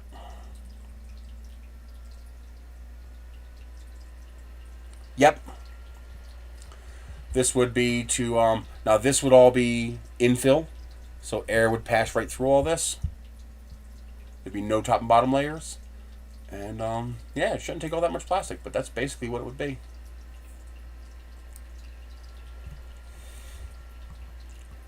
Okay, so take this, Control D.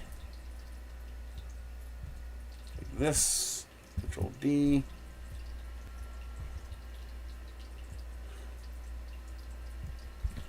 Drop it.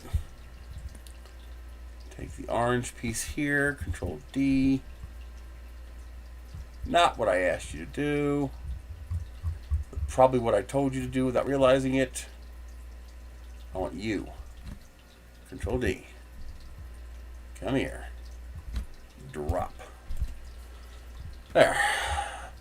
So these three pieces printed over and over again will allow you to build a structure like this. Now, something else I can do. Hi.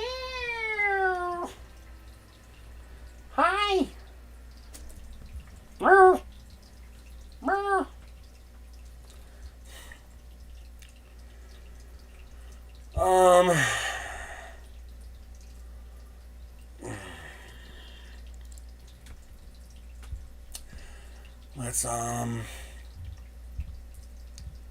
What are you doing, cat? You just want attention, huh? He's like, pat me. Go ahead, you bite me and I'm going to kick you in the head. I'm going to kick you in the head. Yeah, come here. Come here. Come here.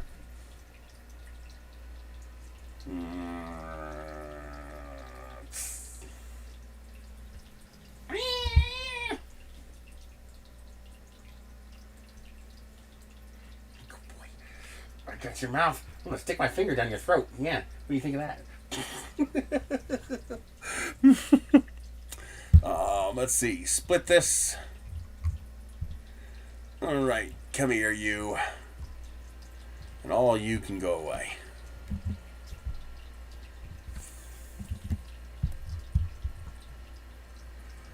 Okay. Now, what I'm going to do.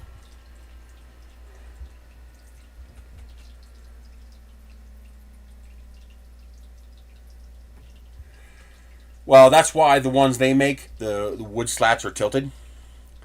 so that the air can pass.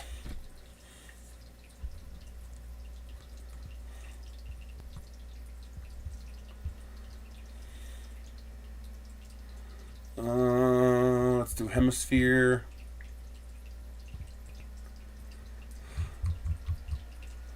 How big is this? 120.2. Oh, what? You want some petting? You want some petting? Yeah, you get some petting. Let's do this. 120.2. Okay, there is our cap. Now, hi. Yeah.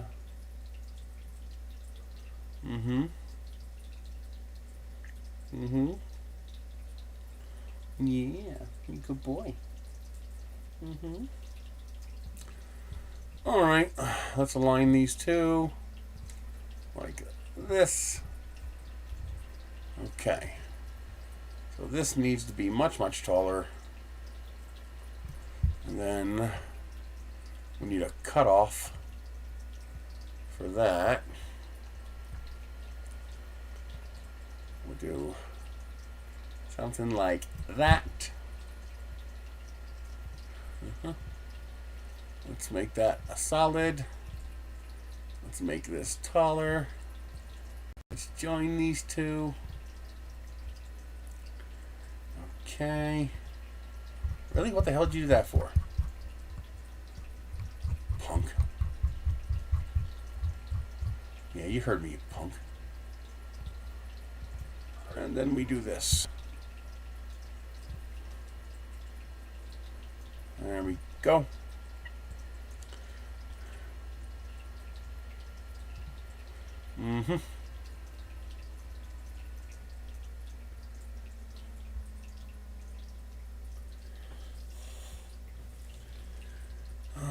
Normally I would want to rib this, but I don't think I need to,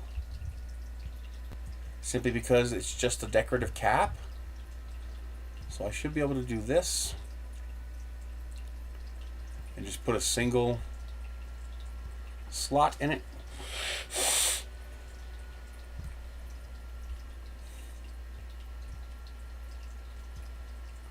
Like that.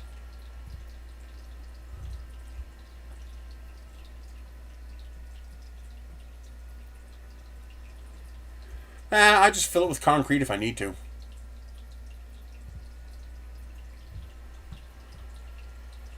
I'm going to kick you in the head, cat.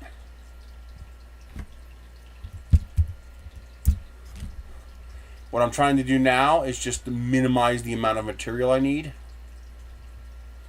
Now I want to bring this down by 0.8 so I can form a top layer. And was that a negative number?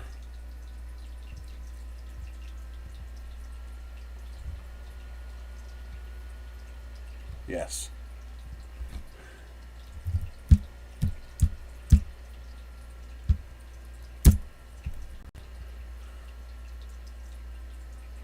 Okay. Align, center, join. There we go. Now I do want to, I don't think I need to, but I'm going to get rid of a little bit of the bottom of this. Just because I'm concerned about not having, really? It's like, come on, stop messing with me. Let's go 3 millimeters thick. And let's make sure I actually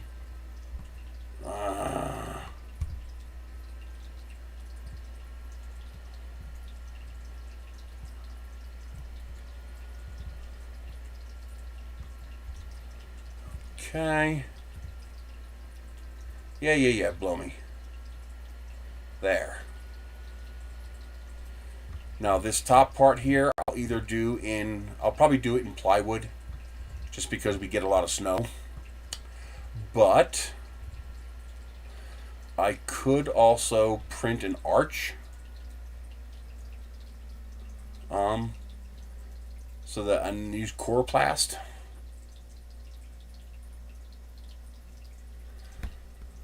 But let's just go with this for now and see what happens.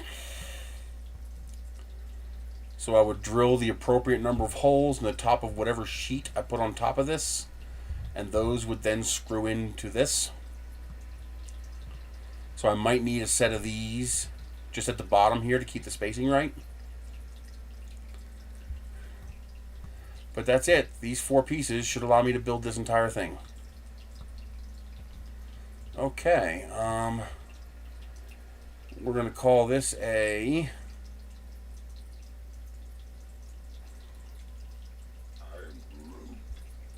let's just call it a enclosure.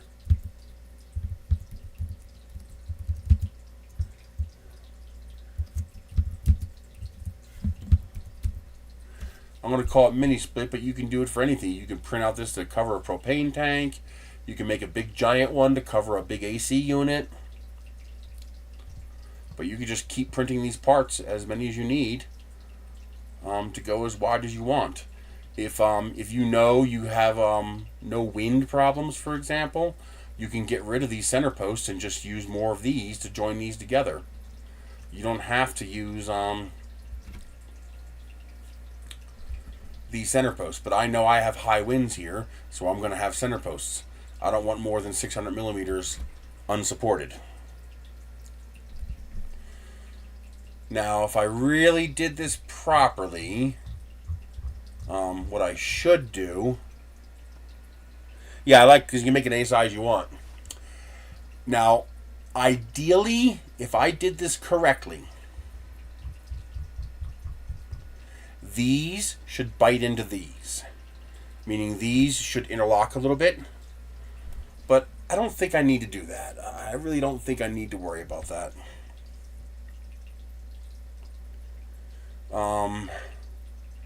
Now what I can do is make these overlap. And that would actually reduce how many of them I need. I can do that. It might not look as pretty, but I could take these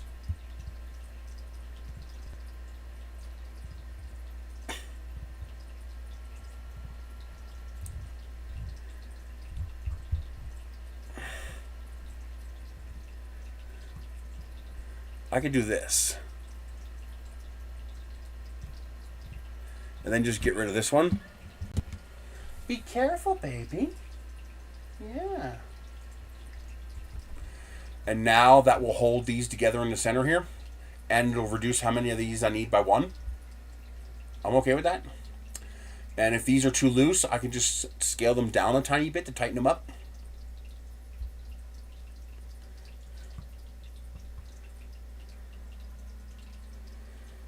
Yeah, I'm okay with this. This looks good to me.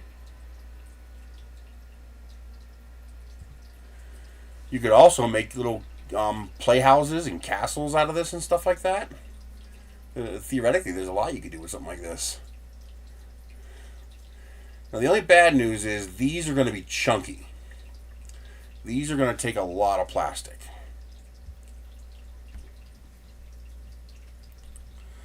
That's the only bad news.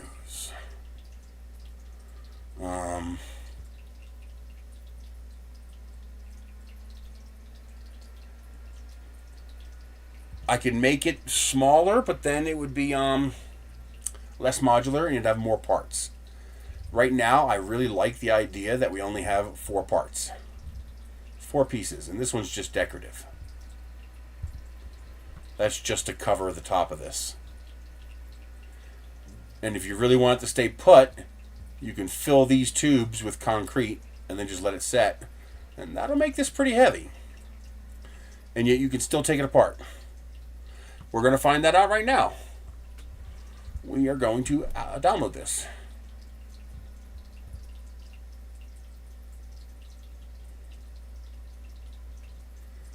So we're going to call this Enclosure MS, and then underscore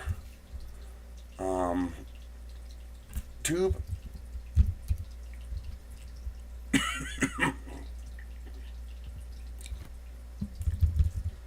Let's do this. ENCL tube. Okay. Export. STL. Tube cap.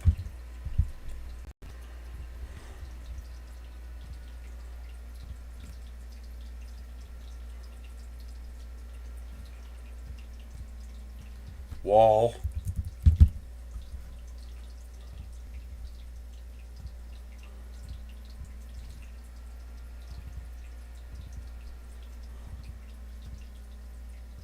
Joint.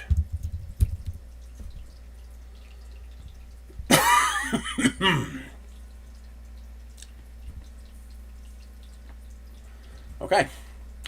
Now, let's see how much plastic it takes.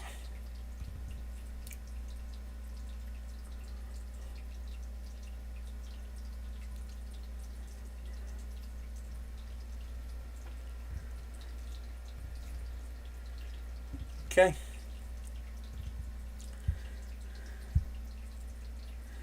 Now, of course, you can make this whole thing a lot lighter if you use a 0.4 or a 0.6 millimeter nozzle. Your tubes will be weaker, but the walls and everything else should be fine. I like overbuilding, so I don't mind overbuilding. So you could make this, and you could figure out the mass, since this is all vase mode. You can just basically take the mass and 75% for a 0.6 and 50% for a 0.4. Okay, add. Yes. Let's go with 1. Let's go 0.3 vase mode. 1. No bottom, no top. That should be good.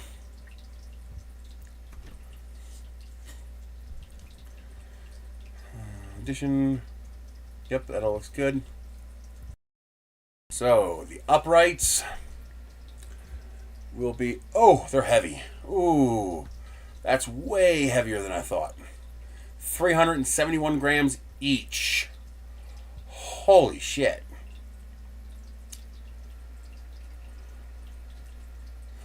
Wow. And I also realized I got to redo all these cuts. I broke all these cuts. These cuts are all made for the wrong size tube. So yeah, I have to redo all this.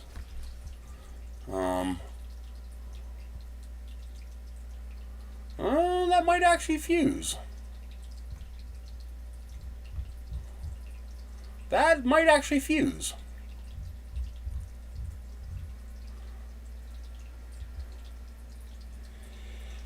Now, I think I need it because this is going to hold, this could be holding up, 100 pounds of snow, which might be worth making a peaked roof or a shed roof so that it'll shed the snow off. That's a lot of plastic. That would only be 185 grams if you used a 0.4 millimeter nozzle. So this might actually be worth doing with a 0.4 millimeter nozzle just to save the plastic.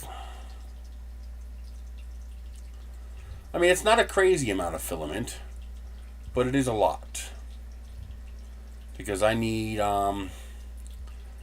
2, 4, 6, 8, 10, 12 of these. 12 times 371. That's 4.4 kilograms. That's $40. So it's going to be about $50-$55 to print one of these. If you did it all heavy duty like this.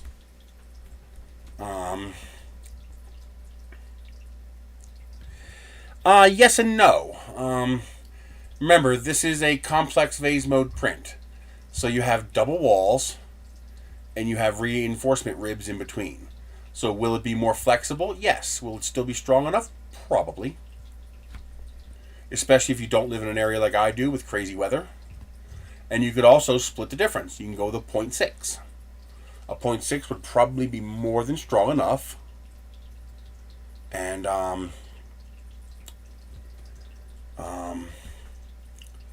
it would be 75% of this. So 0.6 pounds are about 270 grams. 280 grams.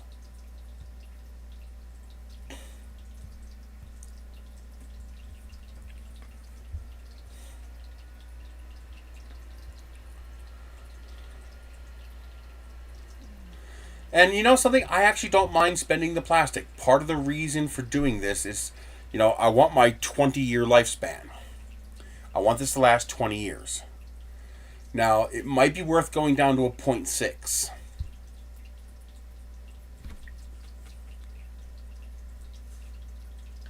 Yes, correct.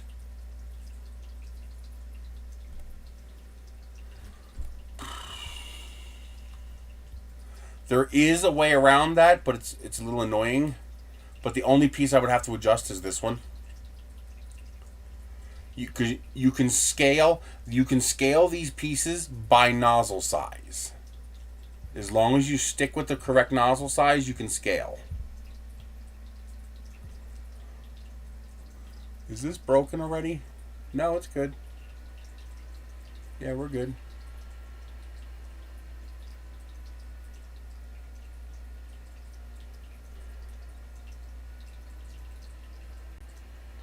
Yeah.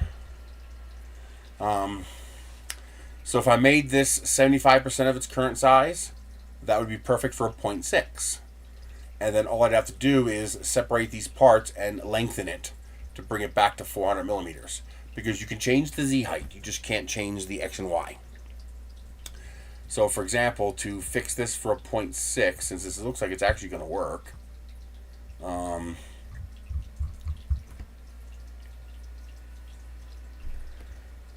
let's see. So if I do this, okay. So if I take, what the hell did I just do? Oh, I didn't mean to do that. I didn't mean to do that either.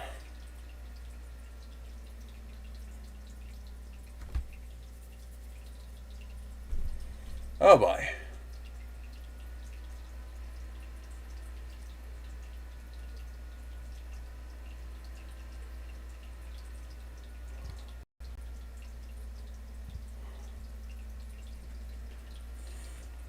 As long as I change the scaling at the same percentage as the nozzle scales, then you don't break the part. So for example, if I wanted to, like this part I don't have to change, it's fine. This part I don't have to change, it's fine. This part I don't have to change, it's fine. This is the only part I'd have to change. Let's delete that.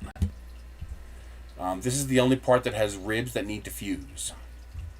So what I can do is,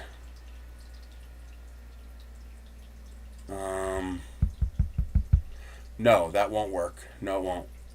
Because if I change the size of this, then I have to change the size of these. So I'd have to make a version for 0.6 and 0.8. So I would have to make a modification. That's annoying, but it's not the end of the world.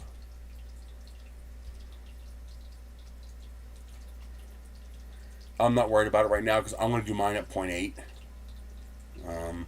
Just because I want mine to last a very long time.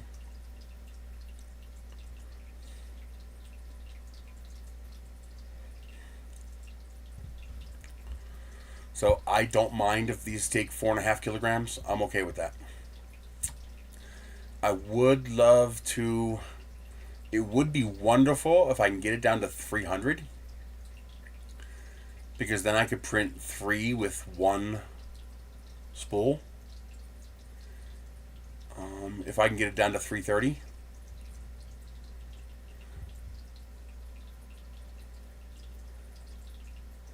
I mean, it might actually be worth shortening it just so I could print 3 with 1 roll.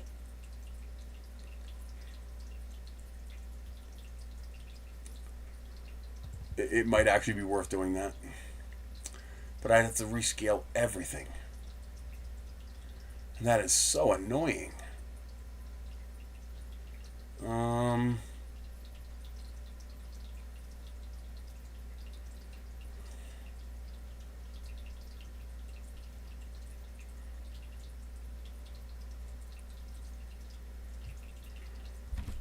I mean, I'm already doing phase mode.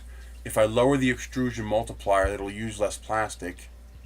So that should use 5% less plastic. But now the bits might not fuse. That gets me down to 352. How many meters? That's 117. That's more than 340. Usually there's 340. This will be petchy.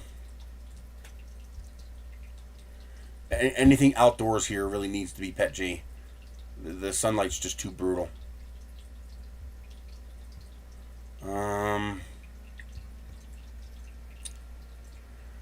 Boy, I really would like to get this down to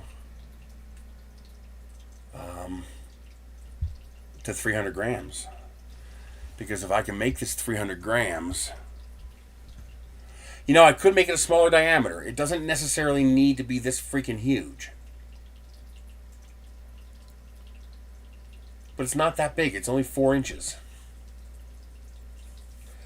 But I could go with a 3-inch tube.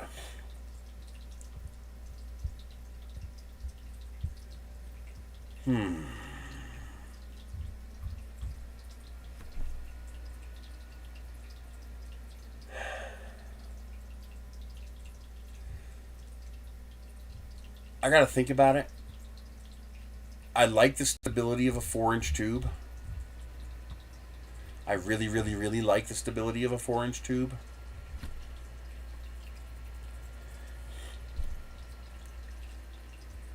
The problem is I'm not configured to print with a 0.6, so that's not going to help. I mean, what happens if I tell it to extrude 0.8? And the question is, will I still get fusion?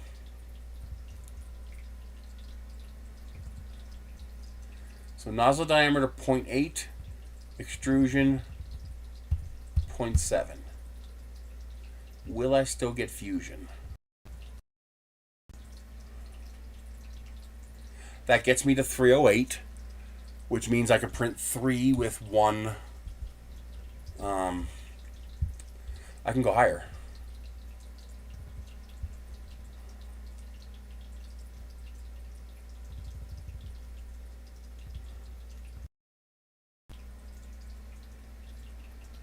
That's 330 on the nose.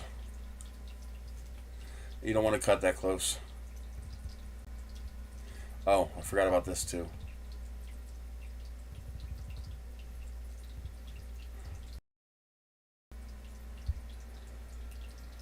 That's 325. That's cutting it a little close. Let's go to 0.98.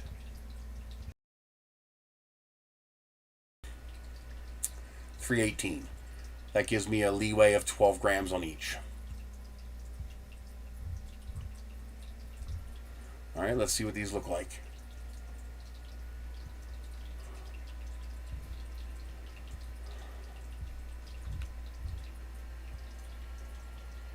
Yeah, that's a gap. That's not going to work.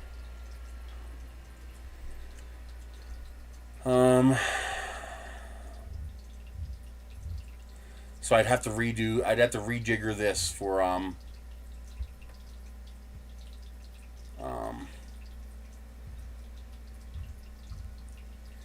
yeah, I'd have to rejigger it for a 0.7. Not the end of the world, but it is annoying.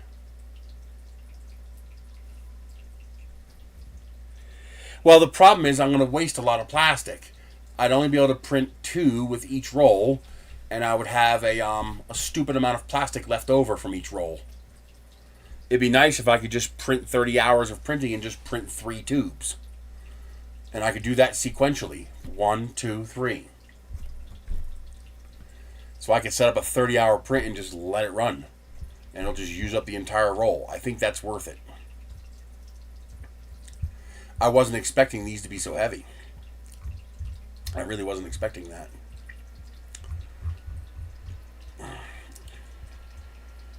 Okay. let's do it. First, let's get this on axis.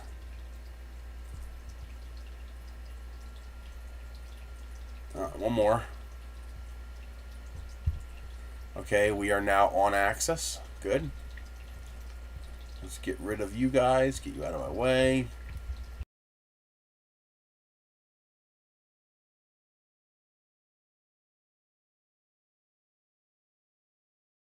Okay.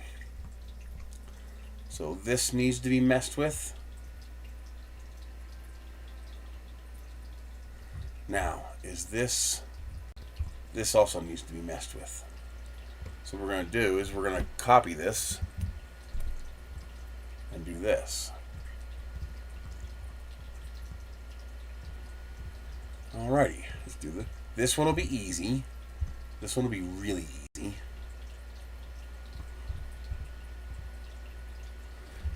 Ow!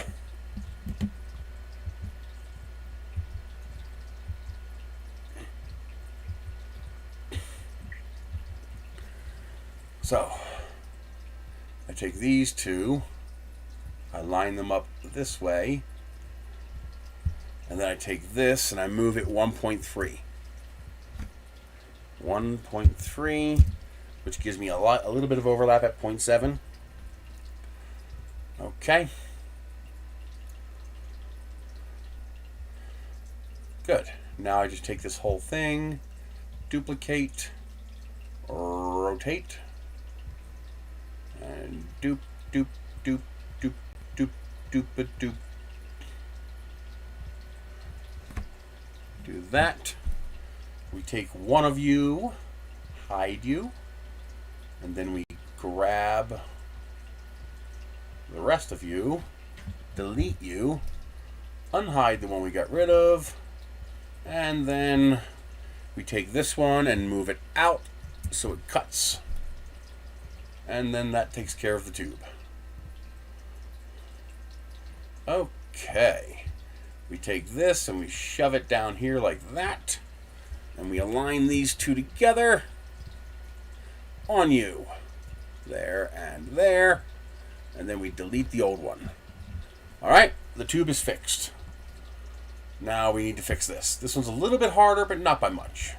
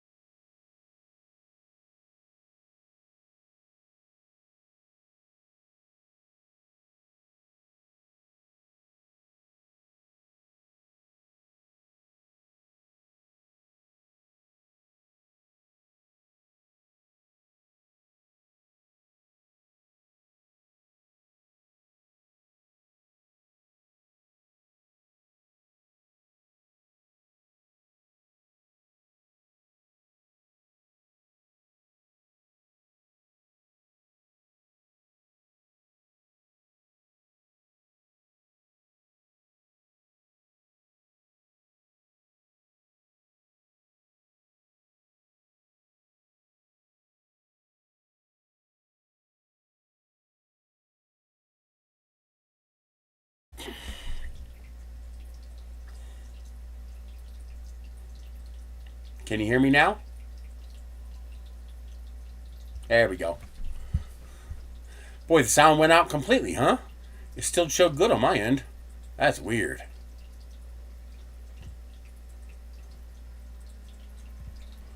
Okay.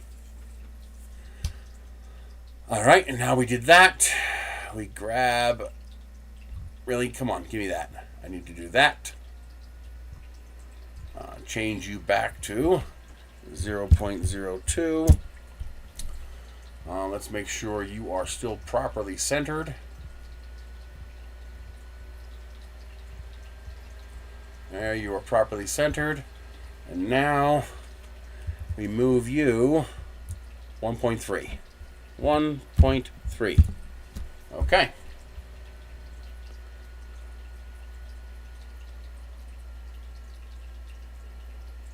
Not much. I'd rather have the strength. You're only saving the plastic that is the actual slot itself. And I am doing an 8 slot. That's what I'm doing.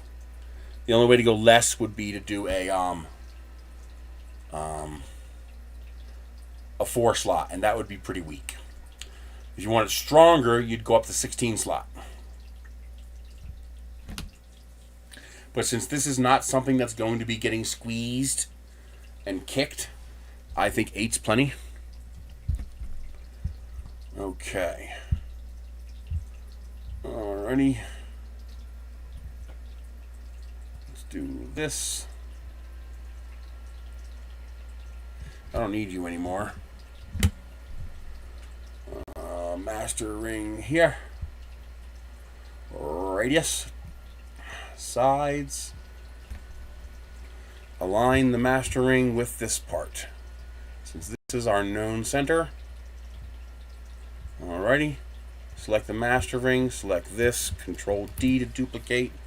We're going to go 2 points to go 45 degrees. And then keep duplicating. And now we take this one, full penetration, to get us our vase mode.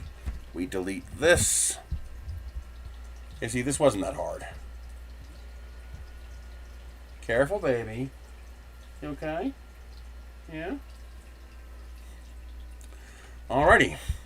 Now we take that and this, align on this, center, center, drop the pan, and rejoin. And this should properly print at 0.7. And I could probably get away with 0.8 or 0.6 too.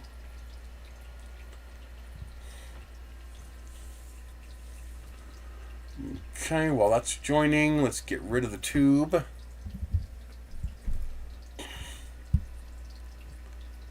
Let's call it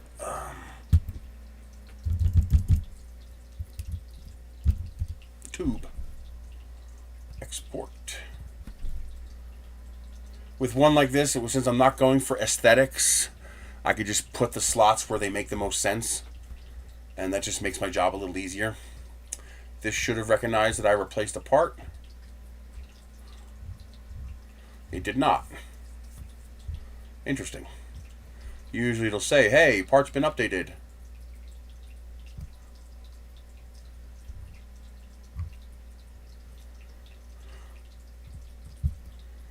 Okay.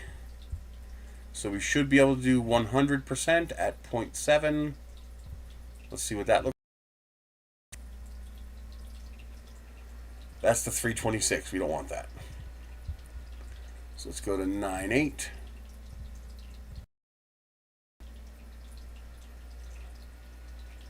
That's 106 meters. The weight is not necessarily accurate.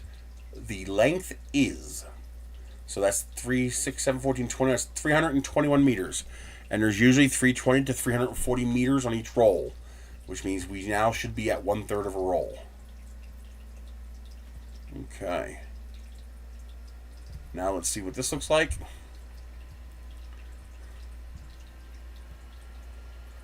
Okay, that looks like a fusion to me. Yes. See how this little lip overlaps this little lip? So that should properly fuse. Alright, let's check the top. Oh, right. And once again, looks like proper fusion to me. Okay.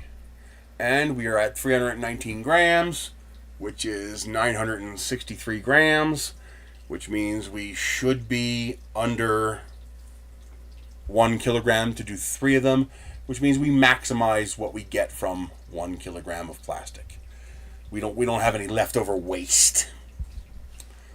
That means, oh man, 2, 4, 8, 12, 3, 6, 9, 12, 4 kilograms for the posts. That's not bad. 4 kilograms for the posts at the 7 kilograms, at the $7 a kilogram I'm paying. That's $28 for the 4 posts. Okay. And no, I cannot do 3 at a time. That is too big to do 3. But I can do 2. That's actually really annoying. I'll just do them 1 at a time then. Hi. How you doing? You good boy? Yeah? Everybody want to see you? Yeah. He's a good boy. Come here.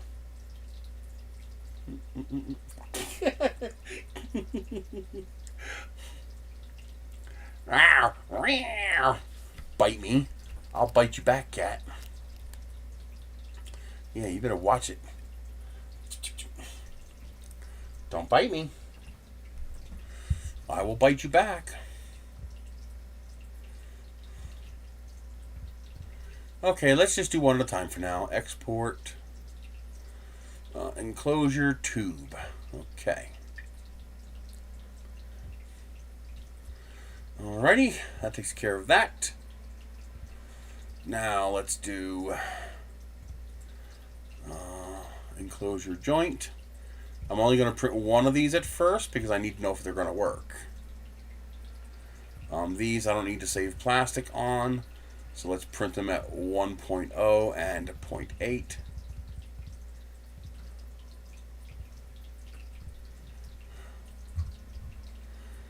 Yep, that's good. Because all that's going to do is join these together. That's kind of silly to do that. So let's do 6 millimeters. Much better. End joint.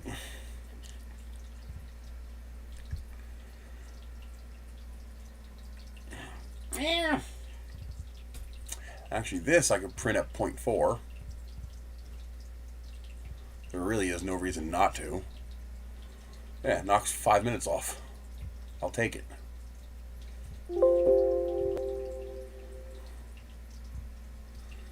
Okay. I can also just adjust the flow rate to make that thicker if I need it to be tighter. Let's print this. And can I fit 2?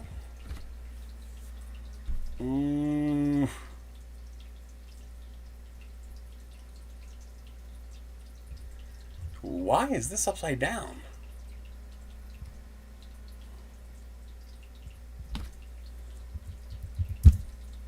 That was weird. Wonder why it was upside down. I must have rotated it upside down. Let's see. Let's do 2 perimeters. No top and bottom. Let's do 0.3. Now let's do 0.4. Addition. Let's get rid of, let's go 1 millimeter.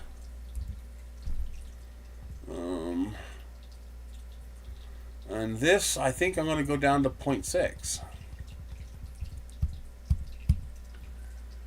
Just to reduce how much material it uses. Let's go down to 0.3 for 1/2 of the height. Infill. Let's do, I guess keep it grid. I like grid.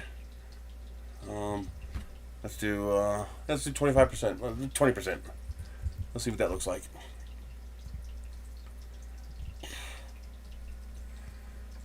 Why the hell did you do that? Oh, vase mode.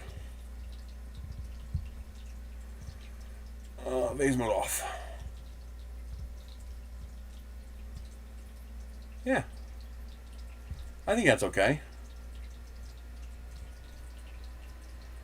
It's more than enough strength. and it's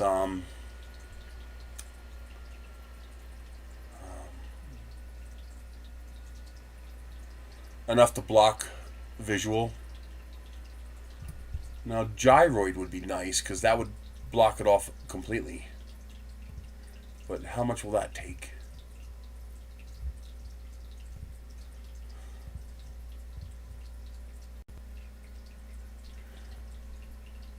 It actually uses less plastic.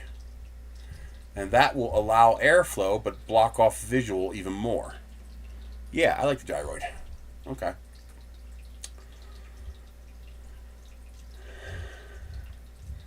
Now, how big is this thing?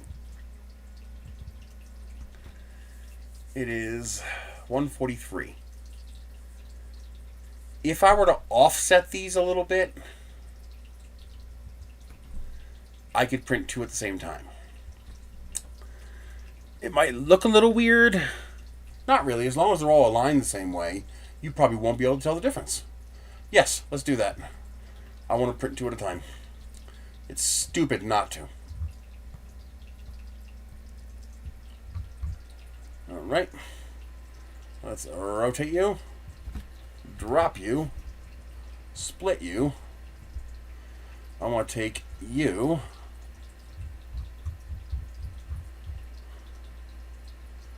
And then Control D and move it 1/2 and then a little bit more. And that will allow me to print two as one piece.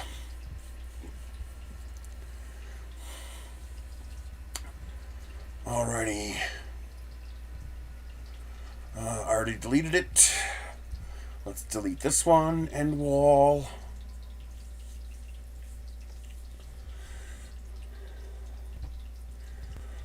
Okay. Enclosure. Wall. Export STL. Let's do this. And let's do this. And let's do this. 180. And center and arrange. Oh, they actually fit like that. I didn't think they would. But we ain't doing that. No, no, no, no, no, no, no, no, no. No, no, no, no, no, no. Oh, I'm scaling.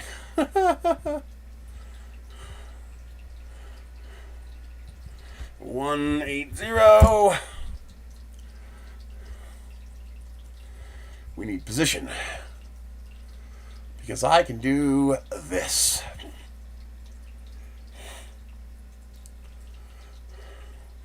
Actually, no. It'd be better if I did it the other way. Reset all transforms. Center. Rotate this one 180. Oh my god. Now that I know they both... No, the whole point was to keep it from being too close to the edge. That was the whole reason.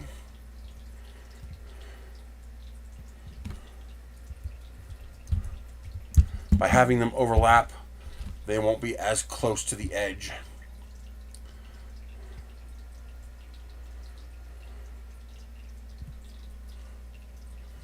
Then I can join these together, group, center. See, now I have more space between the part and the edge. Okay. All right, 6 hours and it prints two of them. Good, it didn't try to put the stupid skirt on the inside here. I was worried it would try to do that. Okay. Now, how many of those do I need?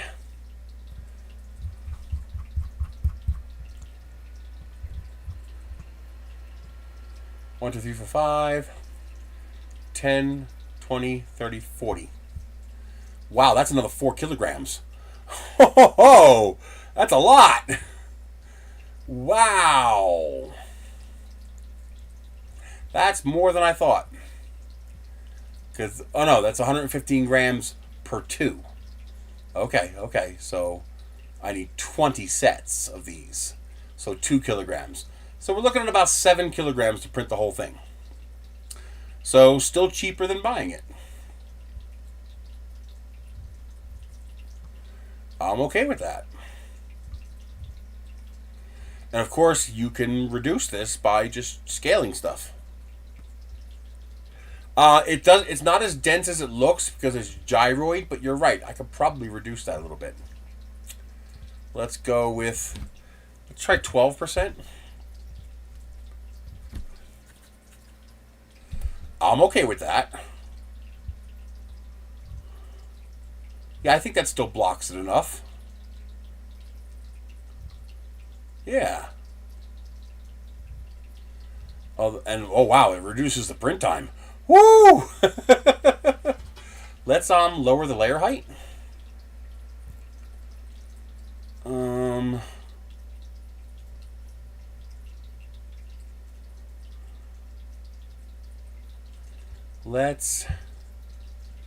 Let's go 0.2 and first layer 150.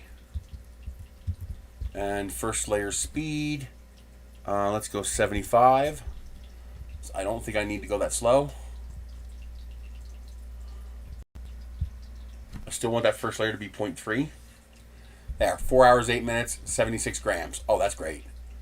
That's great. How much plastic is that going to be? 76. I might even be able to go lower infill. Times 20. 1.5 kilograms. And I'm wondering, can I go even lower?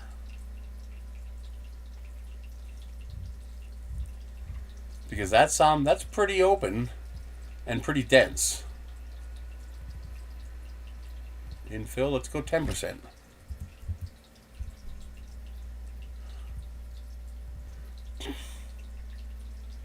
Yeah, that's good. 67 grams. Yeah, I'm okay with that. I don't know why it's doing all these travel moves. Why does it insist on going over here? Why not start somewhere else? But that's just, it's weird. Yeah, I'm okay with that. You basically won't be able to see in there unless you look at it straight on. Yeah.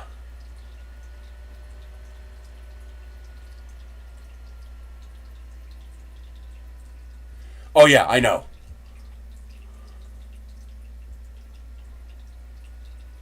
Okay. I'm very happy with that. Now that is 68 times 20. That's 1.3 kilograms of plastic. Not bad. 1.3 plus 4. Why'd you do that? Oh. 1.36 plus 4. And so let's call 6 kilograms total. Even if you pay $10 a kilogram, that's still only $60. You're saving $40 and you can make it anything you want. Yeah, I like it. This might be a good polymaker project too. Do this in khaki and polymaker teal would look pretty good. Or yeah, I don't know. I'm thinking teal posts and khaki sand colored panels might look pretty nice.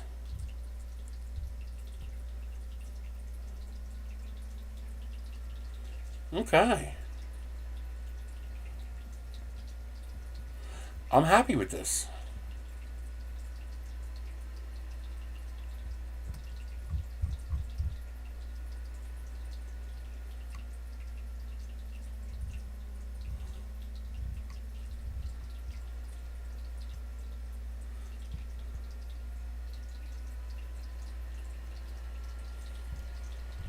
Okay.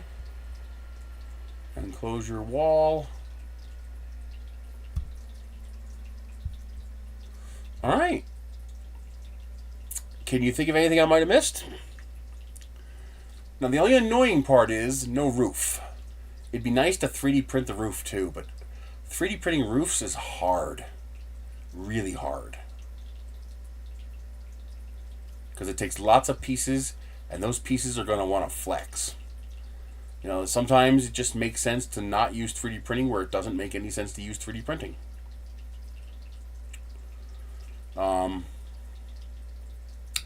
Probably my best bet is going to be... You're right, any kind of wood filament would look nice on this. But they don't have... I haven't seen any wood-filled PETG.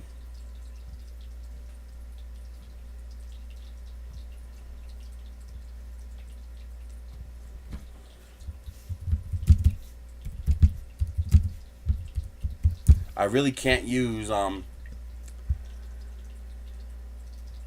yeah.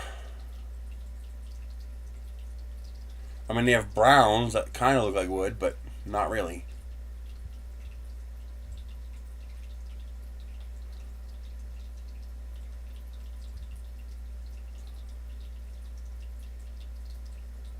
I mean, they have wood-colored PETG, but not wood-filled.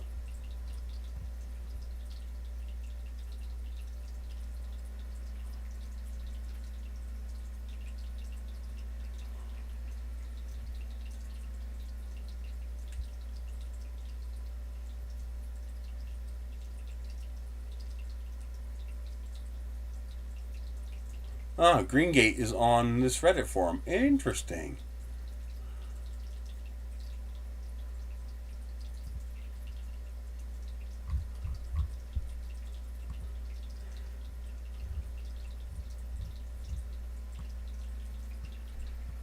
Here's what I'm thinking.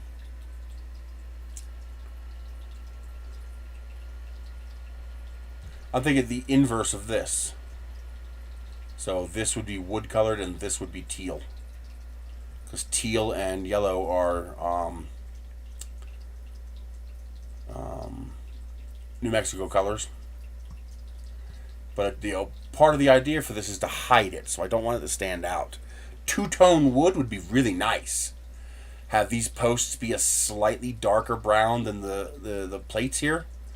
That would be awesome. Oh man, that would look hot.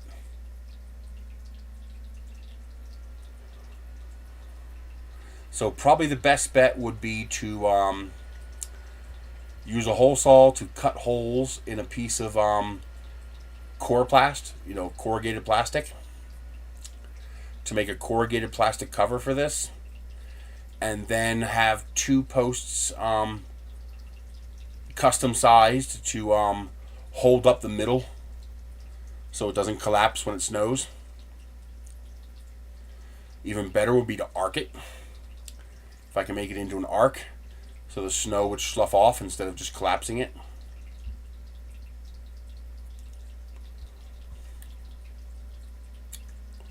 And that would also get rid of the need for this.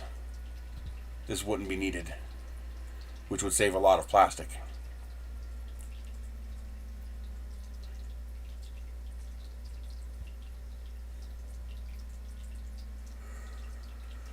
Okay, I'm liking it. I'm liking this a lot.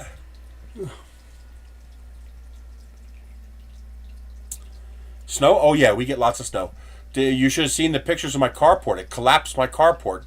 30,000 pounds of snow on top of my carport. Yeah, we got like 18 inches of really wet snow. Destroyed my carport.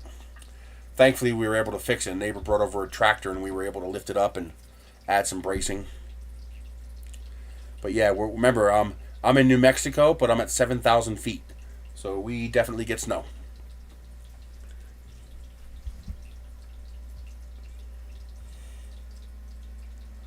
I'm pleased. I like this. I like this a lot. Now, I wish I could print this as one piece. That would be nice, to be able to print this as one piece. That would also let me print 3 at a time, if I had a 600 by 600 bed.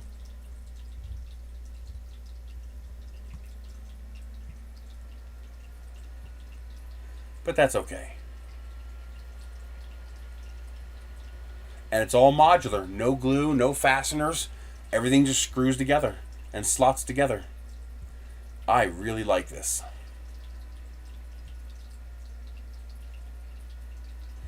My one concern is, should I make these thicker than 5 millimeters? I mean, this would be a hell of a lot stronger if these were 10 millimeters. And that would only add about 1 kilogram of plastic. I mean, that's not that much. When you're printing a 7 kilogram project, adding 1 more kilogram is just not that big a deal.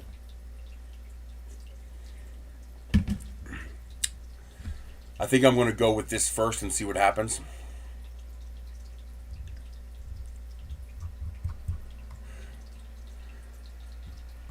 Because I'll know, after printing a couple of these, I'll know right away if it's not going to be strong enough.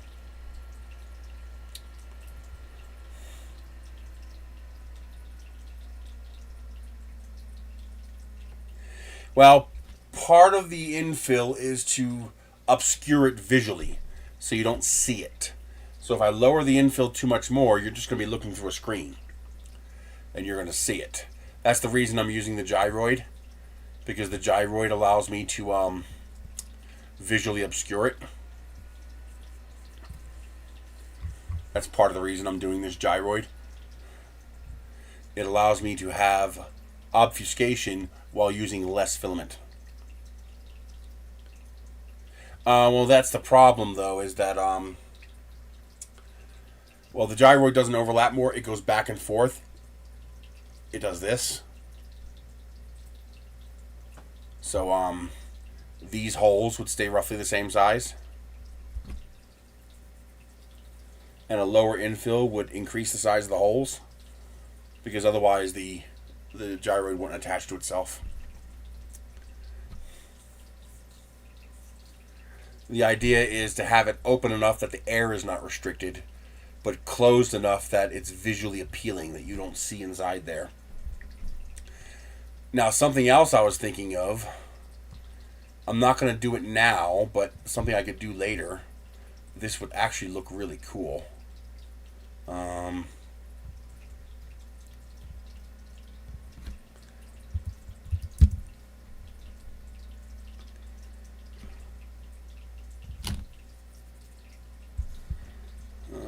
Let's see, this here.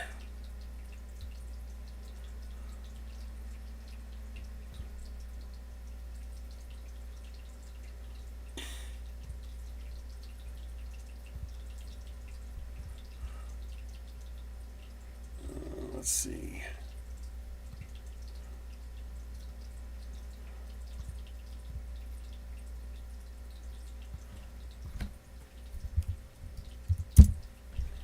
All right.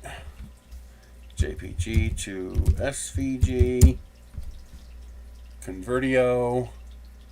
Boy, if anybody finds an offline version of this, let me know. I would love an offline version of just a simple converter to convert images into SVGs as cleanly as this thing does. It'd just be nice to not depend on a website. Although this does more than just convert it, it also smooths it and cleans it up.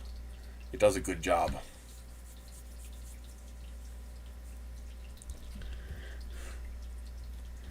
Yeah, if that pattern actually moved around instead of just repeating, like if it did this, now that would be pretty cool, because then you can make it thick enough you can cover up almost anything. Hi.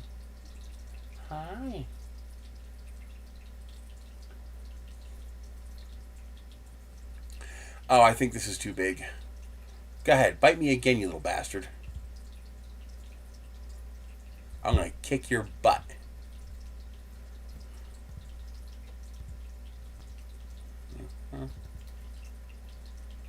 It's okay, I can shrink it.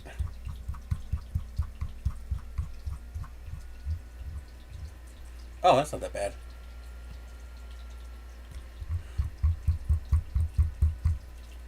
All right.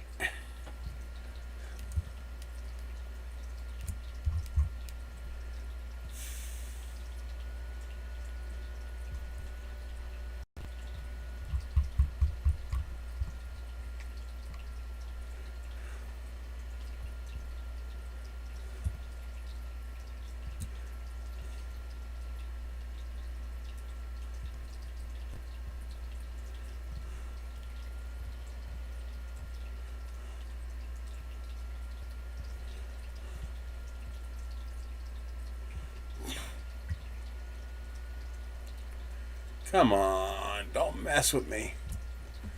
I could also do this. Oh, first let's copy this.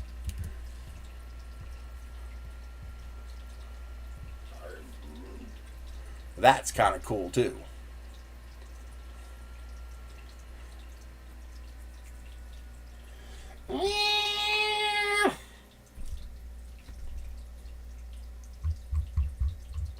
Well, that's not going to work.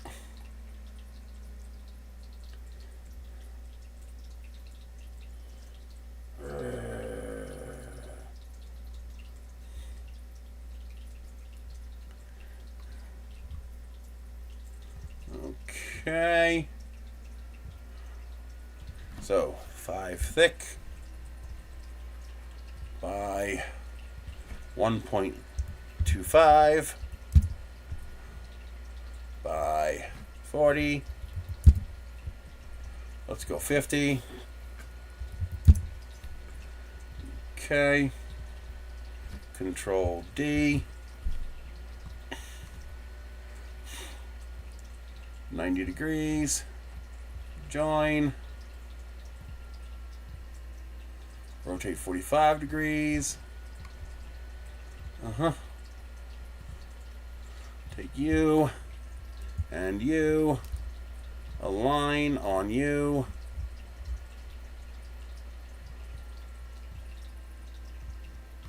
Okay. We join you. And then we join you. There. We have to connect that center wall Zia. Even if I only do like 1 or 2, this would look pretty cool.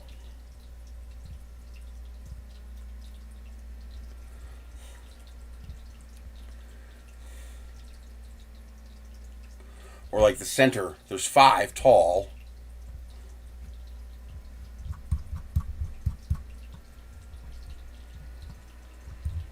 Yeah, there's 5 levels, so just doing this center one, or just the top one, or just this one here. You know, doing 1 row with the Zia symbols would be pretty cool.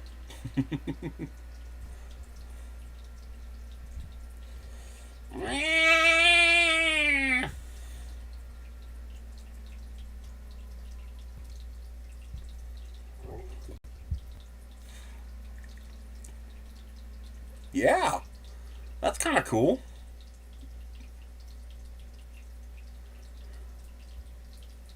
I could even make that solid if I wanted to. Ow! And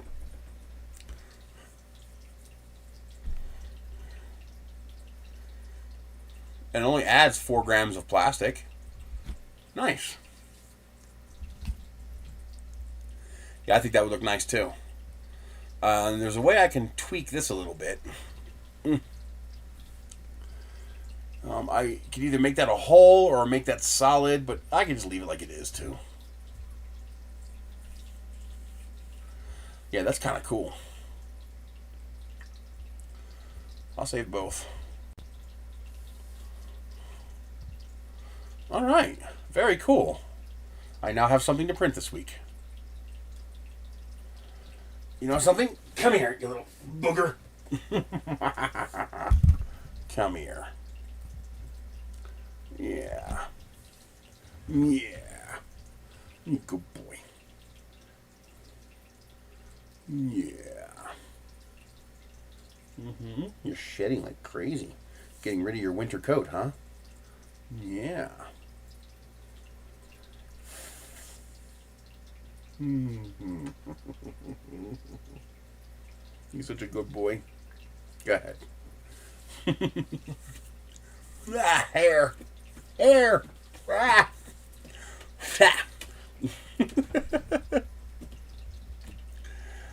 All right, I think that's it. I'm going to start printing that. I think that's going to look good. If I could think of an equitable way to 3D print the roof, I might try to do that.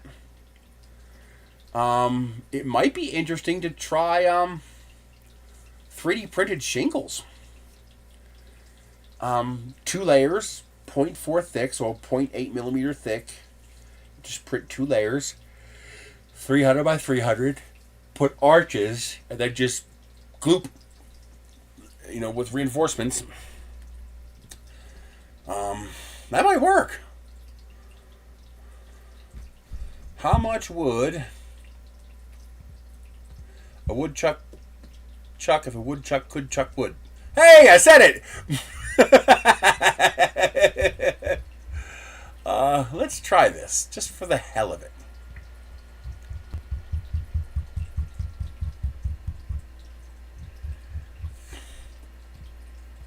So, 0.8. Leave him alone! Bastard. I wonder.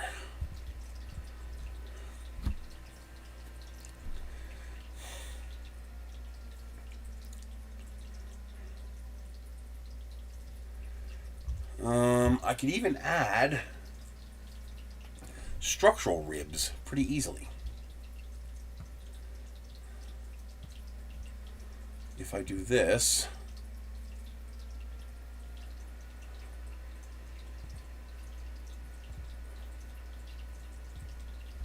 uh, 1.65 by, let's do a 20 millimeter, 10 millimeter span. So this would be 5 and 5. 5 and 5 would equal 290. So that'd be, 290. 290. And let's make it 3 millimeters tall.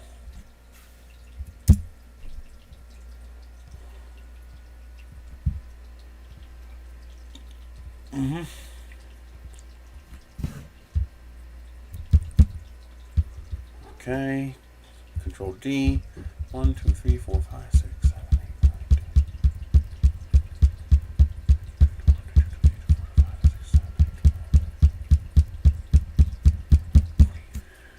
8, 9, 10. D. Let's try this. Get you, join, get you, align this way, join. Let's see how much plastic that takes.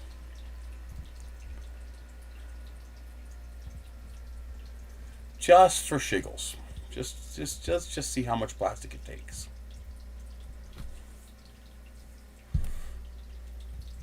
Oh, yeah, let me get the screen. Desktop. Okay. Just for the hell of it.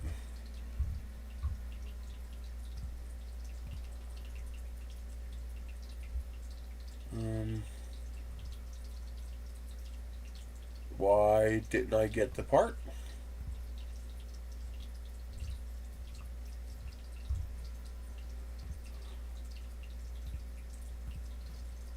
Oh, it's still exporting.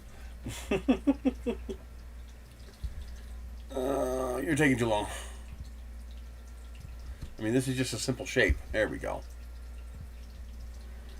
Okay.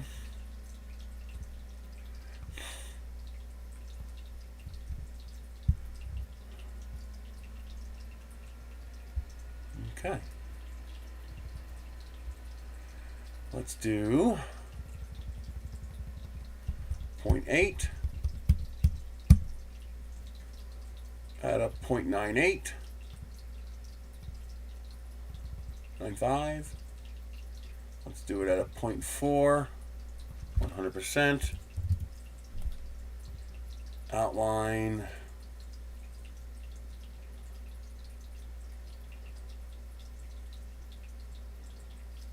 Yeah, 2 is fine. 2 bottom layers. Infill. 0.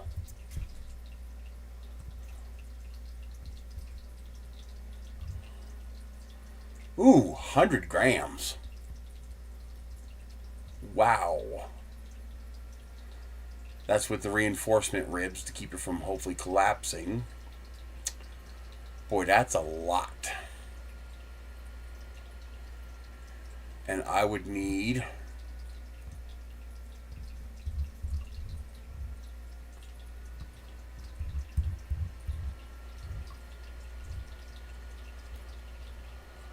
One, two, three, four, five, six, seven. I would need 8 of them. That's not that bad. Or is it? Wait a minute. What was it again? Yeah, it's only 800 grams. So a single roll of filament would do it. Plus, I would have to print the ribs, the stringers. I'd have to print the stringers. But that would work. In theory, I could make that work. I got to think about that.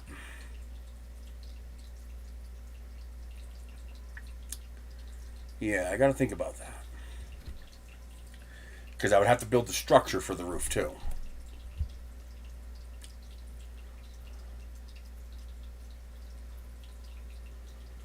I mean, that's not horrendous. That's not like the end of the world. I might even print one of these just to see how strong it is. Just to mess with it and play with it.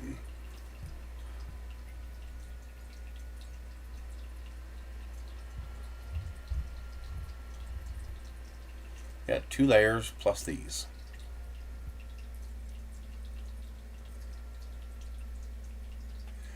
Well, 800 grams is going to cost me less than buying the corrugated plastic. That's the reason I'm considering it. A kilogram of plastic is $10. And I'm currently paying a lot less than $10, but this deal is not going to last forever. So about $10 or $12 for a kilogram of PETG. That means 800 grams. So probably about 1.5 kilograms when you include the stringers. But if I use a Coroplast roof, I'm going to have to print the stringers anyway. The only way I don't have to print the stringers is if I use a piece of plywood. Now, the plywood would cost me more than a kilogram of plastic. It's going to cost more than $10 to buy a piece of plywood unless I happen to have a piece lying around. You know, if I can scavenge a piece of plywood, then yes. But if I can't scavenge a piece of plywood, this would actually be cheaper. The only problem is the printing cost. And that's not much either. It's 2 hours and 14 minutes each.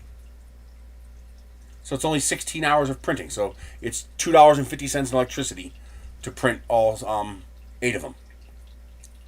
That's not bad. That's really not bad at all. This might actually be worth it. This might actually be worth it. I didn't realize it was that cheap. Well, strength is not a problem really, as long as I have enough of a slope. If the slope is sufficient that the snow sloughs off, then strength is not a problem. You just need to keep the deformation down. And there's going to be a 10 millimeter wide stringer every 300 millimeters. And then I have these 1.6 millimeter reinforcement ribs every 40 millimeters. So the stringers will keep it from collapsing plate to plate. And these ribs will give it stiffness this way so it doesn't do that. Wind and rain, yes, plenty. Snow, not sure. For snow, it would probably be better if I just did a standard A roof. You know, an A-frame roof. That would be substantially better if I did just a standard A-frame roof.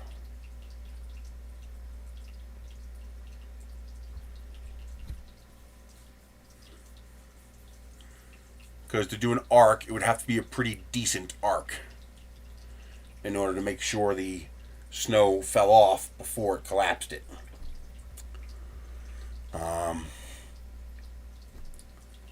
And contrary to popular belief, the machine is not going to heat it up because it's actually going to make it colder. Because it's going to be moving heat from outside to inside, which means it'll be moving cold from inside to outside. So the outside will actually be colder in the wintertime. And it's only 2 layers thick, but remember it's a 0.4 millimeter layer. So that's 0.8 millimeters of PETG. That's pretty strong. As long as you engineer it correctly. This might be worth it to completely 3D print this, because a sheet of Coroplast is going to cost me $50. And that's if I could find a piece to buy, which is going to be tough. 12, 24, 30, 40. That's 4 foot. Although this, I don't think this needs to be 4 feet. This might end up being a lot smaller. I actually have to go measure the mini split. For example, I'm assuming just for symmetry. I'm assuming just for symmetry that this is what I need. What I might need is actually only 3 panels. I might only need 900 millimeters. In which case, I can get rid of this and I can get rid of this. And I might only need 300 millimeters deep. In which case I can get rid of all this and just move it up here. Interesting. I gotta go measure this thing, because this might be hugely overkill. I mean, this is 3, 6, 9, 12. Well, let's see how big it is. This is 1.5 meters by 7 decimeters. I do not think my mini split is that big. Mini split. I think it's a 12,000. Is it 12,000 or 9,000? I think it's 12,000.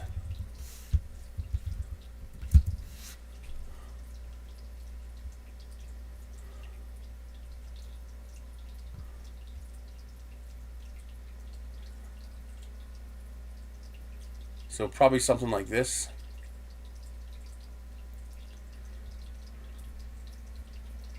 Okay.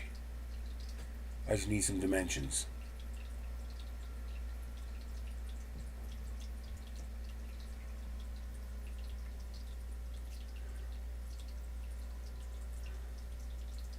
Uh, 17 seer is actually pretty good for a small unit like that.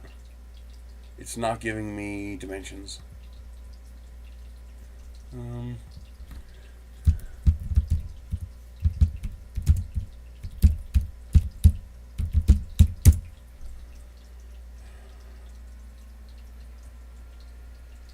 A foot wide and 2.5 feet wide and a foot deep. Yeah, that looks pretty close to it. And that's actually, I think, a whirlpool. No, it's not. Okay. So 33 inches by 25 inches. So it is tall enough. Oh, no, actually, I need to make it a little taller. But I can just increase the footing on the bottom. And, of course, there's no way for me to stop this without doing this. I hate Messenger.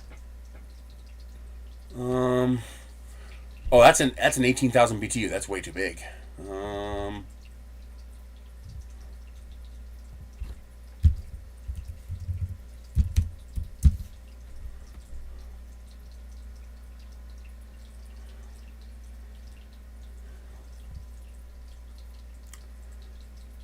Okay, Costway. Wow, a 21 seer, 12,000 BTU? That's really good. Yeah, it's also $700. That's why. That's a really high rating. All right, so 27 by 21. So my double stack is tall enough. Matter of fact, it might be exactly tall enough, which means the mini split unit itself might be the brace for the ceiling. Meaning I might not need much in the way of stringers. All right, so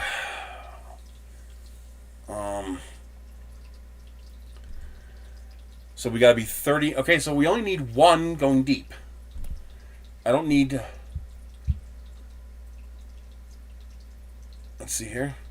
I do not need any of this. You're gone, and you're gone.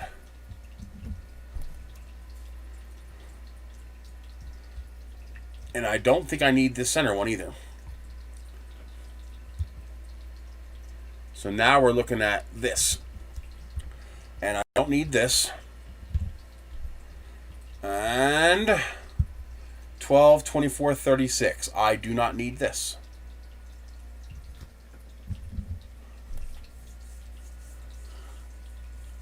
Let's do this. Hide you.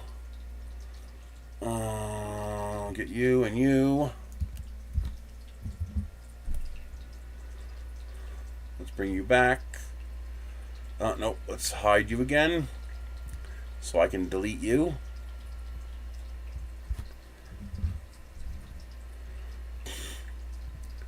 Bring it back. I am pretty sure this is going to be enough.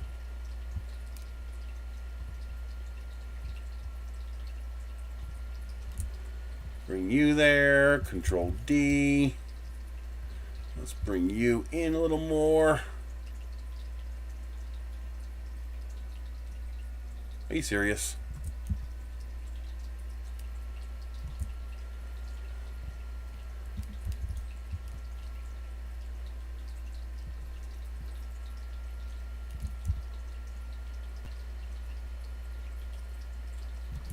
Yeah, oh, we're definitely doing this. Oh, yeah. I made this way overkill. I made this so much bigger than it needs to be. That's what we need, right there. And we'll just do a single Zia panel right there in the middle, or right here on top. Yep, this is it. Yep. In fact, I might even shorten these posts or lift up the AC unit a little bit so that when I put the roof on it, I don't even need any stringers. Just a couple stringers to hold it together like a frame, and it'll sit right on top of the mini split, and the mini split itself will be the support brace. Yeah, that should work right there. Oh, that dramatically reduces the amount of plastic. Now I need 1, 2, and 3/4. I need 2 2/3 for the posts, and with this, I need 5, 10, 15, 20, 25 at 40 grams each. Which means it might be worth jumping this up to 10 millimeters thick, since it's nowhere near as big as I thought it was going to be. Let's see here. I still have to measure it, of course, to verify this. 40 times 25. It's 1 kilogram for the panels. So now we're looking at less than 4 kilograms to do the whole damn thing. Less than 4.5, maybe 5, to do everything, including the roof. Oh, I need a scratcher really bad. I got an itch.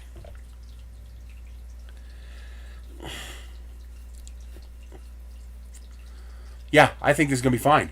And with this, I only need 3 panels for the freaking roof, which means I can afford to beef up the roof if I want. Because I only need 3 panels to cover the whole thing. Oh, yeah. Yeah, we're 3D printing the whole thing. Oh, that felt so good. I got scratchies. Because 300 by 300. 1, 2, 3. Yeah, this is good. This is good. I got to figure out a way of interfacing this roof. Probably...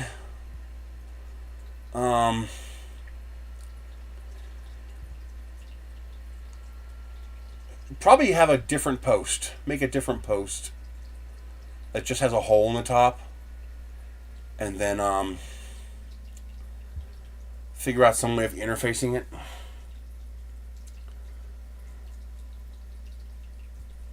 Yeah, this is gonna work. This is gonna work nicely.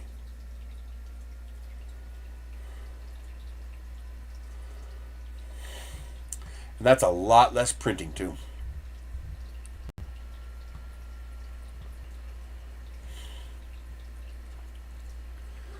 And this is approximately 1.1 meters by 1/2 meter, which means this is big enough to enclose that mini split. It should be. All right, I'm going to call it for tonight.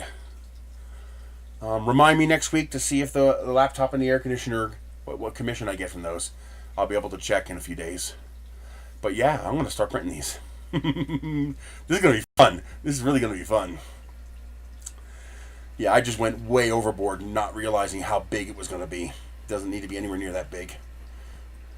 I might beef up the panels a little bit. Even going to like 8 millimeters would add quite a bit of thickness. Without adding all that much plastic. Instead of taking a kilogram, it would take like 1.3, and I'm fine with that. Yeah, this is cool. All right, that's it. I will see you guys later. I'm going to call it quits for tonight. My kitty cat says hello. Hi, kitty cat. I will see you guys later. Thank you very much for supporting me.